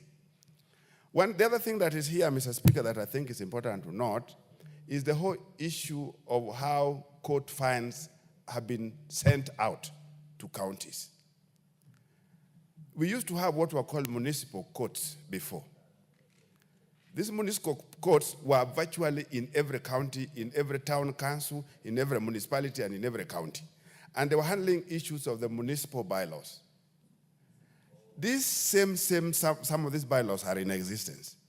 I don't understand why the issues that are related to court fines generated by the municipalities or by the county government should not be given as local revenue by those counties. Instead of collecting court fines and now spreading them out, splitting them up such that some counties get, some don't. I think this is not right. So if you look at this thing seriously, you'll realize that there are some counties that have not been given in terms of this additional money from courts, what we call the court fines, that some don't have. Those that don't have, I'm very clear in my mind that their counties generated some revenue through in the name of fines. Honorable Chanda, you are talking to the nation. Could you explain exactly what you mean by some being given the court fines, others not getting the court fines? Proceed. Thank you, Mr. Speaker. If you look at the schedule in terms of the bill that we are talking about, you realize that many counties are blank. They are blank. They're with 000. Some have figures. And what I'm trying to say here is... Yes, what's your point of order, Leader? That in the terms of court fines, there are certain counties which have set courts. Because these court fines are fines that have been generated from fines from the county government courts. County governments have established their own courts. I know the one in Mombasa, if you go to Treasury Square, there is a county court. Now, the funds that are generated from the county court is what now needs to be disbursed to be used by the county.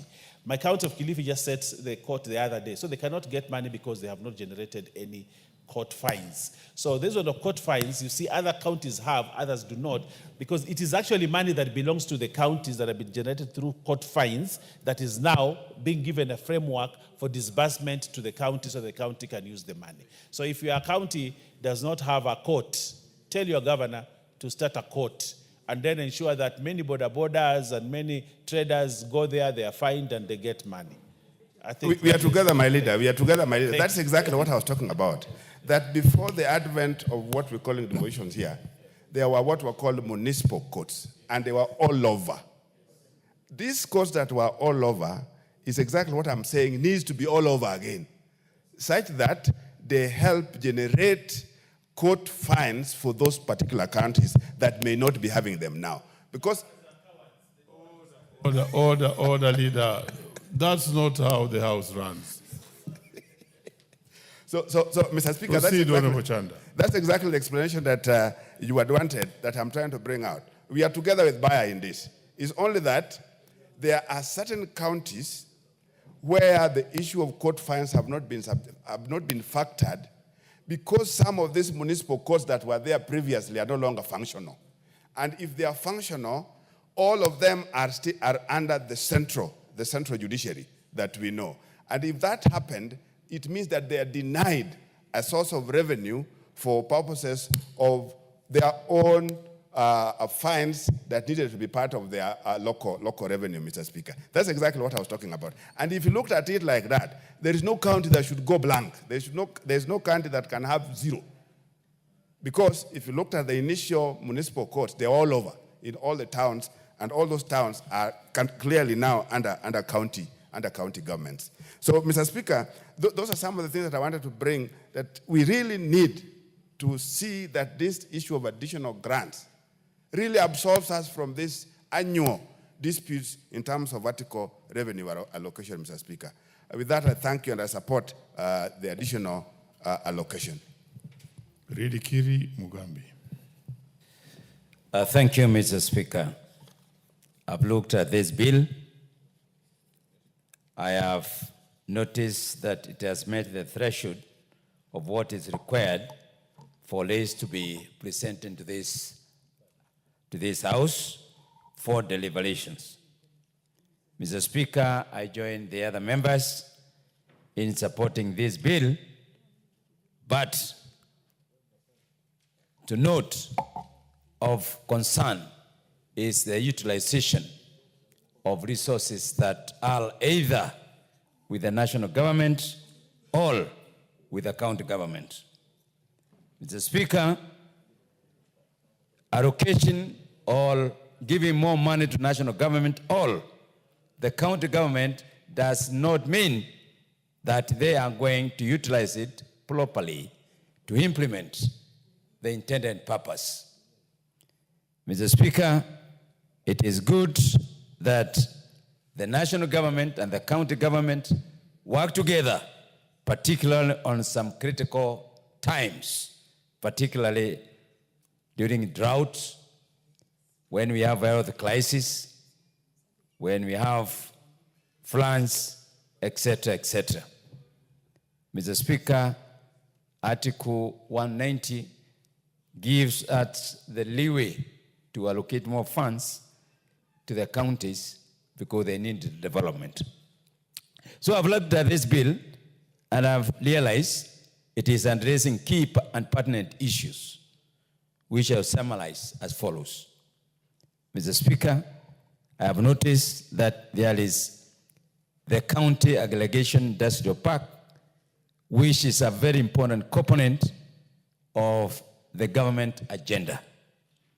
Mr. Speaker, I want to clear the misinformation that these counties are being developed by the county government.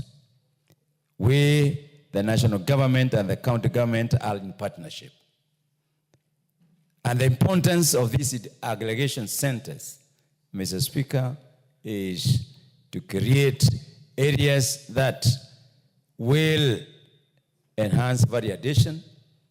They will create storage facilities. They will become centers of innovation. They will become centers where trading can be done effectively in an organized manner. Mr. Speaker, in Meru, the aggregation industrial park is situated in my constituency, and we are certain that the national government and the county government are in a partnership. Mr. Speaker, we are an agricultural county. My constituency is the largest producer of flowers, the largest producer of wheat, the largest producer of potatoes and vegetables, which feeds almost the northern frontier. So this is a very important thing for us to support and allocate more money because of what I've just said. Mr. Speaker, we have passed through a very tempting and a very embarrassing situation where medical provision of medical services in this country has been put to test. Mr. Speaker, we have seen the crisis on the medical sector. We have seen doctors, unemployed doctors. We have seen interns. We have seen existing doctors employed, but they have never been paid their salaries. Mr. Speaker, we all know that health is devolved, and therefore the government has to come in handy and to clear those arrears so that the country can move on. We need, as a national government, to release more funds to the counties. Mr. Speaker, the question that we need to ask ourselves here is, why did the counties wait until we reach this point where there is a crisis? Many will say the national government had delayed in setting the money, but that's not the truth. Mr. Speaker, what we are seeing at the county government is improper utilization of the resources and lack of priorities. Mr. Speaker, it is quite a balancing, a country of Kenyan age, that we hear doctors cannot be paid.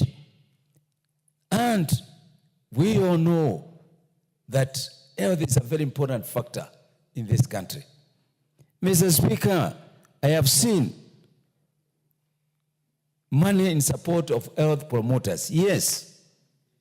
But again, Mr. Speaker, I'm a bit embarrassed here because in the Meru County, the only promoters we have is 3,716. And we are being given a statistic that every health promoter will be in charge of 100 households. I have multiplied and I found in Meru, the health promoters are going to cover only 371,600 households. Surely, that's not even a half of Meru's household. Meaning,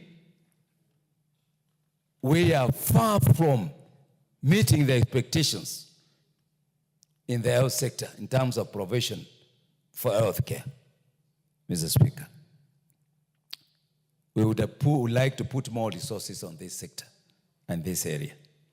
Mr. Speaker, I have seen that the money that is coming in is from the development partners. And this is where now I have a bit of a problem, Mr. Speaker. Because if you look at the schedule that has been provided here, you will notice there are so many projects. Some of them are repeated projects. And there's nothing wrong. But the only problem is accountability.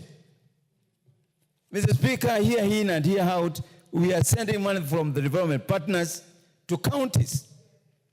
Who oversees the utilization and implementation of this project, Mr. Speaker?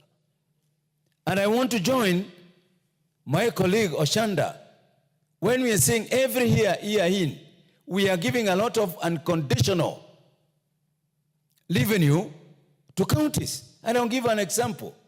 We appropriate the Kenya informal settlement schemes. There is a Kenya urban settlement schemes. Mr. Speaker, we don't know. These things are not visible at the counties. I have seen a program here on climate change, 2 programs, parallel, one 3.3 billion, the other one 1.2 billion. I have seen on drought is a repeating thing. Even when this money is coming, what is the basis of bringing this money? Who oversight this? The National Assembly, where we sit here, KISIP, KUSIP, they all pass this house. But this is a conduit. After that, what normally happens? What is the value of this money that is being given to counties year in, year out? It's a concern to us, Mr. Speaker. I am here to see a governor who will rise up and issue a policy statement on the sector of education, on the sector of health, on the sector of agriculture, on the sector of water. All what you are seeing is impromptu implementation of 1 or 2 projects, discriminatively, where they have no support, they don't go there, they never speak about water policy, they never speak about even this health policy. That is why we are having a country grounding to a halt in sectors like health sector, Mr. Speaker. A time has come, even as much as you are saying we obey Article 190 to support the counties, time has come for accountability. We must not be passing bills and additional revenue. We must have accountability. Every single money that goes, after we pay the salary arrears, what next? After we give them green light to use the money collected from the courts, what next, Mr. Speaker? These are the basic questions that you really need to ask, so that every money that is taken the counties, it must have a corresponding policy. I see here, even we are giving them money and there is no framework for the courts. There is no framework, but we are approving. Give him 1 minute. Thank you. How are we allocating more money without a framework? There is money being taken to consolidated fund. To get that money from consolidated fund, we need a framework. There must be a law. But the bill here is saying, let's give them the money. So are we doing the right thing? Are we doing the right thing? Yes, the others we understand. But even where the law is needed, we must pass that law before we allocate the money, Mr. Speaker. So, Mr. Speaker, we must challenge the counties. And we must ask ourselves, why do they wait until a county has arrears? Why do we have to wait until we start pumping them with money? I mean, Mr. Speaker, I think national government is spoiling the counties. Mr. Speaker, the cost of living cannot be apportioned to the national government only. The cost of living needs to be apportioned to the counties also, because they have money on agriculture, they have money on water, they have money on drought. So when we are bashing the national government of high cost of living, we should not spare the counties. More so, Meru County. It should not be spared. The governors must say what they are doing to reduce the cost of living. I thank you, Mr. Speaker. The Honorable Makalimulu.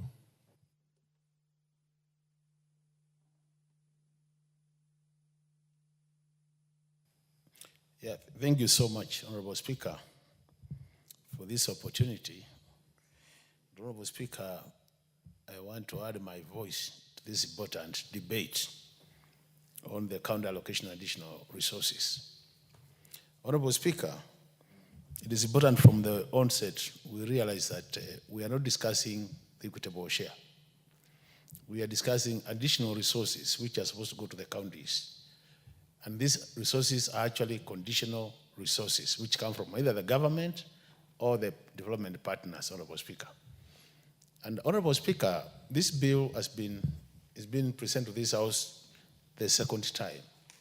If you remember, it was presented here, we could not agree with their comments, it went to the Senate, they could not agree with us, went to the mediation process died midway.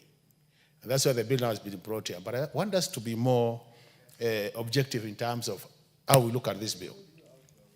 The first thing, Honorable Speaker, we are discussing resources for 2024-2025 conditional grants. Looking at where we are in terms of financial year, we are doing this in the month of March, which means we have only about 3 months to the end of the financial year, Honorable Speaker.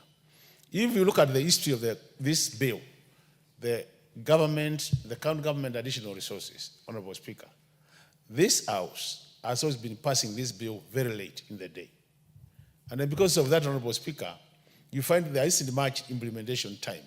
So even before you go to the subject matter of the bill, the issue of timing on when we pass this bill is a critical issue. And I think this House needs to look at that issue, Honorable Speaker. Why am I saying that?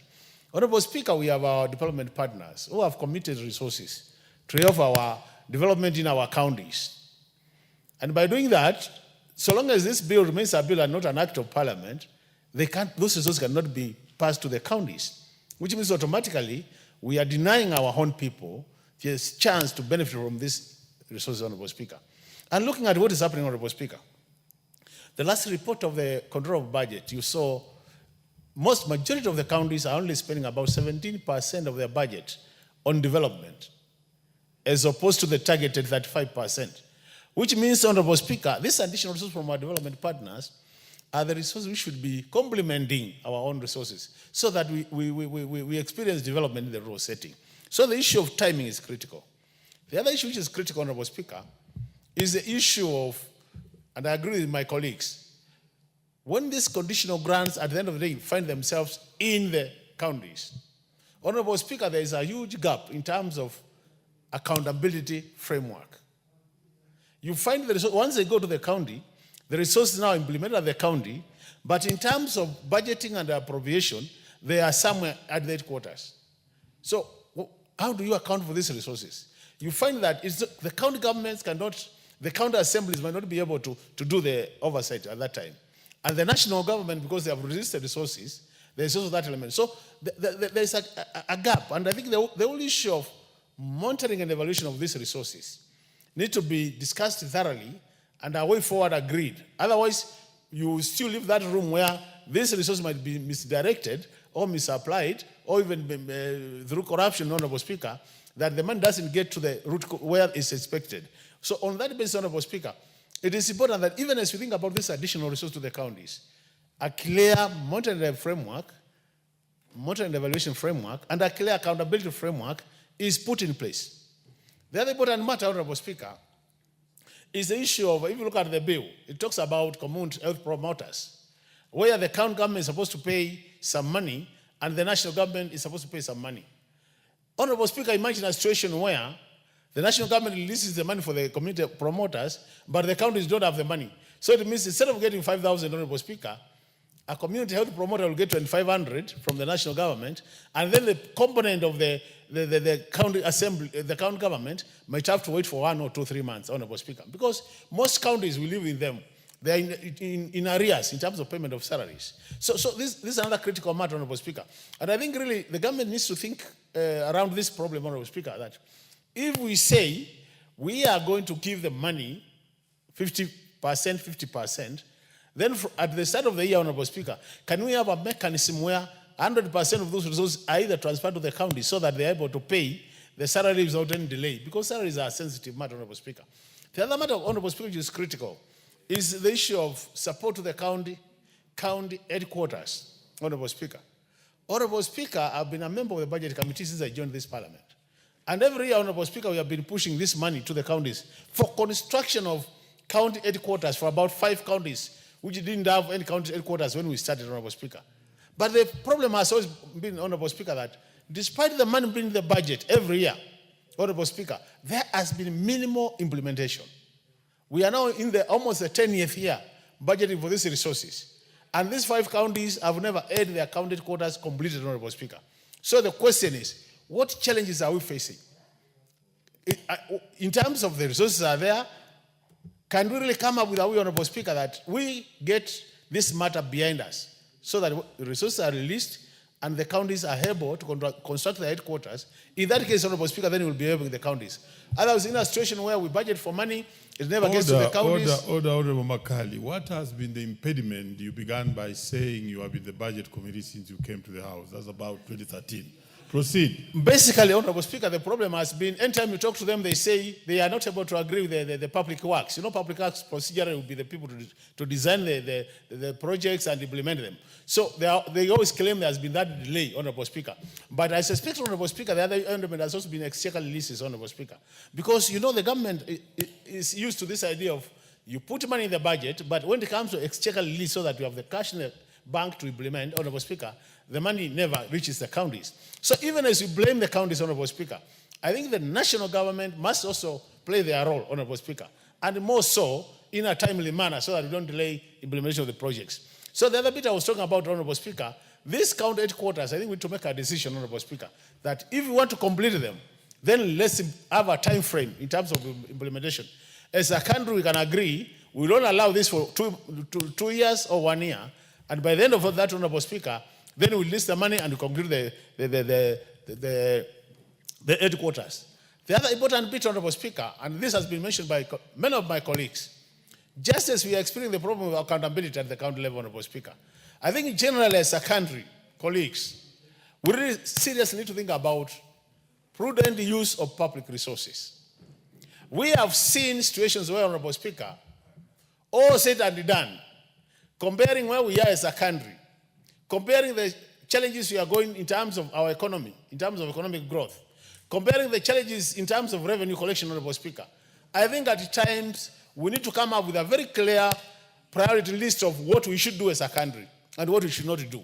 And I want to propose, Honorable Speaker, that even though some things might be in the budget, Honorable Speaker, in a situation where we are saying this could be a priority and we go to an extent of borrowing, Honorable Speaker, it is important we only borrow for priority projects in this country, projects which will have maximum outcomes and impact for this country. Otherwise, Honorable Speaker, we continue digging that deep hole where we will never be able to get out of it.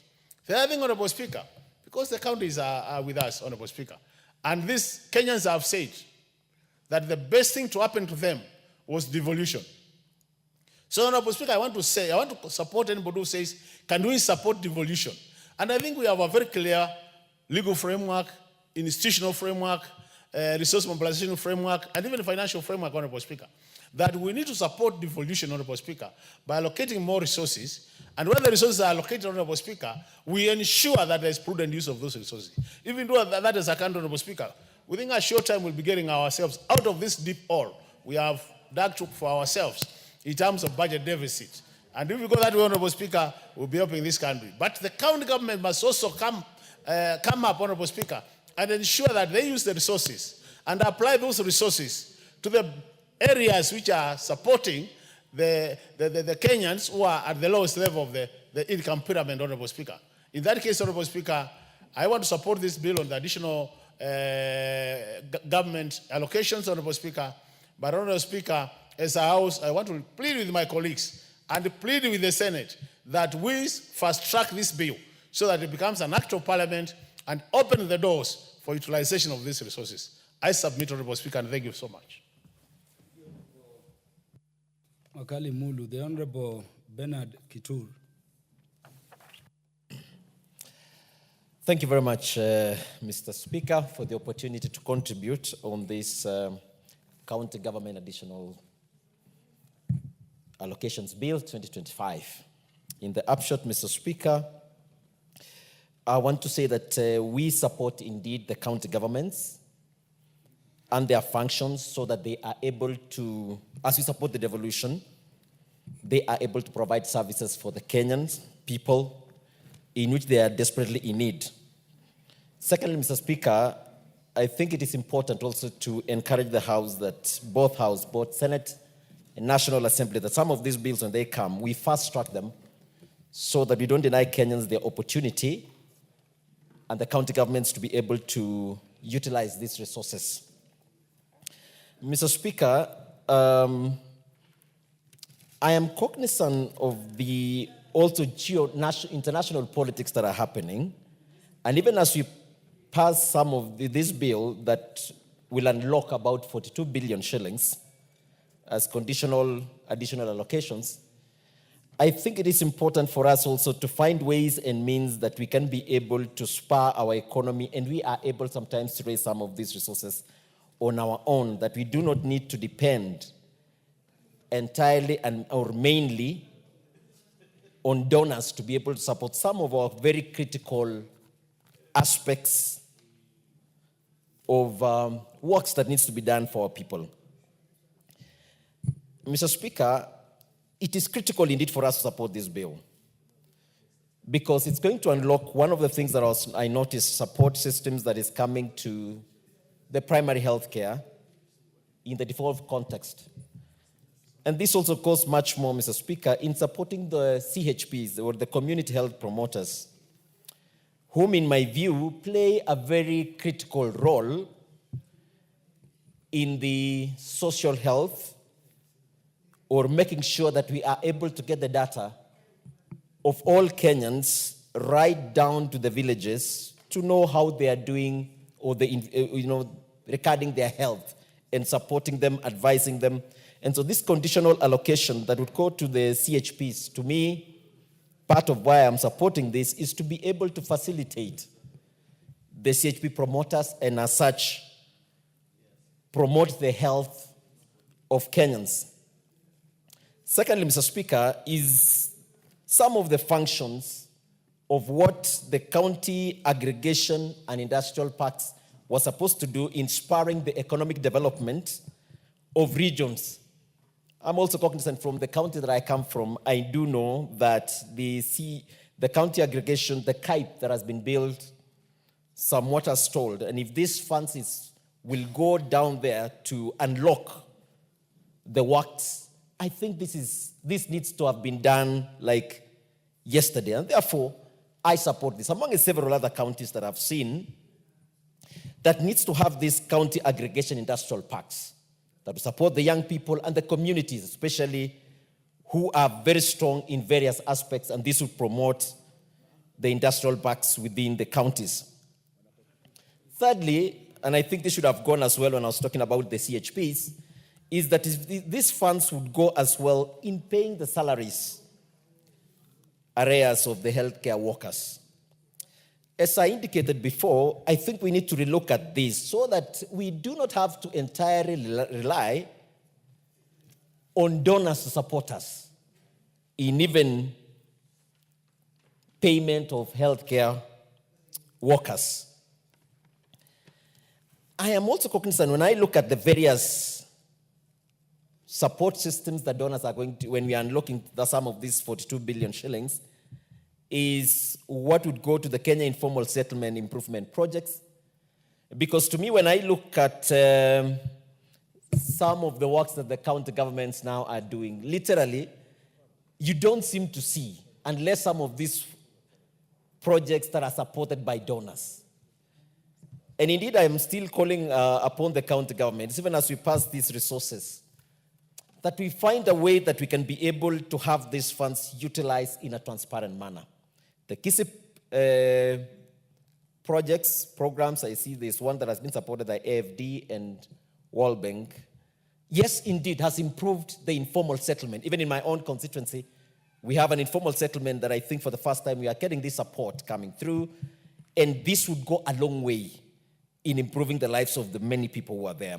However, we still want to see more transparency on these projects that are being done back in the villages, in the counties. I have also noted that, Mr. Speaker, the emergency locust response projects, these are some of the projects, unfortunately, again, we still depend on development partners to support us. Some of these things, I still insist that we need to find a way so that in the future, if it so happens that we find some governments that have been supporting us before and they decide that they do, new policies coming in and they stop doing some of these very basic projects, we should be able on our own to support such. I have seen the climate resilience investments, food systems and resilience projects. These very critical programs, we must be able to, not only as I still talk about the transparency, but also the involvement of the young people so that this can spur and improve the livelihoods of those back in the counties. It is also noteworthy, Mr. Speaker, I have seen the Kenya Livestock Commercialization Project. I think these are very important funds that we need to release to the counties so that we can promote particularly those counties that are in dry areas and those that depend on livestock production. So as we unlock these funds, indeed it's going to support in a big way those communities, the pastoralist communities that rely on this. Mr. Speaker, this being both unconditional and conditional grants, I am also touched by the 10 counties that have been able to institute ways that they are able to have the unconditional funds through the fines, which I can see contributes about 116 million that today we are approving to them. I am impressed by Murang'a County. By all standards and means, they have been able to set up their structures, that they have been able to generate 70 million shillings. It is noteworthy sometimes to appreciate some of those counties that are doing pretty well. I think it calls now on the other counties to also have this internally generated revenues, of course, through the setting up of the court systems, so that they can have additional, it should be a wake-up call to other counties in our country to look at ways of generating incomes for themselves. As I say, it is sad only to have 10 counties that are reported in this bill, Mr. Speaker. It is also very important, Mr. Speaker, to note some of the stipulations that this bill brings by, that any agreements that a county government and a development partner will have entered shall be tabled by the National Treasury in this House and Senate before being included in the budget policy statements. This is purposely for transparency purposes. I think it is important for this House also to be able to know, so that even as we pass the bills, we are also aware of any agreements that the county governments are engaging themselves with development partners. Note what as well, Mr. Speaker, is where the Cabinet Secretary shall continue to publish every 15 days of subsequent month a monthly report on all actual additional allocations to the county government. I think also for transparency purposes, this is very important. And the more the reason why I support this bill. But finally, Mr. Speaker, as many of my colleagues have raised their concerns on how the county governments are utilizing their funds, I think we call upon as well more of transparency. We need to feel these funds that we release to the county governments, we need to feel these funds being utilized on ground. It cannot be that ourselves, we have small money for the CDF, but you can feel it. If it is Kera Road, we do it properly. We allocate a lot of these funds, but literally we don't see any work being done by these counties. I call upon the governors that even as we look at the many reports that are always being released, that we need transparency, and all government agencies that are supposed to be looking on the utilization of this fund.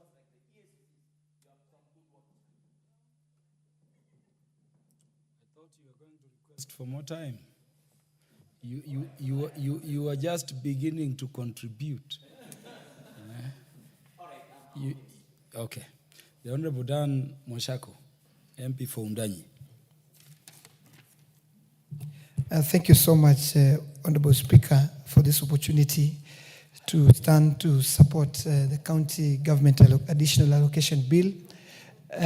Honorable Speaker, it is an important bill that is coming to this House. It has been pointed earlier that this bill came into to this House. We passed with amendments. It went to Senate. Senate did not agree with us. The bill was subjected to mediation. At that point, Honorable Speaker, mediation did not result to any positive fruits, and therefore it had to expire because there was no agreement at the mediation stage. And therefore, Honorable Speaker, this bill is coming a bit late in the financial year. We know we only have another 3 months to the end of the financial year. And therefore, Honorable Speaker, the faster we process this bill, the better for this country, so that these funds can find themselves back to the counties and to the grassroots, so that the projects that have been envisaged are able to be implemented, Honorable Speaker. Having said this, Honorable Speaker, I've been going through the schedule, and I must say that counties need to get out there and inform the public that the money they receive from the national government, from the equitable share, that they also receive more money under conditional grants and unconditional grants as well. Because most counties, Honorable Speaker, they have not exercised the PFM principle of transparency to the public. They insist that the only money they receive from government, from national government, is from the divisional share, Honorable Speaker. And therefore, they will insist that they're receiving equitable share over specific billions, and they never tell the public that many of the projects that they see are funded by the conditional and unconditional grants, Honorable Speaker. Honorable Speaker, maybe in a quick summary, I must say I just picked 4 counties that are receiving money under this bill, Honorable Speaker. I have seen a county like Nakuru will be receiving a 1.5 billion in conditional grants, additional revenue. Nyamira will be receiving a total 410 million. Tharaka Nithi will be receiving a total of 593 million. Taita Taveta, where I come from, Honorable Speaker, will be receiving a 1.3 billion in additional revenue to the county, which is a substantial amount of money, Honorable Speaker. Having said this, Honorable Speaker, it's also exciting that this Parliament, National Parliament, is appropriating this money back to counties to touch very specific areas that have perennially been troublesome, Honorable Speaker. We have money that we're giving as conditional grants that are going to pay the CHPs, Honorable Speaker, that is community health promoters. Honorable Speaker, CHPs have had a long, outstanding issues with the counties.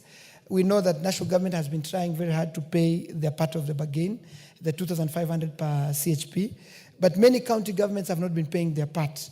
And today I want to say that this country, all the CHPs, wherever they are in this country, they need to know that national government, that is this national parliament, has already done its part. We are giving money to pay CHPs, and therefore there should be no excuse to not paying CHPs. So county government needs to come up and make sure they pay community health promoters in good time. Second, that is also being factored in this bill, Honorable Speaker, is money that is going to pay the arrears on basic salaries for health workers. Today, Honorable Speaker, we know health workers are on strike, some of them, and money that we are appropriating today, money that we are passing today, will also go into paying the arrears on the basic salaries of the health workers, Honorable Speaker. Honorable Speaker, having said that, allow me to also speak a little about the monies that are going to Taita Taveta County, that the county, one constituency that I represent in this House, Honorable Speaker. I mean, I'm excited to see that there's a whopping 850 million shillings that we are appropriating to go towards water and sanitation development in the county of Taita Taveta. And this is one thing that I'm excited about. This is one of the reasons why I'm supporting this bill, Honorable Speaker, because we have very many issues around water. We have many issues around sanitation in my county. And today, when I stand here, or I sit here to look at this bill that is putting 850 million to Taita Taveta, I'm excited, I'm happy, because I know this money, if used prudently, Honorable Speaker, we're going to sort out the water challenges of our county. We're going to sort out the perennial challenges that our people have had on matters of water shortage, Honorable Speaker.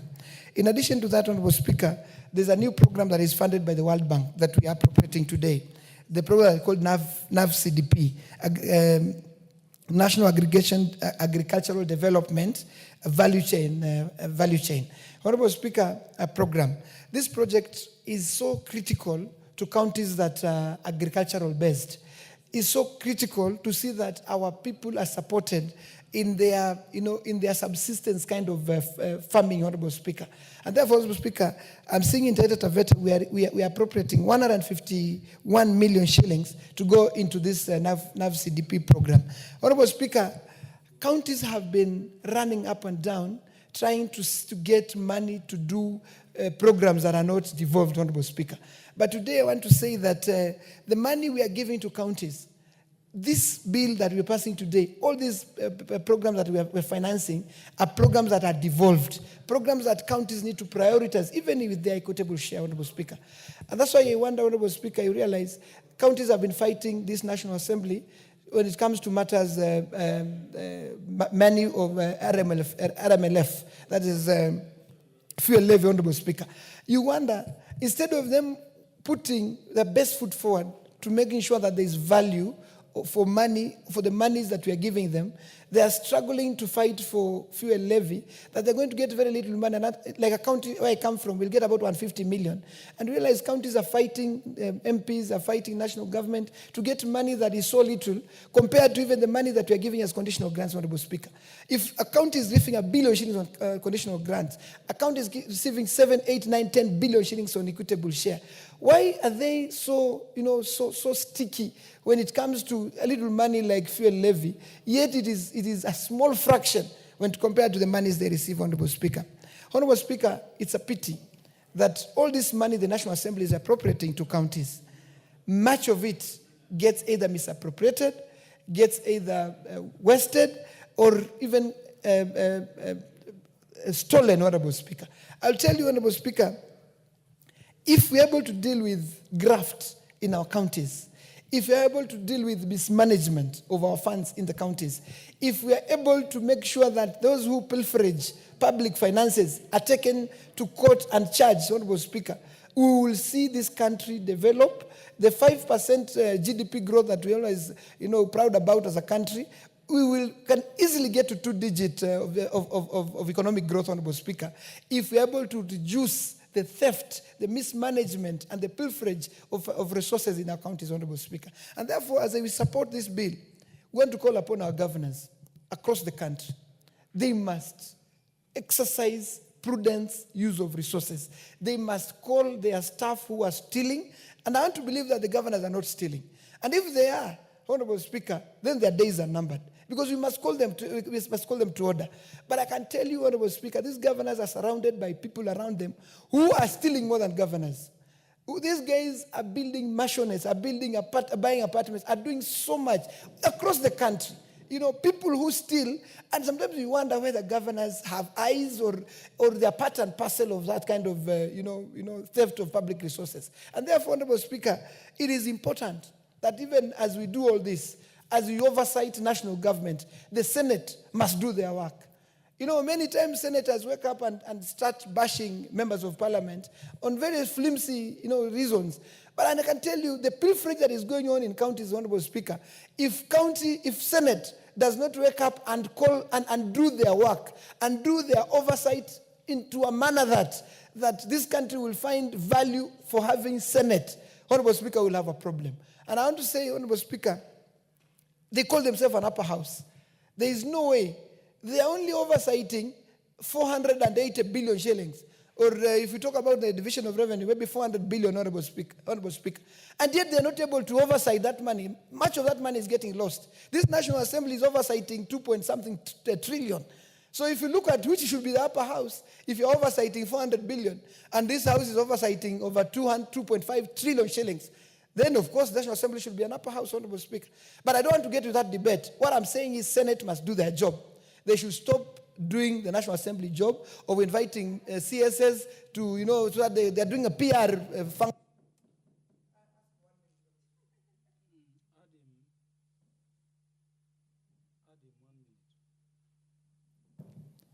Yeah, Senate of this country, Honorable Speaker, I've just been playing to the gallery, inviting CSS, National Assembly CSS, and trying to ask some very hard questions. And if they know all that they're doing is playing to the public gallery, nothing comes out of that.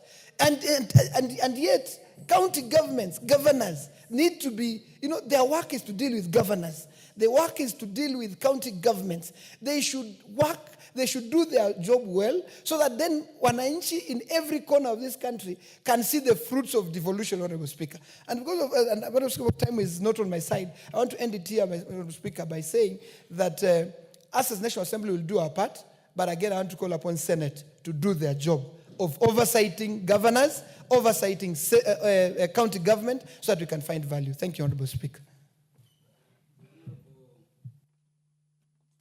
The Honorable Andrew Okuome, MP for Karachon. Thank you. Thank you, Mr. Speaker, for giving me an opportunity to contribute to this bill. And Mr. Speaker, let me say first that I support the bill. But the one thing I want to say is that my support is with some questions and indeed concerns which I would like the governors to address. I know they are doing a good job for us. Devolution is excellent. The whole country supported devolution. But what I must say to our governors is that we yet need to see the expected impact of their work. If I take, for example, hospitals, Mr. Speaker, a number of times you hear strikes, you hear health workers are being laid off, some are not being paid and so forth, and yet there is no time. They have not got their shareable revenue.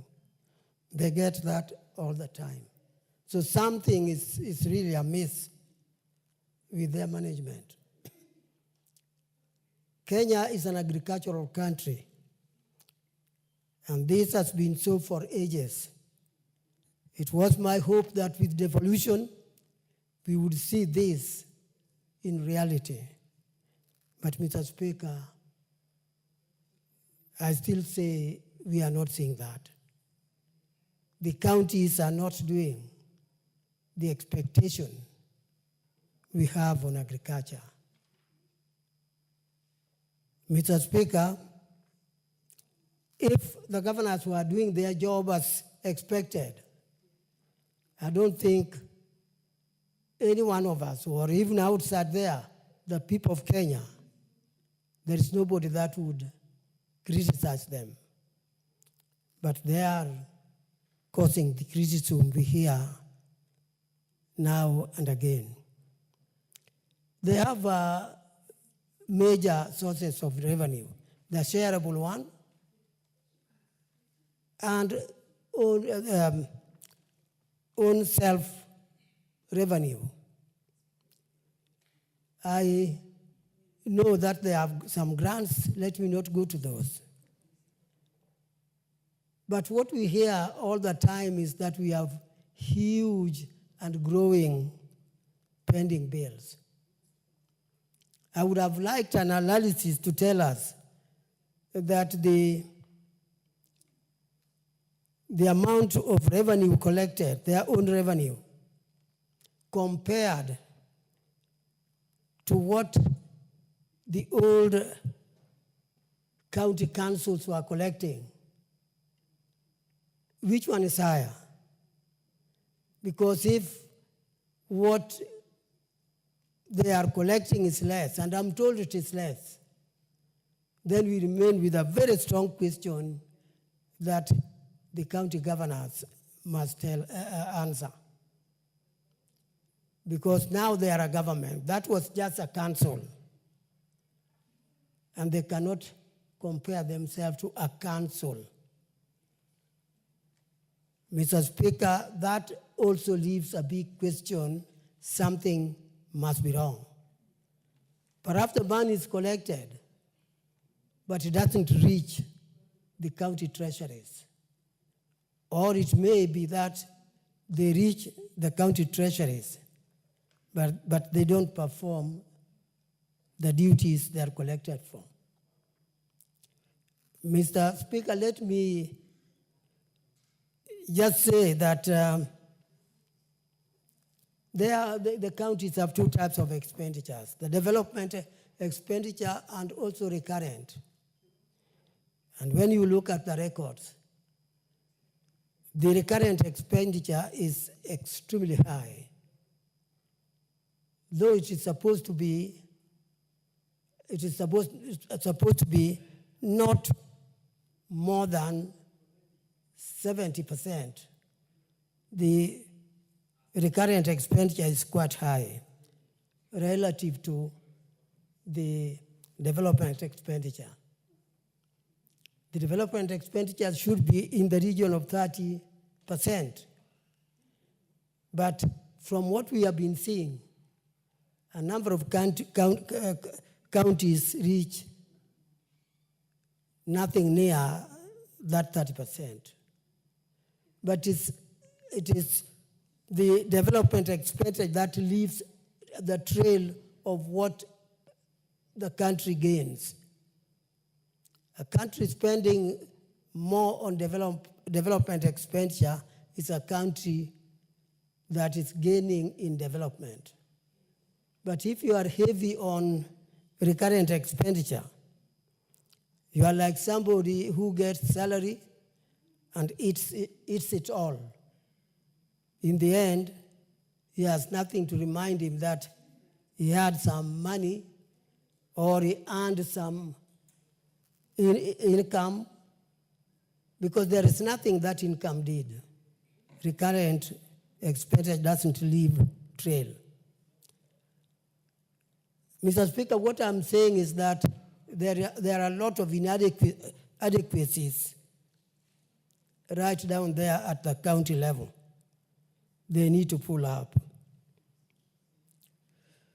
I'm saying this because as I speak, I'm not sure the counties can really tell us what they have achieved in a manner we MPs can say what we have done with NGCDF.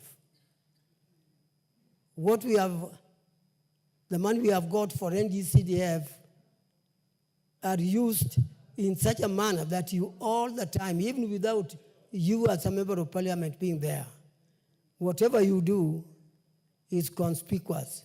People see it, and the people can explain the benefits they get from the NGCDF. I'm not sure whether people can also take it upon themselves to explain what devolution is doing. Devolution is a wonderful structure, but governors are making it just one of those institutions with very little impact. Yet what we want is a big impact. And I know our governors have the capacity, they have the ability to use this money in such a manner that even after 5 years, we can say, yes, there is a change devolution has done for us. Mr. Speaker, I want to say that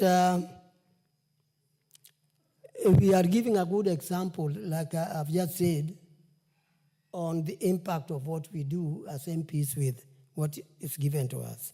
I challenge the governors to use that example so that Kenya can develop. Mr. Speaker, thanks for giving me time. Andrew Kwame, you sit in the Finance Committee. Yeah. I thought in terms of Clause 6 here, you needed first and foremost to provide that Kenya Revenue shall establish revenue collection systems for all counties. Before you say Kenya Revenue Authority may be a collecting agent for the county, so that for purposes of collection, we have a single system across the country determining the amount to be collected, what items are taxable, and to what extent, so that the money being collected down there do not go into people's drawers, but come to the national treasury to be divided later. What do you think about that? Well, I think I will support it because I see it as a big improvement on what is currently going on. And the system should actually be implemented from the very first step. That's the person collecting the money. Thank you.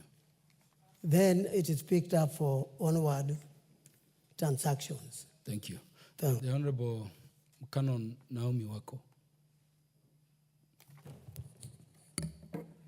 Thank you very much, Honorable Speaker, for giving me this opportunity to add my voice to this bill that is so timely, the County Government Additional Allocation Bill, National Assembly Bill number 2 of 2025. Honorable Speaker, I have gone through this and I can say that this is what we need as a country now, so that the necessary development, the necessary growth that we expect to happen in different counties can take place. Honorable Speaker, it is slightly over 10 years now since devolution. And for sure, devolution has brought a lot of development in different counties.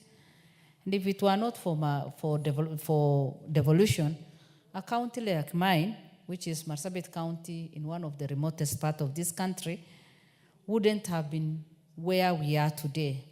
It has created job opportunities for our young people.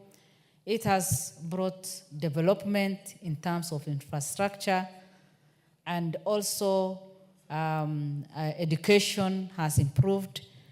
But at the same time, when you look at the development, when you look at devolution, which has the potential to grow this country, the type of wastage that is there is so huge.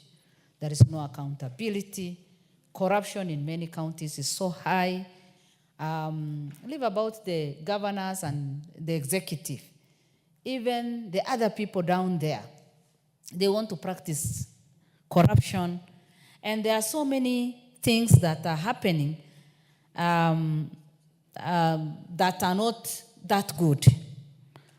There are people who have worked with the government, the county governments, as suppliers, as contractors, and even as staff. And Honorable Speaker, it is sad that some of them have not even received their salaries. Those people who have done some work with the county government have not even been paid. The issue of pending bill in this country is another thing. And in fact, instead of capacity building our people, instead of helping them to grow their own wealth, many of them have turned out to be poor today, just because of working with the county government. Why? The resources are there, but those resources are not getting to the people and to the right people. And that is why today I want to encourage the governors, the sitting governors, to be accountable enough and to see how they can solve the issue of pending bills. Our people are poorer, people have no money in their pockets, and yet they have done some work. Others have borrowed loans, Honorable Speaker, and they cannot pay back their loans because they are not paid.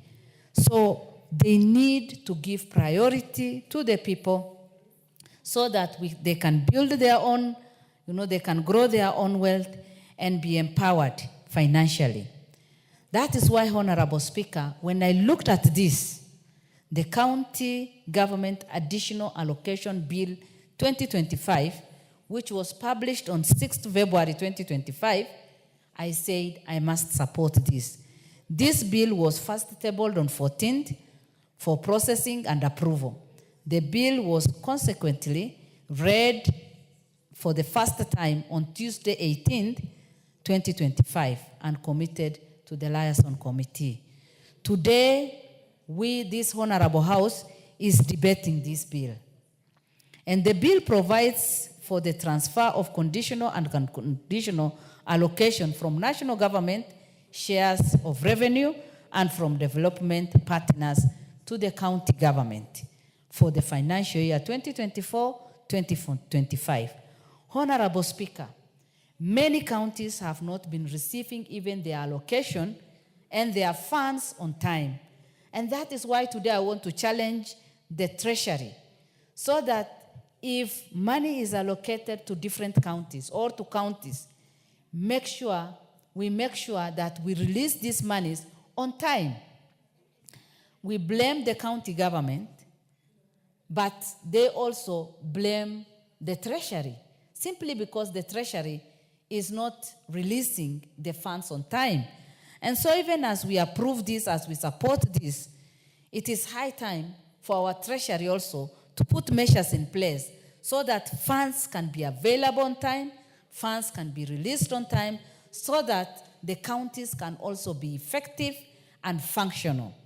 Honorable Speaker, again, the additional allocation to counties is provided for under Article 202 of the Constitution, where it is stipulated that the county government may be given additional allocation from the national government shares of the revenue, either conditionally or unconditionally. Again, further, Article 190 of the Constitution contemplates additional support to county government to enable them to perform their functions adequately. Honorable Speaker, I've just said that in the past, counties have not been receiving their funds. Sometimes they stay even for 8 months. And when they don't receive, imagine of the number of families that suffer because members of staff are not able to receive their salaries. Those people who have worked with the government, the county government, are not able to receive their money. And the impact is so huge. And it is not a positive impact. So for those reasons, we make sure that the Treasury releases the funds on time so that the counties can function. Honorable Speaker, I was looking at the analysis of the County Government Additional Allocation Bill 2025, and I realized that at the first schedule shows conditional allocation to counties from the national government revenue. This comes from national government, and it is out of the resources that we have collected, and that is collected on almost daily basis. And that is why we should demand that the monies that needs to go to the counties should also go on time. Again, the second schedule shows unconditional allocation to counties from the court fines collected by the judiciary from the contravention of county government legislation. And the third schedule contains additional allocation from proceeds of loan. These are three different categories which are all very important. And Honorable Speaker, as I was going through it again, I realized that not all the counties benefit from all this. Like the allocation in the first schedule contains allocation for the following expenditure: county aggregation of industrial park. The county aggregation of industrial parks initiative is a priority program under bottom-up. I remember very well during the campaign time, as UDA people, we used bottom-up economic transformation agenda better to drive our campaign. And everybody believed in us. Everybody believed in us. And we said, now things will be different. Our approach is bottom-up. We want to empower people. We want to make sure that the citizens will do business, will have affordable life, and will have enough money in their pockets. But today, personally, when I go to the ground, people challenge me because we used to say, pesa mfukoni. And today they say, our pockets are empty, Honorable Speaker. And that is why we need to make sure that we go back to that and make sure that we empower our people so that they can create their own wealth. I also want to encourage every county, because as I said, not every county has benefited from all this. We make sure that all the counties can benefit and do what the other counties have done so that they can get these grants. We know very well that there are different ways that different counties use the cost of sharing, community health promoters. Once this bill is passed, 3.2 billion is shared among the counties. I know we will also benefit from that, but the counties have a lot to do because they also need to give their shares so that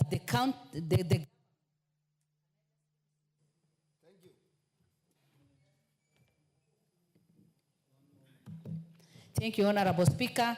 The idea of cost sharing is a good one, and I want to just encourage the county government to honor their promises and the national government also, so that the community health promoters will not suffer anymore. Again, the salary arrears, I've already said about that. Let us give that a priority to make sure that families will not continue suffering under this government. Thank you, Honorable Speaker.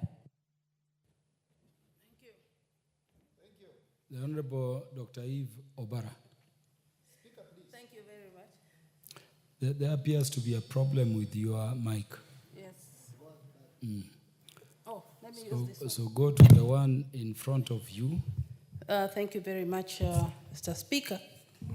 My colleague here is begging me to talk for a very short time so that you can also get a chance. But at onset, Mr. Speaker, let me also add my voice to support the bill. Mr. Speaker, as we can see, the bill seeks to provide a legal framework for the disbursement of additional funds to the county governments in Kenya. And we know that these funds go beyond their equitable share as stipulated in the Constitution.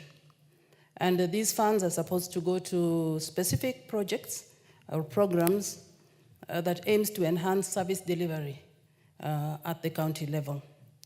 Mr. Speaker, well said, we have given the money, but the biggest question, Mr. Speaker, is where is the weakest link? Mr. Speaker, we have a problem. Not in all counties, but in some. Mr. Speaker, previously, if we look at what the municipalities used to do, Mr. Speaker, they raised their funds, they paid their employees, they ran the program. What we have now is counties that are mirrored along the lines of the national government. Mr. Speaker, where is our weakest link? It is the implementation of all these active programs. Mr. Speaker, we need to strengthen our control mechanism. If you see the wastage in the counties, not all, again, I keep on repeating, not all, but in most of them, that there is a lot of wastage. And the control mechanism seem not to be there. And yet, we have all these agencies or bodies that are in place, Auditor General, Controller of Budget, to make sure that these resources are properly utilized. Mr. Speaker, prudent utilization of the resources. Why do we have pending bills, Mr. Speaker? Why do we have pending bills on programs that have been budgeted for and monies released or disbursed by the Treasury? Yes, we are aware that the release of funds usually come late. And that is why probably by the end of the financial year, we find that only less than 30% has been used towards development. But it's not their problem. But when the money is finally released, Mr. Speaker, what happens? And why then do we have those pending bills, and why can't these governors pay the suppliers for services rendered against the monies that they were given? Mr. Speaker, it's about time. We are not going to get into many details, but it's about time that sanctions are put in place where a governor does not pay a supplier or a service that has been delivered against a budget that was approved and money disbursed. These governors must be held to account and also charged, because where is the money? And this is where we are having a lot of problems. People have been impoverished in counties. Suppliers have died because they have taken loans against their properties that have been sold because of monies that were not paid for a service that was given. These are questions that we must answer, that we must think about as legislators in this House, that what are we going to do about this? We cannot let them go on and on and on and continue giving monies that are not being put into proper use. Thank you very much, my brother. I think I will let you have. Once again, I support, but with those conditions, and we must look at those things that are affecting service delivery after monies have been released to the counties. Thank you very much. The Honorable Joshua Kimilu. Thank you, Mr. Speaker, for the opportunity. Mr. Speaker, I want to thank my colleague for being nice to me. Mr. Speaker, I also want, because I know there are others who wanted to contribute to this motion, I also want to not to take a lot of time. But Mr. Speaker, as I support this amendment bill, additional allocation to the counties, Mr. Speaker, I want to say the following, Mr. Speaker. As we add counties money, Mr. Speaker, we know that very well that there is a lot of corruption in our country, in some of the counties. Mr. Speaker, when you you go through the auditor's report, Mr. Speaker, you see there is a lot of irregularities in our counties. Mr. Speaker, we want to warn these governors as we fight for them to get additional allocation, Mr. Speaker. We also need to have accountability in our counties, Mr. Speaker. And Mr. Speaker, this needs a lot of oversight by our senators. And this is the time we want to tell our senators to wake up, because a lot has been happening in our counties, and it's like there is no enough oversight to our counties, Mr. Speaker. And Mr. Speaker, what is causing a lot of problems in this country, Mr. Speaker, is corruption. And Mr. Speaker, now, as a member of WIPA, because now we are the official opposition of WIPA, since now, before we were together with the ODM, and the ODM is now in bed with the government, Mr. Speaker. So I know, Mr. Speaker, the oversight not enough. Honorable Joshua Kimilu, order. Under which article of the Constitution is this thing called official opposition created? Mr. Speaker, I cannot say it's in the Constitution, but Mr. Speaker, if you look the way things are. Yes, so anything that is not within the law, let us speak about them outside the gate of this lawmaking institution. Otherwise, proceed. Thank you, Mr. Speaker. Mr. Speaker, I want to say that if you go to the constituencies, Mr. Speaker, you can count the projects which was done by the NGCDF. They are well seen. You can see them and say, this is done by NGCDF. But when you go to our counties, Mr. Speaker, in fact, you can see that the wage bill is too high such that the money for development, you can't see any development in some of the counties, Mr. Speaker. And this is why we are saying, Mr. Speaker, as we support this, Mr. Speaker, a lot has to be done by these counties, Mr. Speaker, because we don't want wastage of the resources in our country. We need to see our people getting services. And Mr. Speaker, this will also help this country to move forward. Mr. Speaker, if you go to the counties, Mr. Speaker, there's a big problem, Mr. Speaker, of ECD classes, which is under the counties, Mr. Speaker. And these are the mandate of the governors to do. Mr. Speaker, as we add our allocation to them, Mr. Speaker, we also need to see work done in our counties, Mr. Speaker. Mr. Speaker, there was a lot of outcry last time when we talked we talked about the bursaries, Mr. Speaker. It is true, Mr. Speaker. If we add allocation to these counties, Mr. Speaker, we can help come together with the governors as we issue some bursaries to our needy students in our counties, and this can also help the society, empower the society, Mr. Speaker. So, Mr. Speaker, I support this. And Mr. Speaker, some counties which are in arid and semi-arid areas, Mr. Speaker, need a lot of development like water, roads. Mr. Speaker, I went to Wanjia and I was shocked to see that there are no electricity, there is no enough water, there's a problem of water, and being given additional allocation, Mr. Speaker, I think these are some of the projects we talk as a country which can benefit our people and try to uplift the elevate the level, the poverty level in our counties, Mr. Speaker. Mr. Speaker, I came up with a social workers professional bill, which, Mr. Speaker, I know soon it will become a law, Mr. Speaker. And I want to thank this House for supporting my bill very well, and I'm excited, man. Mr. Speaker, we see how social workers in our counties, they are suffering, getting peanuts, Mr. Speaker. Mr. Speaker, once this bill becomes a law, Mr. Speaker, I'll be in the front line campaigning for the social workers to be paid well, Mr. Speaker. They do a lot of work in our hospitals, health centers, and even in our villages, Mr. Speaker. They go around helping the people, Mr. Speaker. These are the people who need to be well paid, given good allowances to do the job, Mr. Speaker. Mr. Speaker, because I don't want to take a lot of time, I also want to say something about the collection of taxes in our counties, Mr. Speaker. I don't know, Mr. Speaker, what's the problem, because some of the counties collect a lot of money, but there are some loopholes, Mr. Speaker, which to be sealed. And Mr. Speaker, this is serious. And when I talk of good oversight, Mr. Speaker, I talk this because, Mr. Speaker, I know how our people are suffering in the villages, Mr. Speaker.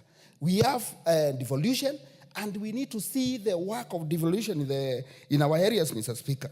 Mr. Speaker, we also see how some contractors are crying over the streets. Mr. Speaker, when I was in the village, I met a contractor on my way who worked in a certain county, and now it is 10 years, and he was not paid, Mr. Speaker. These are things we don't want to hear, Mr. Speaker. And when we allocate more money, Mr. Speaker, we also need accountability to our counties. They need to give priorities, Mr. Speaker, some of these things. And Mr. Speaker, I know by passing this bill, I know it will help our community, and it will also support our people. And I think, Mr. Speaker, with a good oversight and a good accountability of our governors, I know we will help this country. Thank you, Mr. Speaker, and I support. The Honorable Catherine Omanyo, Member of Parliament representing Busia County. Thank you, Mr. Speaker. I support fully this bill. It is long overdue. The counties are suffocating too much with so many baggage. I can't even start to count. If they are given additional funds, I just pray that this time anything programmed, budgeted, should do exactly what the budget entailed. Because I fail to understand why we have pending bills, and yet before these bills even happened, there was a budget for it that was approved. And when the money came, even if sometimes the money delays, finally the money comes in. And if the money arrives, then every detail on the budget should be ticked. So I wonder why we have pending bills that is now the excuse of all counties, why things are at a snail's speed. We need to actually strengthen our control mechanism, accountability. We should also look into cutting out wastage.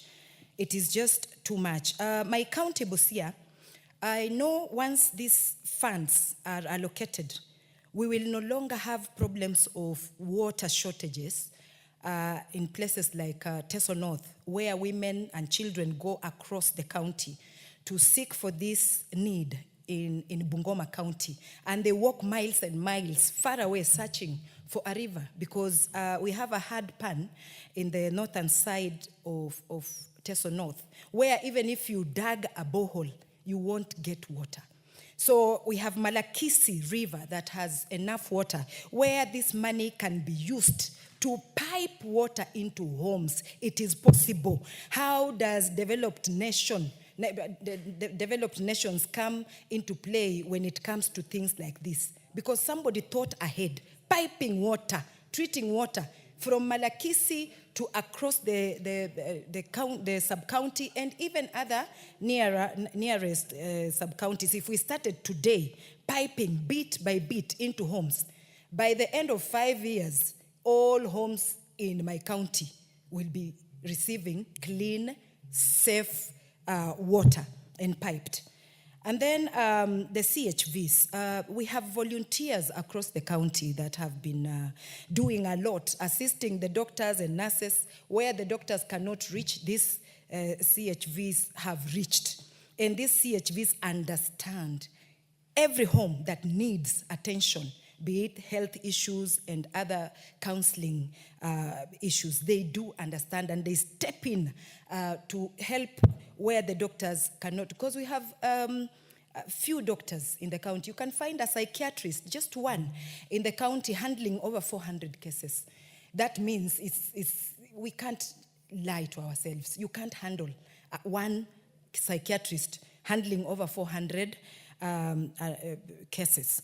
So these CHVs need to be supported. And the moment they are so demoralized because they are unsupported and the remuneration is even not there, I am praying that when finally this money hits the accounts in the counties, those who have been there, exercising, volunteering already, having a list, I see most of them with a book, because they even don't have phones, they don't have laptops, they are not trained how to keep data. So they register a name physically like class teachers used to do before the era of computers. They know well who needs their attention, who has which challenge, physically and mentally, health-wise, they know.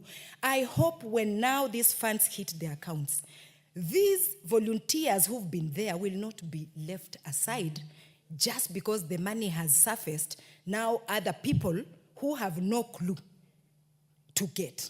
I just hope all the CHVs, because they know each other, they have their own caucuses across the county, those are the people who will be beneficiaries. Mostly, if you motivate people like CHVs, a lot of gaps will be filled. Like I mentioned, doctors and nurses, not all of them can reach interior and remote areas to seek and help out to give, if it is medication and counseling that is needed. Also, after the CHVs and then water, health sector, just the other day we had a terrible accident that happened. A school that is really well known, a big school, Kolanya Boys, got an accident. They were rushed to a smaller hospital, Kocholia. Unfortunately, there were no beds. We didn't have even medication, a lot of resources, equipment that a normal hospital, basic equipment was lacking.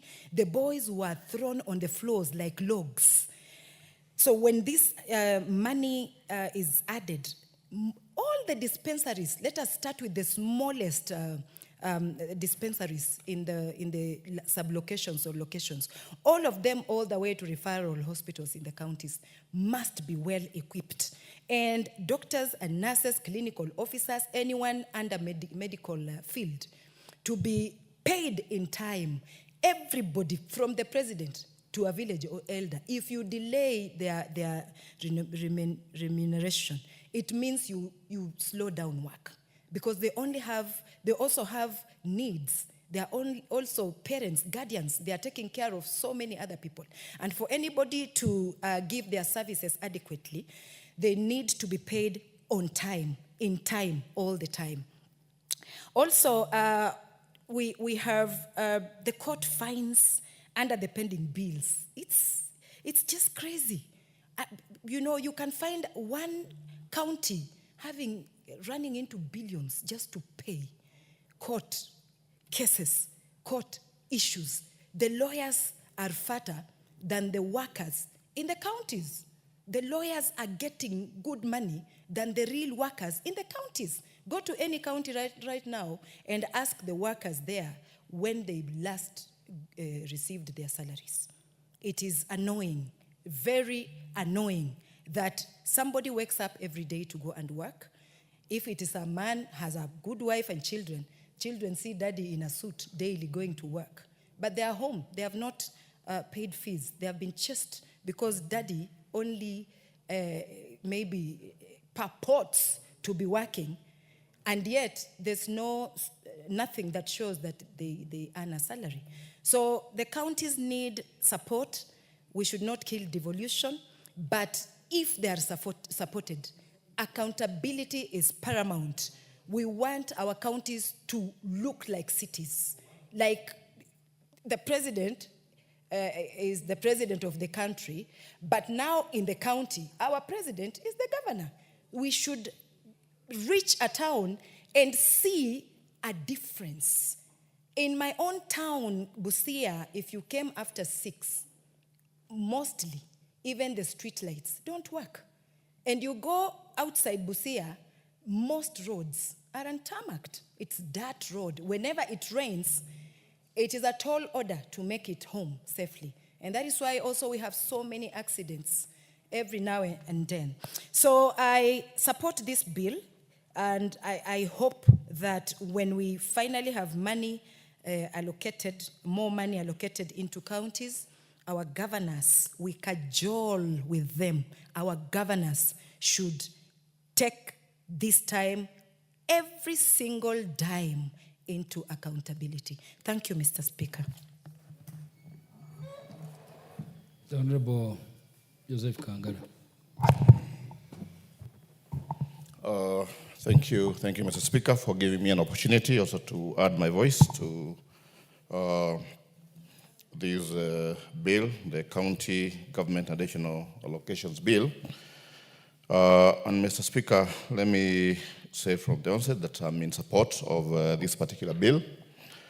My reasons for supporting one is that devolution was brought about so that it can be able to bring funds closer to the people, so that people don't have to come to Nairobi, to the central government, looking for funding. And on this particular one, on the additional funds, I am in support of the aggregation industrial parks. When we were campaigning, this was one of the agendas that you're going to have industrial parks in every county, which are meant to help on issues of value addition, that whatever we are producing in our farms, we are able to add value, and they would be able now to get into the market. Probably they're able to stay longer, and we can be able to reach out to more markets, so I'm in support of that. The issue of the CHPs who are supposed to be paid also by the county governments. Remember, the community health promoters are going into our homes and they're offering services which our people would actually not reach, and other than when they go to the hospitals or to dispensaries. And now that their pay has been half coming from the national government and the county governments, the national government has been remitting their money and county governments are not paying them. So because of the kind of work they're doing, and I know that these people have been suffering, offering very good services to our people right in our homesteads, then I would support the bill on the additional funds. However, Mr. Speaker, as I was saying that devolution was to bring funds closer to the people, I would also say that we have a problem with our counties. We have a problem with the governance.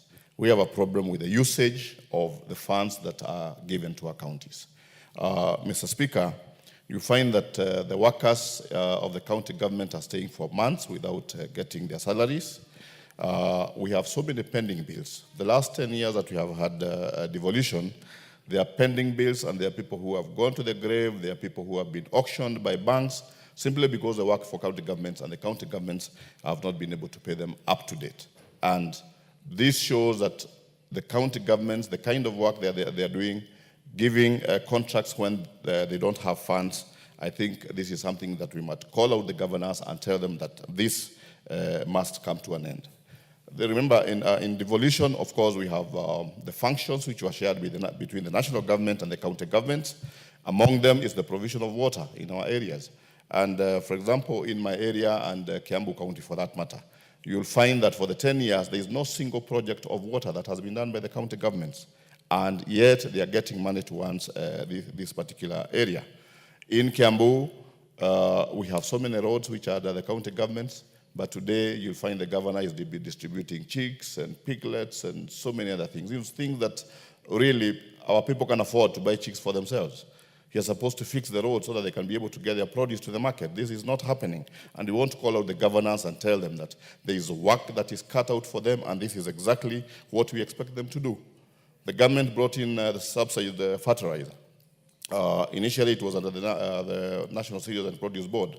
Again, taken to the county governments. My people today are going all the way to Naivasha to get fertilizer because the county government cannot be able to get it to the people. But the governor is going around with handouts, giving people handouts and not really looking at the issues that concern the citizens. Our dispensaries, we don't have medicine. The dispensary that were put up using CDF, you find that today our people have to go to the private hospitals. They have to go to chemists to buy medicine because we don't have medicine in our hospitals. And Mr. Speaker, as I wind up, I can see that time is running out. Let me also say that we have seen in this country that since CDF was introduced, the kind of work that has been done in our constituencies. And I'll give an example of Kiambu County, where in Kiambu County, the 12 constituencies in total is getting about 2 billion per year. Our county government from the central kitty, they're getting 15 billion. You go to every village, there is a project of CDF. You can go to some places in a whole ward. For the last 2 years, there's no project that has been done. For the last 10 years, you look at some wards, you find that nothing has been done by these counties. We must call out the governors. We are giving you this money. It must be used prudently. And as a country moving forward, we have to look at the way funds are being used in our counties. Whatever money they are collecting themselves, of course, the county councils used to do better than what is being done today for the simple reason that there is money that is going to people's pockets, not getting into really working for these people. And as a country, we need to stop this privilege where money is being lost by whatever being siphoned, and we should call even EACC to go and look into these counties and see what is happening with the money that has been given from the central kitty and whatever is being collected from the counties. Otherwise, Mr. Speaker, thank you very much. I am in support of the bill. Thank you. Honorable Timothy Toroitich.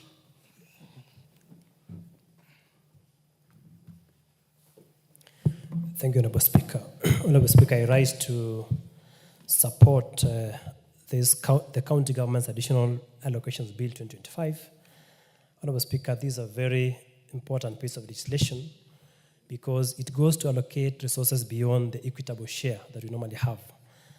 I've checked the schedule, Honorable Speaker. This is money that is,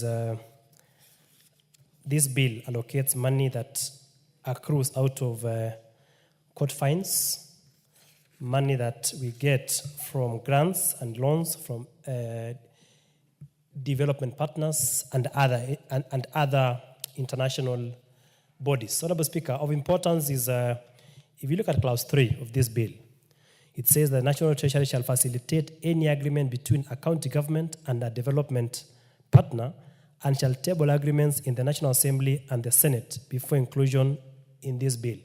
So this parameter of checking of the National Assembly approving this bill is very important so that county governments do not enter into agreements with development partners without this National Assembly approving. Honorable Speaker, I think that is a very important provision under the PFM Act and also under this bill so that any agreement entered into by the county government and other partners is subject to approval before this House. I think that is a very progressive legislation or a provision of law that was put so that we limit county government from engaging partners without the approval of this House.